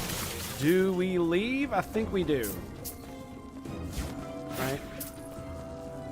There's a little bit more over there, but I'm not walking all the way over there for that. Yes.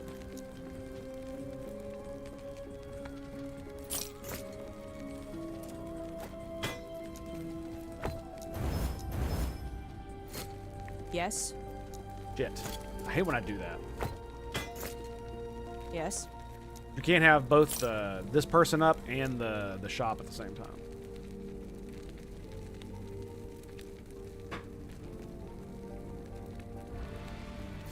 Take care.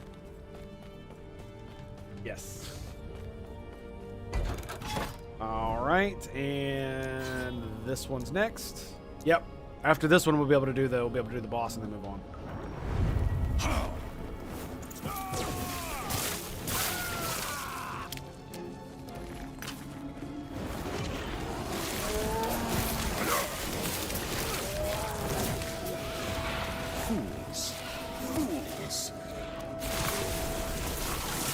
Damn, look at all these motherfuckers, dude. Holy shit. That was like 4 champions back to back.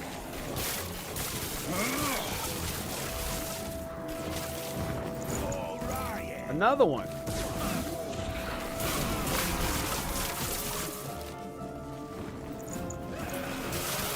I mean, there are some missions where there are just champions. I shouldn't be too surprised.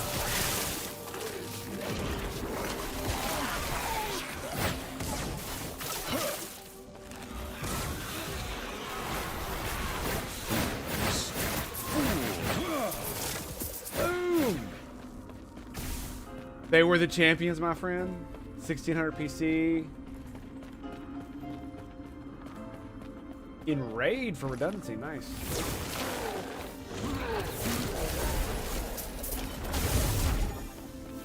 Freedom at last! I must break free! Goodbye, my friend. Pleasure doing business with you. Please do come again. Please do. Always good to have your business.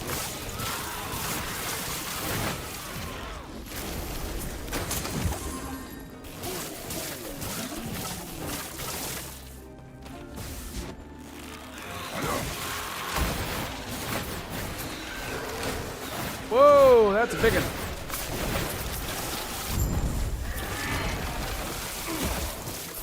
Okay. Long as we're clear, boy. As long as we're clear.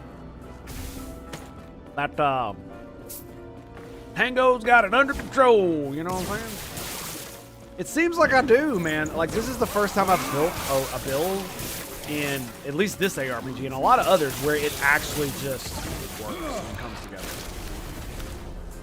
A lot of times I end up choosing things that don't quite work very well together. I guess I'm getting better at it. Maybe that's what it is.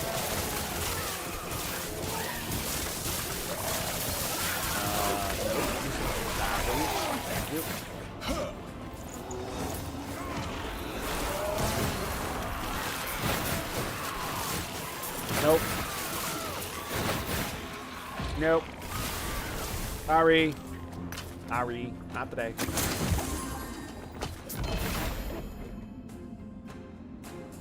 Chill on hit. Gotta love it.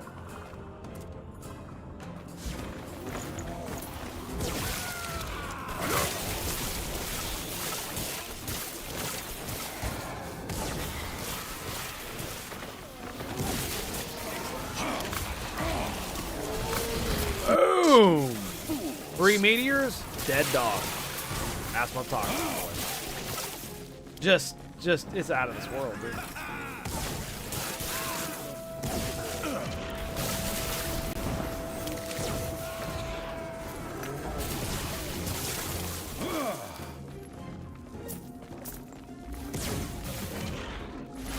Stuns him and then frickin' do the big drop.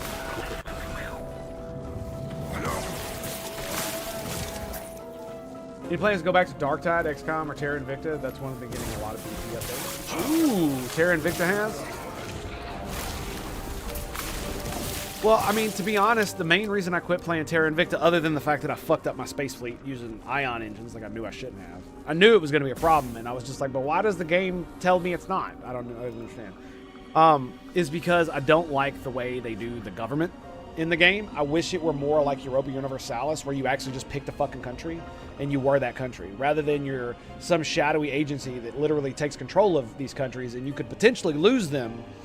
You know, like think about it like this. It's like if you get yourself in a precarious position, you could literally lose the entire world, and you're still playing the game and your country's not conquered. I didn't like the way they went about that.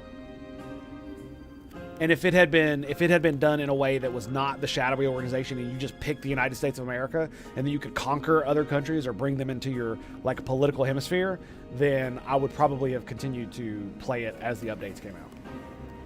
Because I love the space combat and how it's like the logistical networks are realistic and stuff. I think a lot of it had to do with implementation to me, and the fact that it was still even though it was a finished product, it was still very early in development. As far as like its lifetime goes, and so it felt very rough. As far as Darktide, maybe. It depends on what they do, actually. Fools.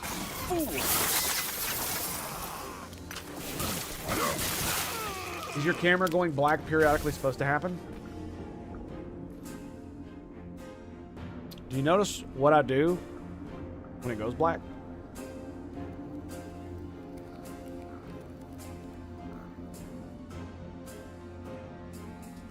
I'm not dipping. I have a mini lozenge, mini nicotine lozenge, and it's not good to swallow.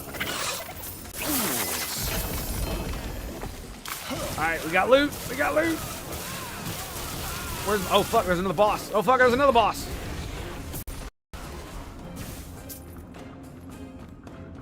See, this is what happens. You get a meteor. You get a meteor. Everybody gets fucking meteors. You want to fucking roll with me, son? I'll tell you what it's about. I'll tell you what it's fucking about. But yes, it's for spitting. And I was doing it on stream, and then when I was editing my videos, I noticed there's probably going to be a lot of people who are not going to mind. But there are probably going to be a lot of people who are turned off by it. And so I just decided to just blank the camera. He requires water to live. That's Human. Yeah, right. Fair enough. At least I'm fucking not like Baldy and choke up when I drink water. That was such a good video.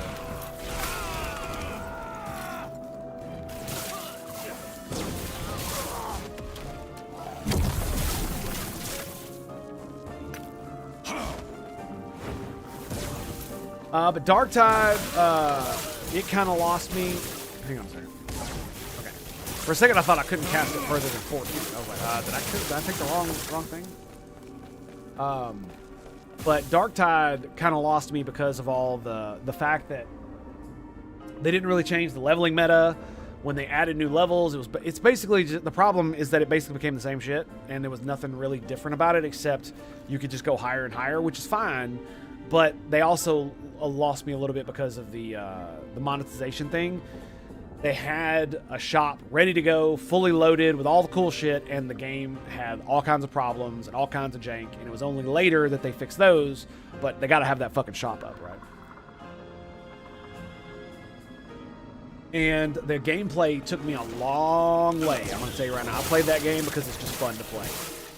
But then when I started to look at it more objectively, I started to not like it as much because of the other things. And I know they were required to have a shop because of Tencent owns like part of their company and demanded the thing as part of their contract. That's fine. It still doesn't take away from the fact that it didn't feel... I don't know how to put it. It's really hard for me to articulate what exactly turned me off of the game, but it definitely had to do with the monetization and everything around that.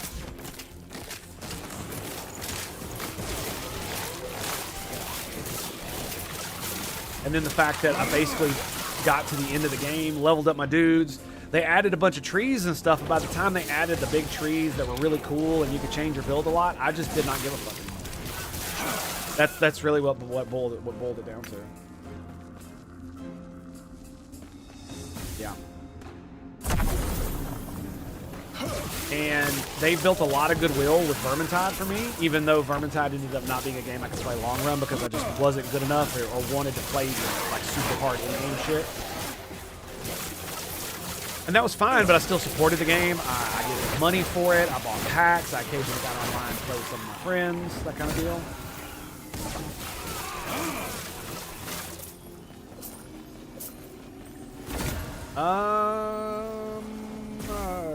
I don't think I have anything to replace with this, do I?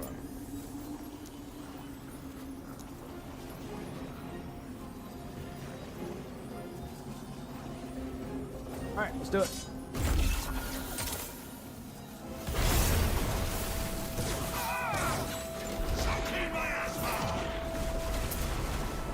Boom. I accidentally hit the static ore button one too many times. That was my bad. The stun meteor, bro. That just tickles my pickle, I'll tell you what. I think you'd enjoy it. Cough, one of us. Cough. Phantom Brigade a while back. You took a look and yet just asking. If I remember correctly, isn't Phantom Brigade that one where it's got like the weird like time pause thing that the Battlestar Galactica game kind of has, where both of you take turns at the same time and you're trying to predict where your enemy's going to go, kind of deal? So your abilities could literally miss if they move out of the way and you didn't realize they were going to go. Yeah, that's the one. I don't know how much I'm going to like, how much I'd like that. I probably would, but again, there's only so many games I can play at any given time. That has a lot to do with it. And as you can see, I'm absolutely fucking enamored by this goddamn game. Fools. Fools. For some reason.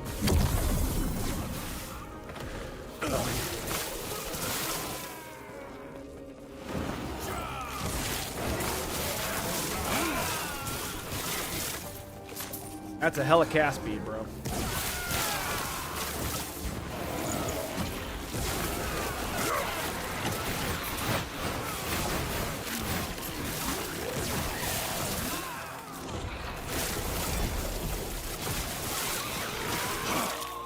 Anybody else? Oh, you want one? There you go. How you like it, buddy? Tastes good? Hope so. You see what the enemies are going to do ahead of time? Ah, I see. Yeah, I watched Azure Wind play a good bit of it, and it just, yeah, like I said, it just didn't tickle my pickle. But I mean, I'd potentially be willing to give it another go. But it's just like I try playing other turn-based strategy games and shit like that, and most of the time I just can't get into them. And it's because they're not XCOM. I like XCOM. I like the story. I like the aesthetics. I like most of the shit in it. Most of it. And every time I try to get into another one, it just kind of falls flat. But now that I'm not really wanting to play XCOM as much, that might not be the case. That was back in the day, so. Like, I'm not gonna lie, I was actually considering playing the Oblivion remake, but I've faced it. That's just nostalgia talking.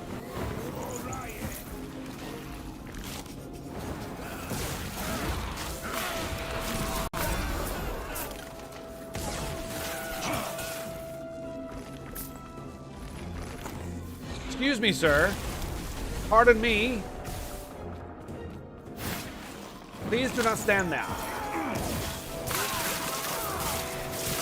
You want to see me raging again? Yeah. Well, honestly, that was half the reason why I had to quit, is because the kind of game, like, if I just wanted to play the original XCOM on Legendary, that wouldn't be as problematic. The game is not nearly as buggy if you use a bunch of mods to fix it. Oh God, here we go. You ready for this?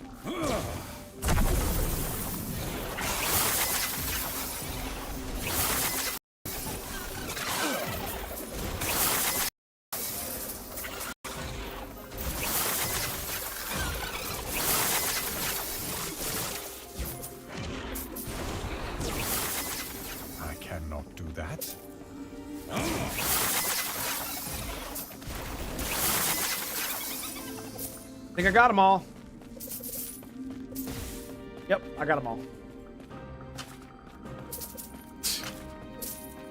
Massive amounts of gold. Look at all the shards, dude. Holy crap. Look at all this loot. And almost none of it I can use. It's the only piece of loot I can use.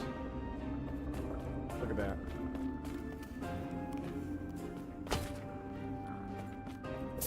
All this loot. All this loot. That's crazy, ain't it? Absolutely crazy. Look at all this shit, dude. Idols. All kind. Look at this. 13 attunement. That's crazy, dude. Is there any more Staff of Authority? Look at that one. It's got minion damage. There's 2 purples right here. What do we got?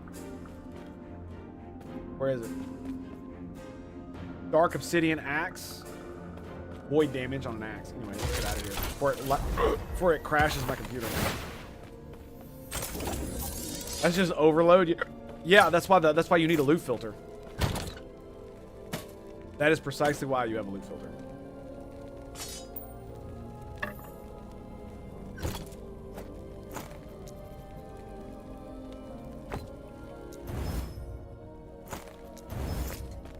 Nice. Critical strike shots. Okay, we are almost done. We're going to pop this one real quick, and then we're going to go kill the boss.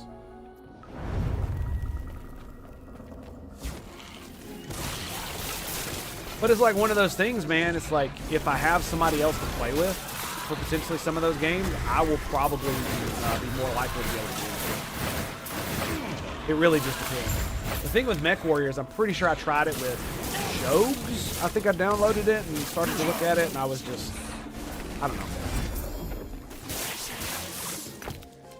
Maybe I've just become more of a casual as I get older.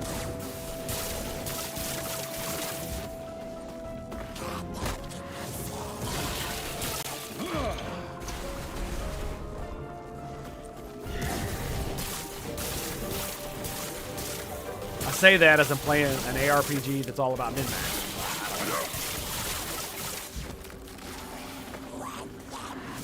The hesitance might come from more of a place of the fact that I have a limited income and that I have a limited amount of money to spend on video games, and I'm streaming at the same time, and I've absolutely run myself into a corner trying to stay up with all the fucking latest games that I want to play so I can play them on stream.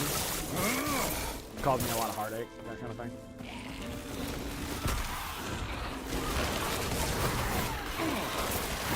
Oh God. We're good. We're good. And I mean, think about Space Marine, dude. I fucking love that game. That game is so fun. And one of the only reasons I stopped playing it is essentially because I stopped. The variety kind of got out of it for me. I was waiting for Horde mode. Because I was able to play that game on the highest difficulty that it had at the time. And was able to just utterly decimate it. Especially playing my favorite classes.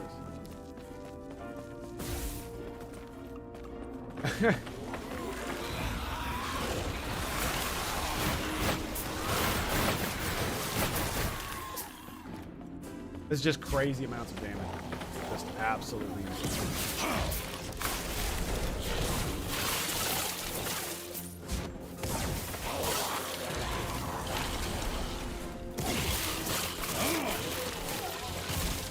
Let's go, son. What you got? What you got? That's what I thought. That's what I thought you had. Not a goddamn thing. Level 90 my ass. Oh, yeah. Let's rock and roll, baby. Let's rock and roll. Deleted. Deleted.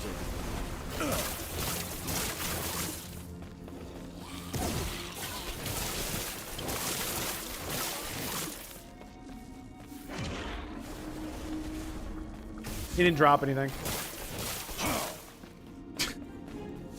Just meteor that asshole from across the map. Yeah, he didn't drop nothing. Just leave him be.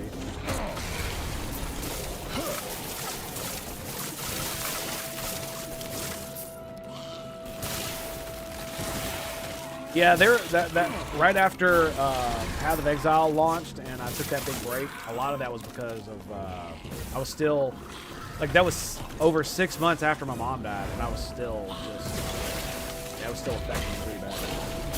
And it felt like I was forcing myself to stream, and that I wasn't enjoying it nearly as much, kind of deal. And I was doing other things while I was streaming that wasn't good for my stream. Don't do drugs, kids. Don't do drugs. These things are not related, by the way.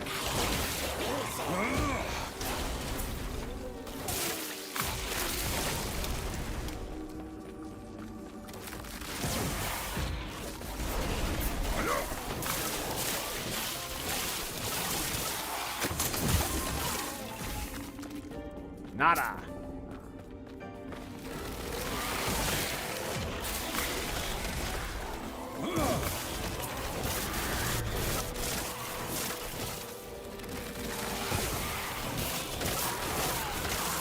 But I mean, I'm not gonna lie. I could definitely see myself playing Darktide if they've got more cool shit, and it's been updated significantly, and there's a lot more stuff to do. Because one of the things I do remember is that I got to the end game. I had a max level veteran, I had a max level zealot, and I had a max level wizard, and I had no interest in playing the ogre, and so I basically had 3 max level dudes, and I'm just like, I don't really want to create another dude to go a different tree when I could literally just respec at any time. And the gear, I was already near the top of the gear farm where it's like I can only make my gear so much better. Everything else is just farming level 5 and skill, right? And so at that point it was like farming percentages, which is kind of like in this game, there's just a lot less loot, right? And a lot less gear slots to farm for. Freedom at last. I did nothing wrong. And so it felt like there was really nothing for me to do other than enjoy the game for the gameplay. And then once I got to the point where it was just like, well, I've had my fun and now I need to move on. Kind of deal.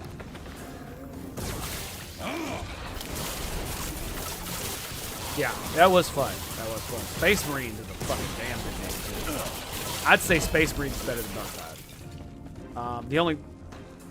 Nice. Another one dropped. Hell yeah, dude. Yep. Sweet.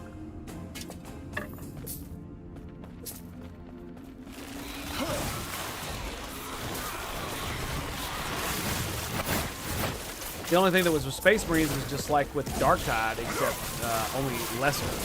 And it was just because they didn't have the Horde mode at the beginning. I gotta admit, if they had horde mode, I might still be playing that fucking game. At least on occasion.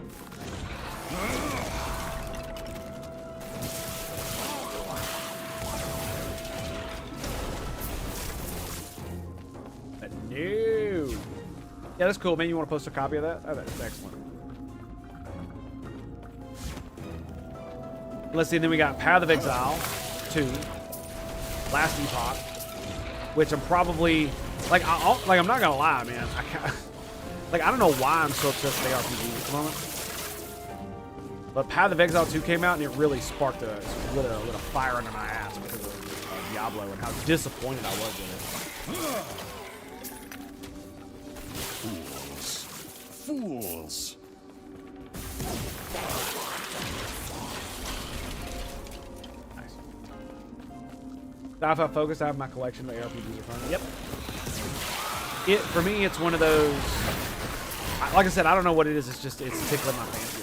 I think it's one of the reasons is because, especially with Path of Exile, because I can pause the game at any time, as long as I'm not in a group with others, it makes it real easy for me to play casually while I'm in my office, so that I can be available for my wife and children if need be, and it's not gonna fuck my game up. Like this one, I can't pause this game, so. So if I'm in the middle of a fight, literally everything else has to wait until I'm done.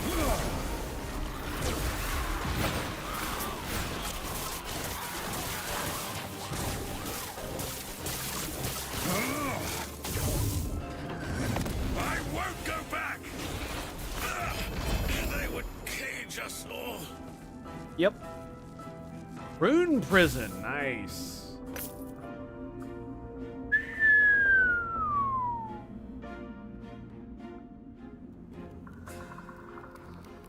Now that is an interesting stat to have purple. I like that. Now if I could just have it have that plus like 13 intelligence would be great. I would like to point out that it's still not as high as the boots I got on. It's like 1% slower because it's got 15 movement speed on the boots, on the purple boots over here. And the mod is 24.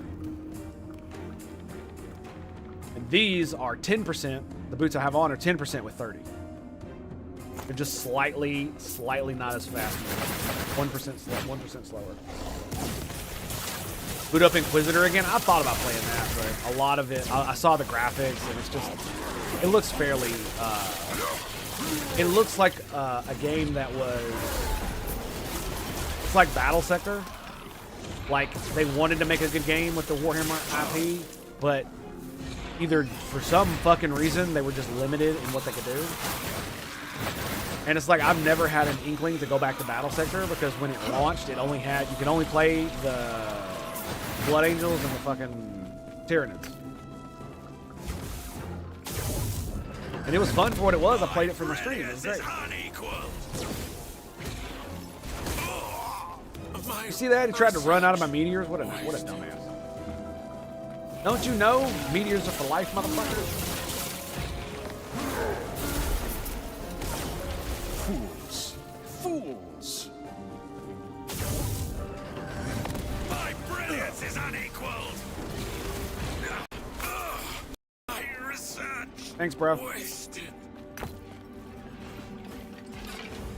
The reason I keep farming those guys, even though they almost never drop anything, is because I have, on my Weaver tree, I've got 3 points, so 45% chance that exiled mages will have a chance to drop a pile of items with plus level skill affixes on them.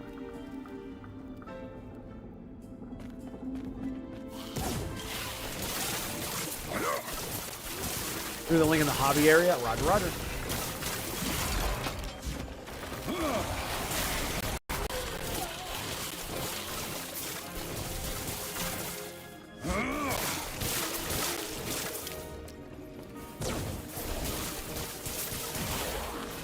Boom. Fuck. What'd it give me? They put legendary potential on it. Holy shit. That means I... Ooh.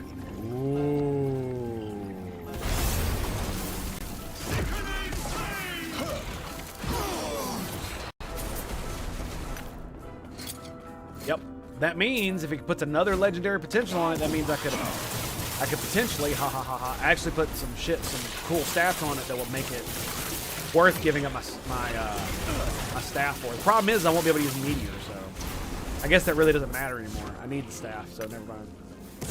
Fools. That would be more for a static orb build anyway.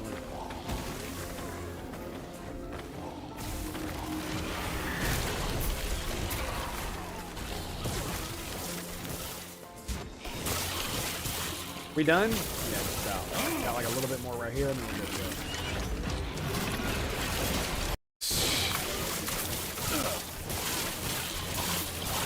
And yeah, that's it.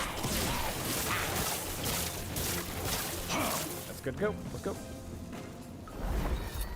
Oh, let me see something here. Is that chance to shock 15%? It is. I need 2 points there. I need 2 points there. I don't really need innate conduit anymore. I don't hardly ever run out of mana.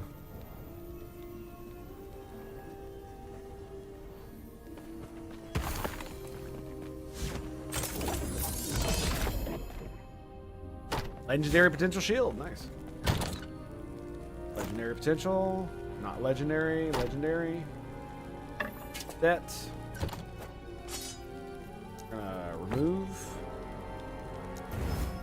Got it, nice. Got the one I wanted anyway, yep. Movement speed, same thing, remove. Bam, got it. Lovely. Back, just gonna throw these on the ground. Sell that.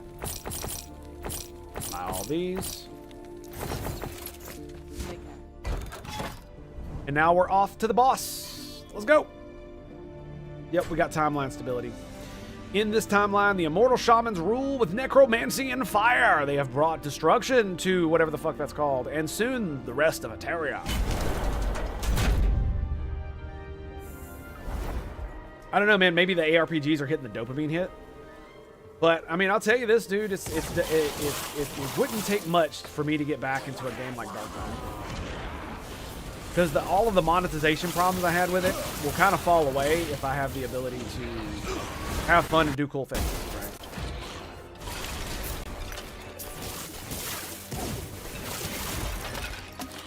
right? Alright. So, I actually have objectives. There you have it.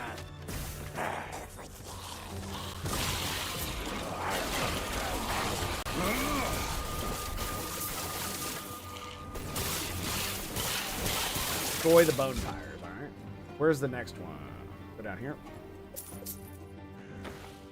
Because like I said, even after the game... Even after the game added the big-ass skill trees, it felt lackluster to me because, like I said, all my dudes are max level. And the gear, there was still the gear problem where I was literally just hunting for a 5% better roll on a stat. I know that's what I'm doing now, but I mean, like, that's what I've been doing for a while. And so I was just playing the game like that, and that was it.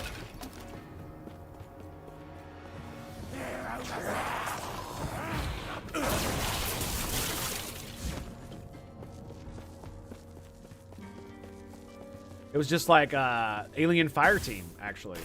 I got to a point where, yeah, I could find people to play with, but the shit that I wanted to level up was already leveled up, and there was not really much else to do with it.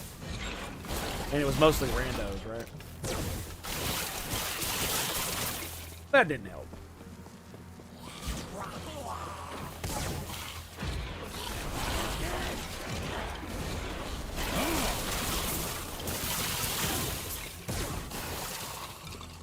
Get it? I think we got it.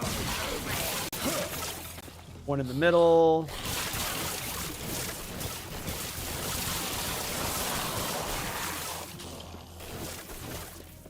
Tell you what I really wish had actually been a good game, and that's the Solaris Star Trek game. I'm not gonna lie, if it had gotten really good reviews and people were like, oh yeah, it's the best fucking Solaris game ever, Star Trek, yada yada, it's so good, I might have actually bought it and played it. Because I really do like grand strategies, and I would love to be able to play Star Trek in that way. Like, I remember Birth of the Federation was basically a Star Trek 4X game, which was amazing, by the way. And I'd love to play a game that's a grand strategy like Stellaris. But if you want to play that, just download the goddamn Star Trek mod. They did do surprisingly well with Fireteam Elite. I'm surprised it's not more popular and there's not more shit for it. There's only one fucking expansion. Maybe there were two. I don't remember. By the way, thank you. Thank you again for getting me Fireteam Elite. That was such a good game. I loved the way they had the skill trees set up, where you had to do this kind of puzzle making shit to make all your skills work. I actually liked that. I thought it was an interesting system.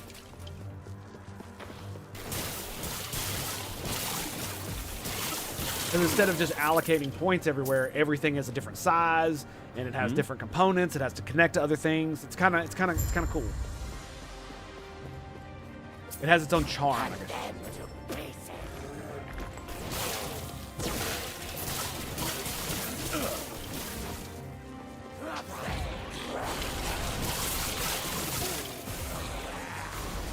Yeah, I've been giving some thought to playing that frickin' Resurgence game that you talked about.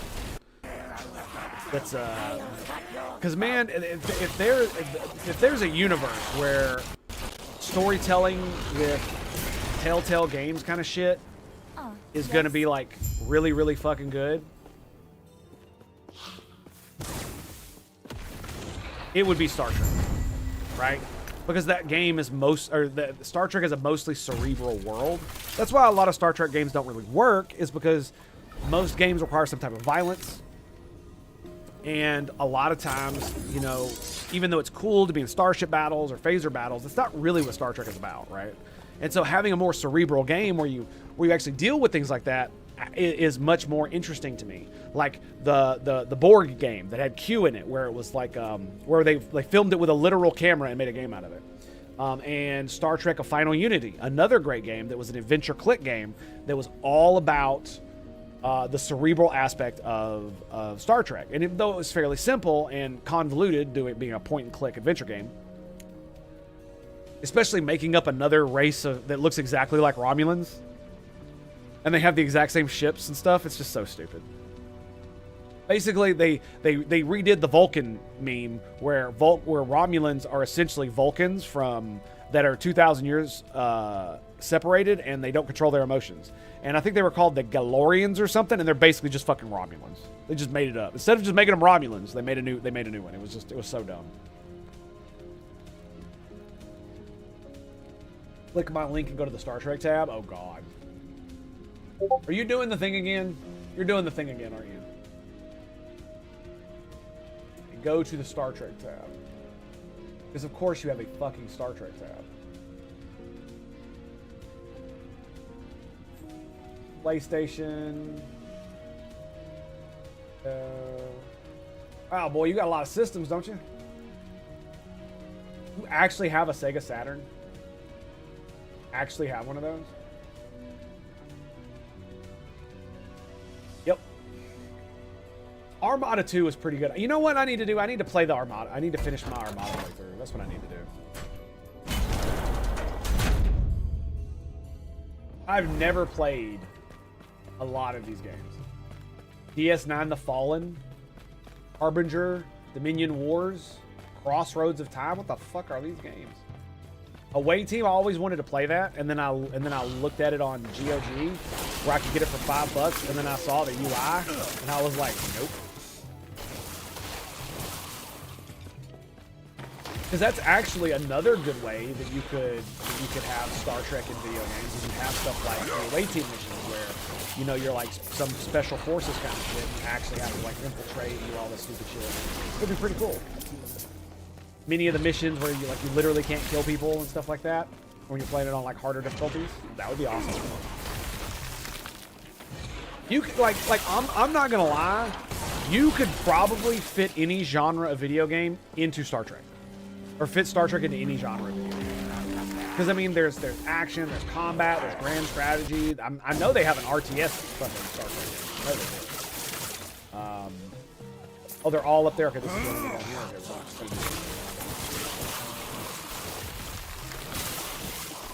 and so even with shooters, like I showed earlier on stream, I've got my. Oh shit! What's that? I thought that was a freaking. I thought that was a shrine. Like no. Oh god. Oh god. Oh god. Fuck. I have no idea what's going on. Okay, now I do. There we go. Eat shit and die. The only issue is it railroads you into picking certain types of officers to complete. Yeah. And in the UI is so like old school and janky. Like, dude, I played Fallout 1 and 2. I do not want to do that shit again. I am not interested. The only reason I don't play those games more is because the UI is so dog shit. Oh fuck. That's a lot of champions.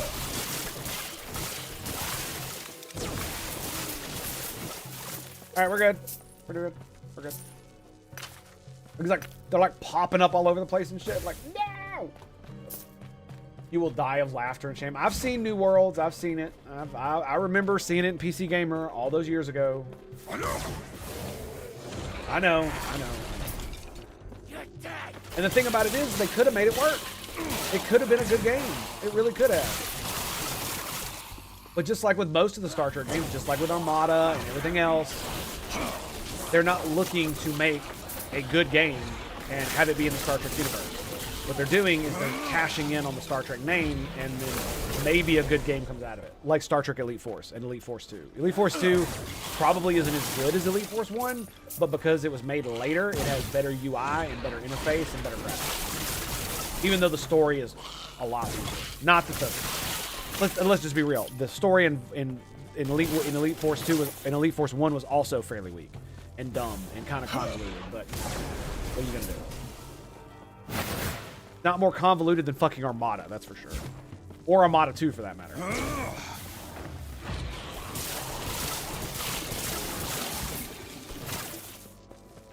And that's the thing that really kind of bothers me is the only like there's been some fairly good stories in some of the Star Wars games. Like a Final Unity is a really good one. But again, they they create another race wholesale that's exactly like the Romulans, just on the other side of Federation space, which is like the most retarded thing you've ever fucking. Hello, hang on.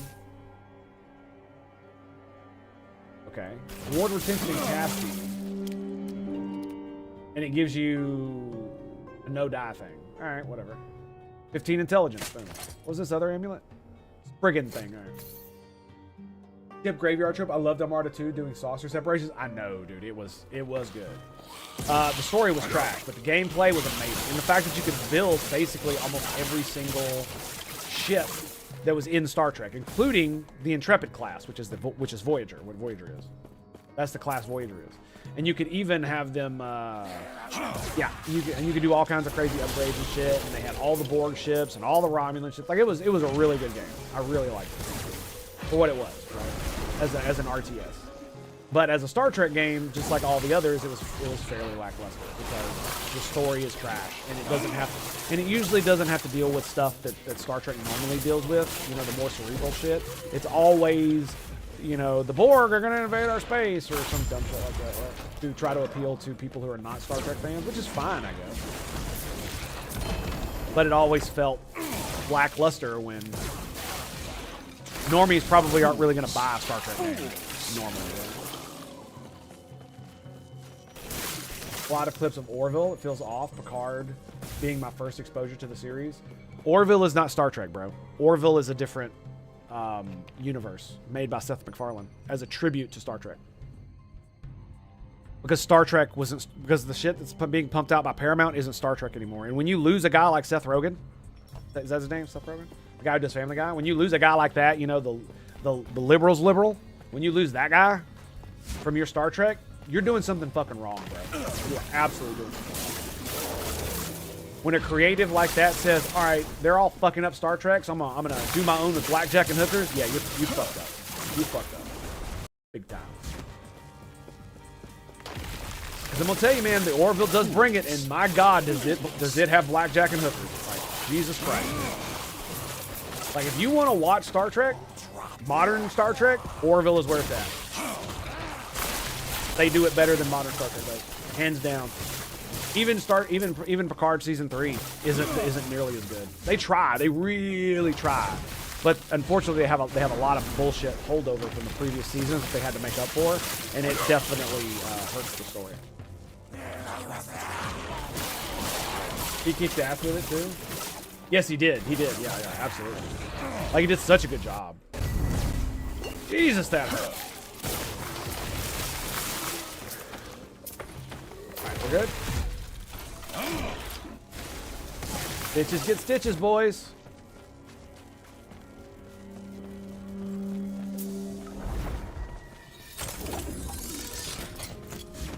Like, I hate microtransactions and shops and all that other shit. But if you want to know how much I love this game, Take care. That cost me $10. You see what the lightning looks like?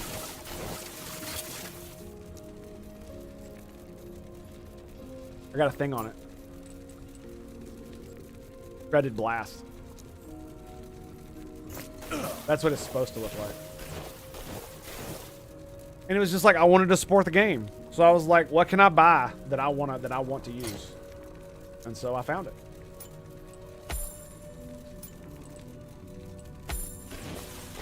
That one does look cool.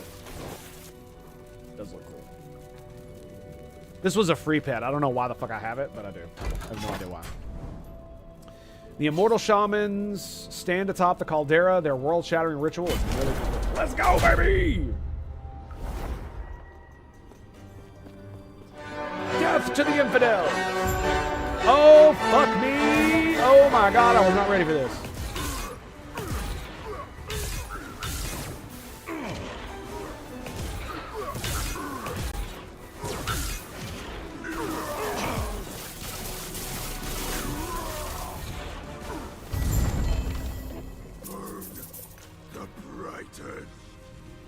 Yep. 40 fire resist. I'm at 72. 12 endurance.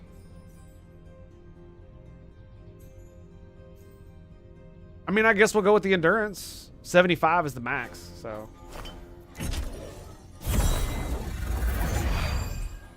Free is almost always good, yeah. DS9 The Fallen is apparently a third-person shooter survival horror. Apparently, you've never played it? Can you still get it? Where do you get it at? Is it on GOG?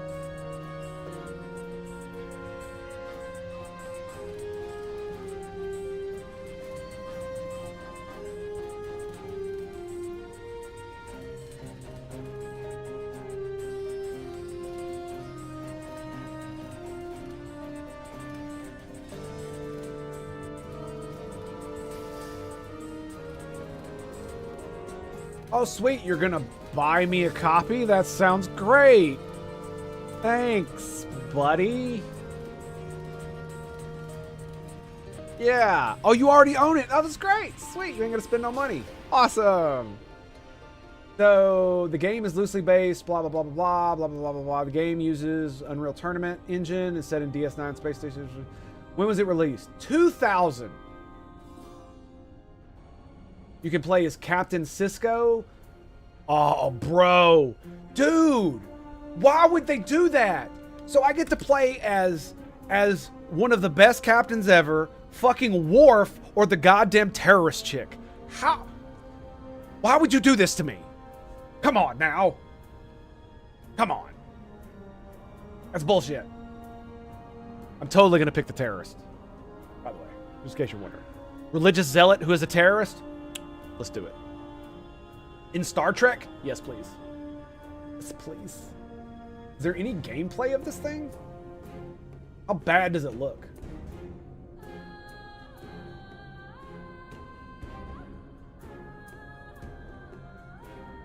This is a picture from the game.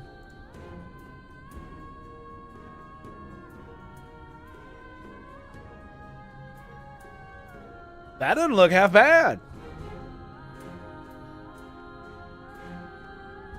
That doesn't look half bad at all.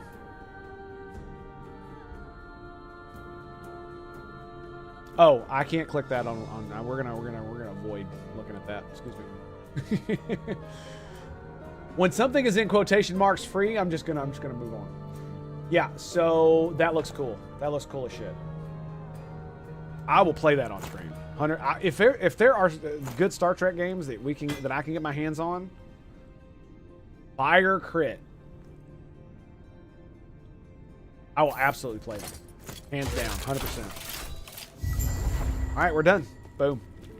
On to the. We got one more. We got two more. What is the Shattered Road? I have no idea what that is. Last Ruins timeline.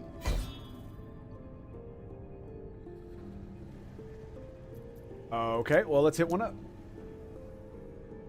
We can talk post-stream about it. Well, to let you know today, when I get off stream, I'm probably going to have to leave because we're doing our monthly trip to college. I'm not going to be home for a few hours. But if you want to talk on Discord, I can probably chit-chat back and forth. Totally down. But just FYI. And even if I get off a little earlier, I have to work on videos because I didn't do any of my videos yesterday that I made.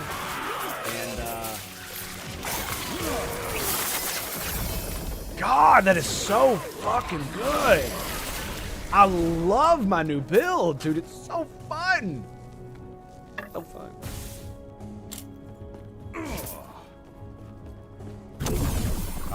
But it's just like I want to make an extraction shooter in the Star Trek universe. I don't know how many of the books you've read, but I've talked about it quite a bit on stream about the A Time 2 series and how the beginning of the series starts with a place called Rashanar that they nicknamed the Boneyard. And I have decided that's going to be the title of the game, Boneyard, and set in the Star Trek universe.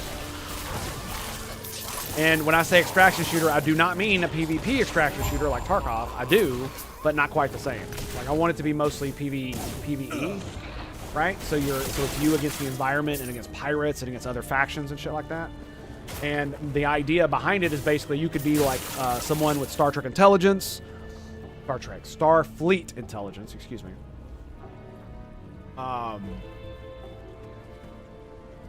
Thanks, buddy. I appreciate it.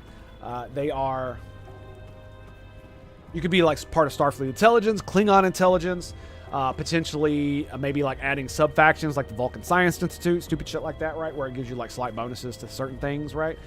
Or you could be a pirate, be part of one of the Dominion factions, or you could be a Cardassian agent, like Federation Cardassian agent, because the Cardassians eventually do join the Federation, at least alliance-like how the Klingons do. But you could be a Cardassian as part of Starfleet intelligence. You could be part of the I forget the name of the faction, but it's basically a Cardassian only faction where they want to go back to the old days before the Dominion completely destroyed their fucking planet and the Federation saved their asses. Yeah, they want to go back to that. Who owns the rights to Star Trek games at the moment? Well, I mean, that's the thing. It's like I don't think I'm ever going to be able to make a game. But I can't get it out of my head, and I keep thinking about how I would make the game. So what I decided to do was make a fucking,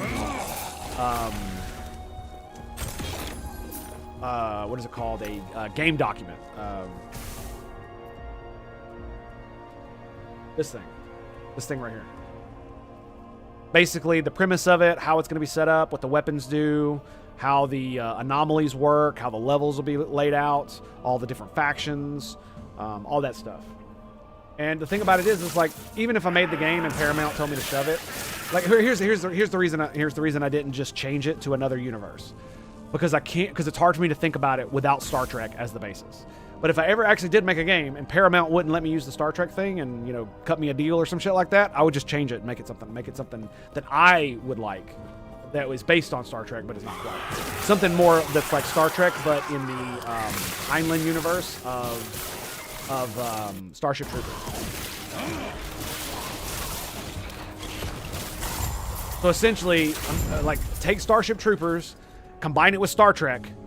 That's a universe that I would create with multiple different factions and races, most of them human. I wouldn't make a universe where there's so many aliens in it like Star Trek did, because it was a different setup when they first started. I would create a more human-centric universe where there are aliens and they do exist within the Terran Empire or whatever the fuck it is, something like that. I could see setting up a signal booster for yeah, that's the kind of thing. And not only that, the different types of weapons work differently in different environments, right? So, for instance, if you're in a certain type of radiation field, phased weapons like phasers, including disruptors that use phase arrays, will be less effective. They'll do less damage. They'll be more energy inefficient, so on and so forth, right? Just like in certain other types of radiation or near spatial anomaly or certain types of spatial anomalies, plasma weapons won't work as well, right? So even if you're using a phased array weapon, but it produces charged plasma as its discharge, then it could be affected in the same way, right? And that's the kind of thing I want to do. Imagine Tarkov, but instead of Tarkov, you're in a starship graveyard inside this battle from the Dominion War. It's been 5 years, so it's most of it is scrapped. A lot of the ships have been cleared of bodies, they've been cleared of tech. There's still some salvage left, but a lot of it's deeper in where it's more dangerous, more spatial anomalies, stuff like that. So all the stuff on the outskirts, it's easy pickings, but most of it's already been picked over. You might find little scraps here and there. And what you'll mostly find are pirates and other factions doing what you're doing and or using them as bases or scouting things and stuff like that. That's the kind of thing I want to do. And you can make yourself part of... and so every level will literally be on a starship, right? It will be... You will start or end on a starship or in the space around a starship. So...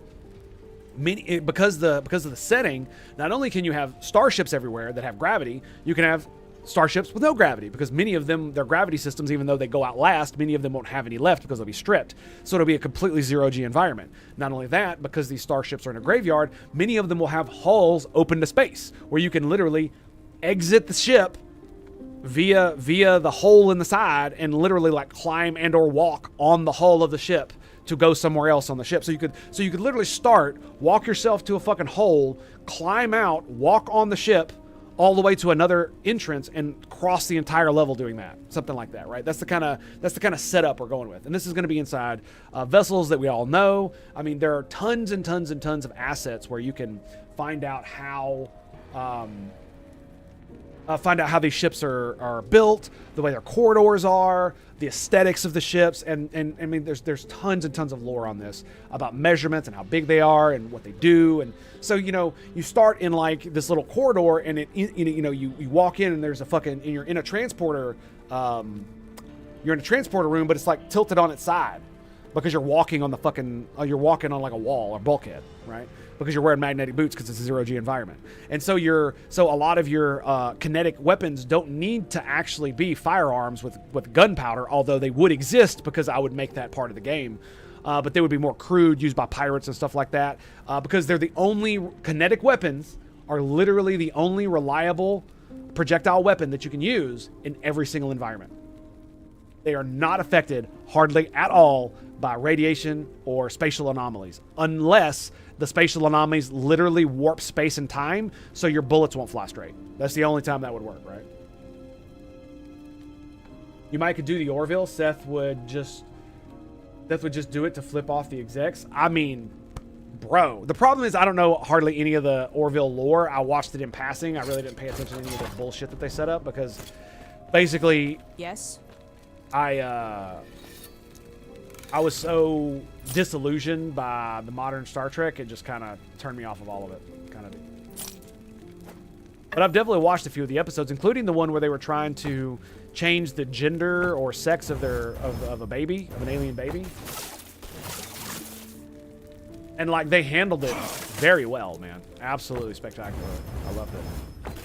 But the reason I say that is what I mean when I say that is that I could not do the same type of world building that I can inside of Star Trek that I couldn't do that in the Orville, right? I'm not able because I don't have the requisite knowledge to be able to do it. You know what I'm saying? In the same way that somebody who watches it religiously might. And so that would kind of throw me off. But I get what you're saying. This only has the salvaging part. What about the astronauts? Oh God, fill the library of computers full of stars. Yeah, so essentially, like in Tarkov, you roll around, you find bins, and you search through them. That's essentially what you'll be doing in the game, except you'll be finding stuff like the modern weapons in Star Trek, which will be augmentable. They'll have all kinds of attachments and stuff, just not nearly as crazy as modern day firearms, where it's like millions of manufacturers. You know, it'll be streamlined somewhat, but not nearly as much as that other extraction shooter that was in space. It was way too streamlined for me. What the fuck else was I gonna say? But not only that, so you would obviously have missions where you're going to certain ships to like pull records of something or to find a specific item that was like on the ship for some secret mission or some dumb shit like that, right? Because you're like part of Starfleet intelligence, or you're Klingon intelligence, or you're a pirate, or any of these number of these deals. And this is the lens that your quests will be focused through. And so not only will you be rummaging around to collect like isolinear chips and little doodads here and there from like stuff that's maybe like left in a drawer. Somebody left, a pack of chewing gum or some dumb shit, right? And what it'll do is you bring it back and you don't get money for it like in Tarkov. You would get like literally Federation credits, which are essentially requisition points. So you bring it in, you now have requisition points, so now you can requisition items based on the amount of salvage that you brought back that's worth a damn. And like I said, the PvP aspect would be optional early game, and then in game it would be more required. So if you really want to go do the absolutely crazy shit that's full of radiation, spatial anomalies, fucking all kinds of crazy shit, holograms that are fucking going crazy. Like, I'm literally thinking of making levels where there are 17th century fucking French troops rolling through with fucking gunpowder firearms. Not what am I called? Flintlock firearms. Like, that's the kind of shit I want to do. That's the crazy like literally you invade this thing and they're Herodians fighting World War II dudes with Tommy guns.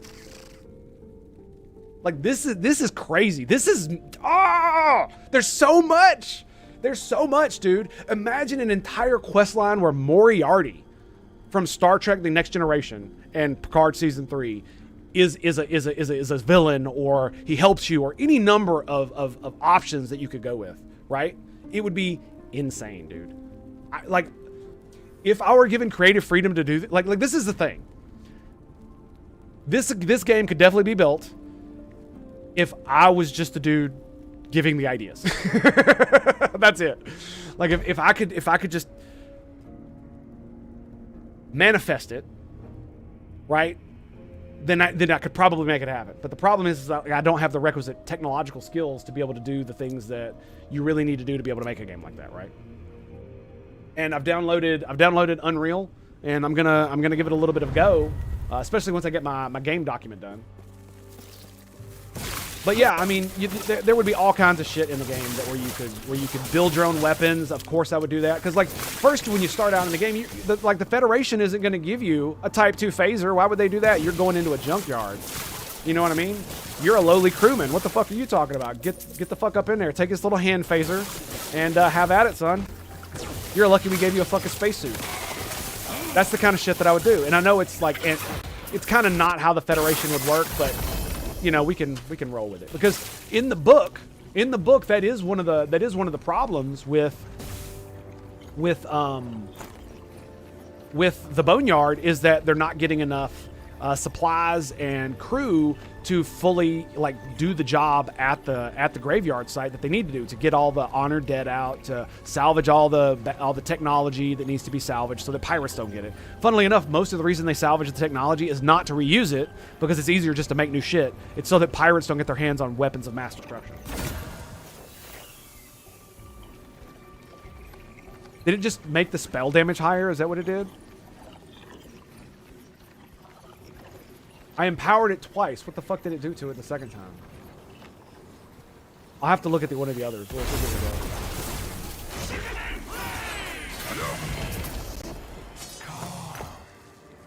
Did I get it? I did. Okay. We're good, boys. We're good.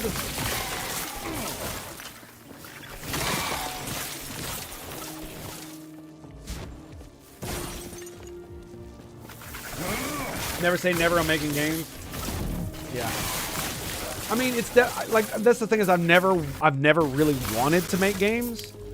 I like playing games. That's why when you know, the YouTube thing and the Twitch thing started to take off, I was like, man, I wish I could do that. I wish I could do that. I wish I could do that. But I was always working. I didn't have the ability, or I had too many responsibilities to be able to take 6 months to a year off work to try to see if I could do it, right? And then I got disabled, and well, here we are.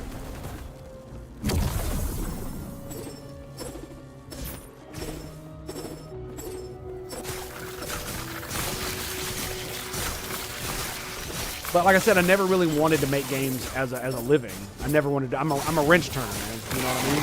But I cannot get this idea out of my head. It keeps bugging me. It keeps like, what level are we at? 90. It keeps chasing me. You know what I mean? Every like at least once or twice a day, and several times a week. I constantly think about what I would like to see for a game based on Rashinar, and a lot of it is because I love the book. That's why. Because the battle for Rashinar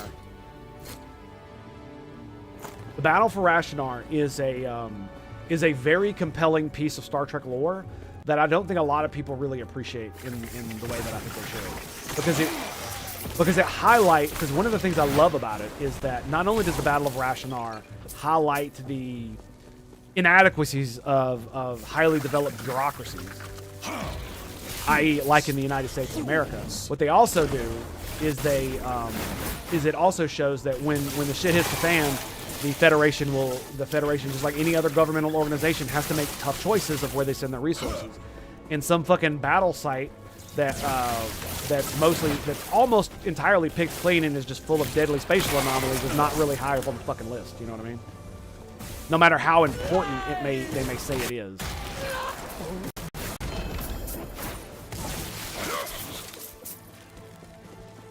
And then not only that, because of what happens at the battle, I won't really spoil it, but let's just say it goes bad for the Enterprise and Picard. They have this, like, not only do they have to have a redemption arc in the actual book, but they have to have a redemption arc over the next, like, 8 books. And it's so fucking good, dude. It's so good. Because it's, like, right before Riker leaves to go captain the Titan. It's like, what is it called? When you give somebody a send-off with a piece of art. I forget what it is. But yeah, it's definitely that. It absolutely is that. Without a doubt. And it's amazing. Amazing.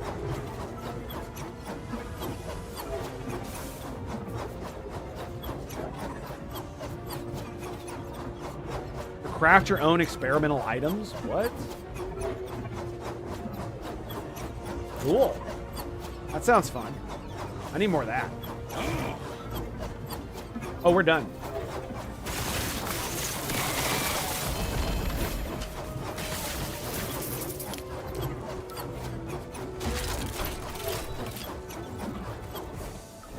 And adding stuff like the ability to salvage stuff and break down the stuff yourself instead of like spending it on requisition points so that you can make your own weapons. Like I would love an entire like crafting system inside.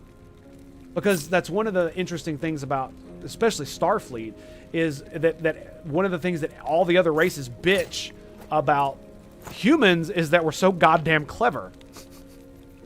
And that you give a human like a toothpick, a fork, and a power supply, and they'll have a like fully automated like magnetic launching system on their hands, and they will be able to use it as a fucking weapon.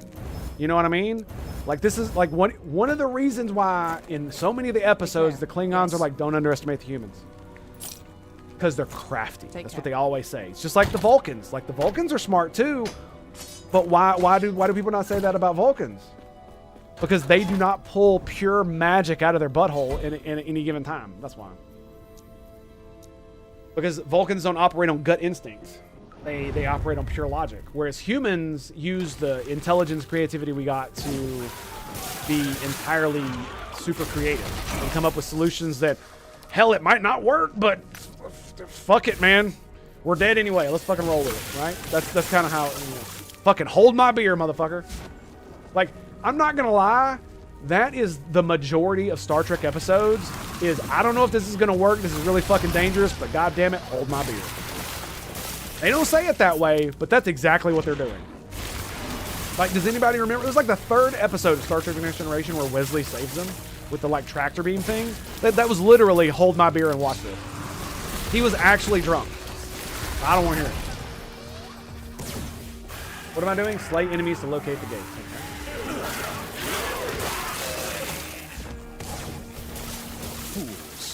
Fools. And so one of the things that I wanted to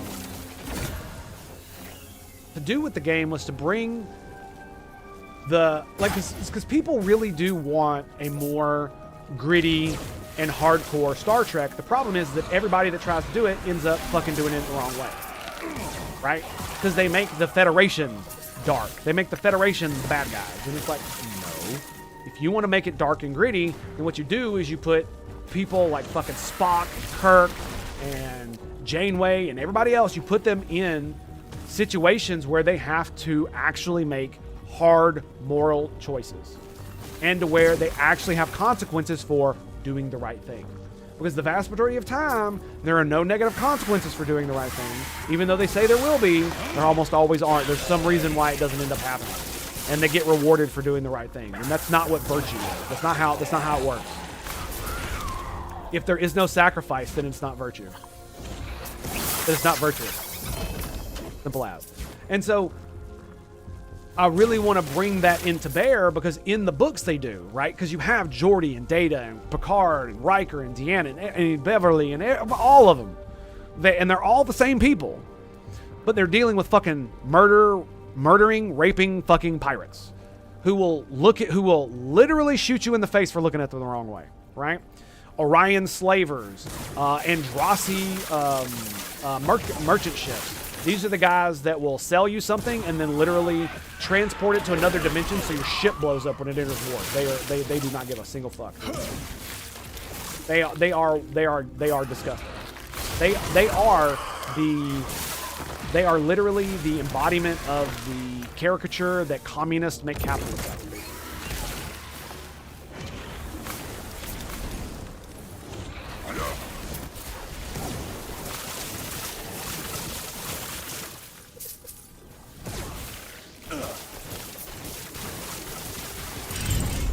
Boom. All right, and this is the last one we got to do, the last timeline before we could do the big stuff. So I am fucking totally ready for this. Yes, take care. But I have to go. So what I will do is I'll rant a little bit more about my game, and then I'm probably gonna have to get out of here. Where is it? So like one of the things I want to do is that the graveyard has not broken up after all these years, 5 or 10 say, due to a technobabble like gravitational anomalies. That's essentially what happens in Rashanar, is that they have all kinds of these weird anomalies that they theorize are keeping the graveyard together. I actually know what it is because I read the book, and obviously, but we don't have to. The thing about it is that you can change the story to make it different from the book so that the thing that's causing everything doesn't have to be the same exact thing. You could make it that way and then make it like some kind of event where you finally destroy the graveyard by destroying the thing that's holding it all together, right? You could do that. And that could be like some kind of event where then it resets a lot of stuff. It inhabits a strange area of space. Now, in the book, it's like a light year away from the nearby solar system that it's inhabited by a Federation member, and that's why the battle took place there, is because they were literally protecting them from the Dominion, and so that's why there's a gigantic graveyard. And I want all the different types of weapons, including firearms, because regular kinetics are fine because the Federation has kinetics. The Klingons have kinetics. And the reason is because they're good in certain situations, right? The freaking TR-115 freaking sniper rifle thing can literally shoot through goddamn walls because it uses a freaking transporter, right? But they have versions of it in some of the books that do not have the micro transporters. They disable them and they shoot like regular firearms with an electromagnetic rail. And then, well, that's what they shoot with anyway. And then when they come out the end, it's teleported directly to the person. But you can turn that off and just make it like a regular firearm. So where after it exits the vehicle, after it exits the electromagnetic rail, it acts just like a normal bullet. And that's the kind of thing I want to implement in this. And not only that, have actual firearms that use things like gunpowder. Just make those really cheap and like pirate weapons, right? Because they're useful, they're cheap to make, it's easy to replicate the things to make gunpowder. Hell, it's easy to replicate gunpowder, right? It's easy to replicate bullets. You might not be able to do it with a Federation replicator, but if you've got one on your ship and you're an Orion pirate and you don't have the ability to make disruptor weapons, you know, a gigantic fucking double barrel 12 gauge shotgun sounds pretty good when you ain't got nothing else, right? So that's kind of what I'm thinking about with that. So on that note, my friends, it's been a pleasure. It's been an honor. Thank you for being here. I very much appreciate you listening to me rant about my game, about this game, about all the games. And on that note, I'll see you. Until then, either out. Peace out.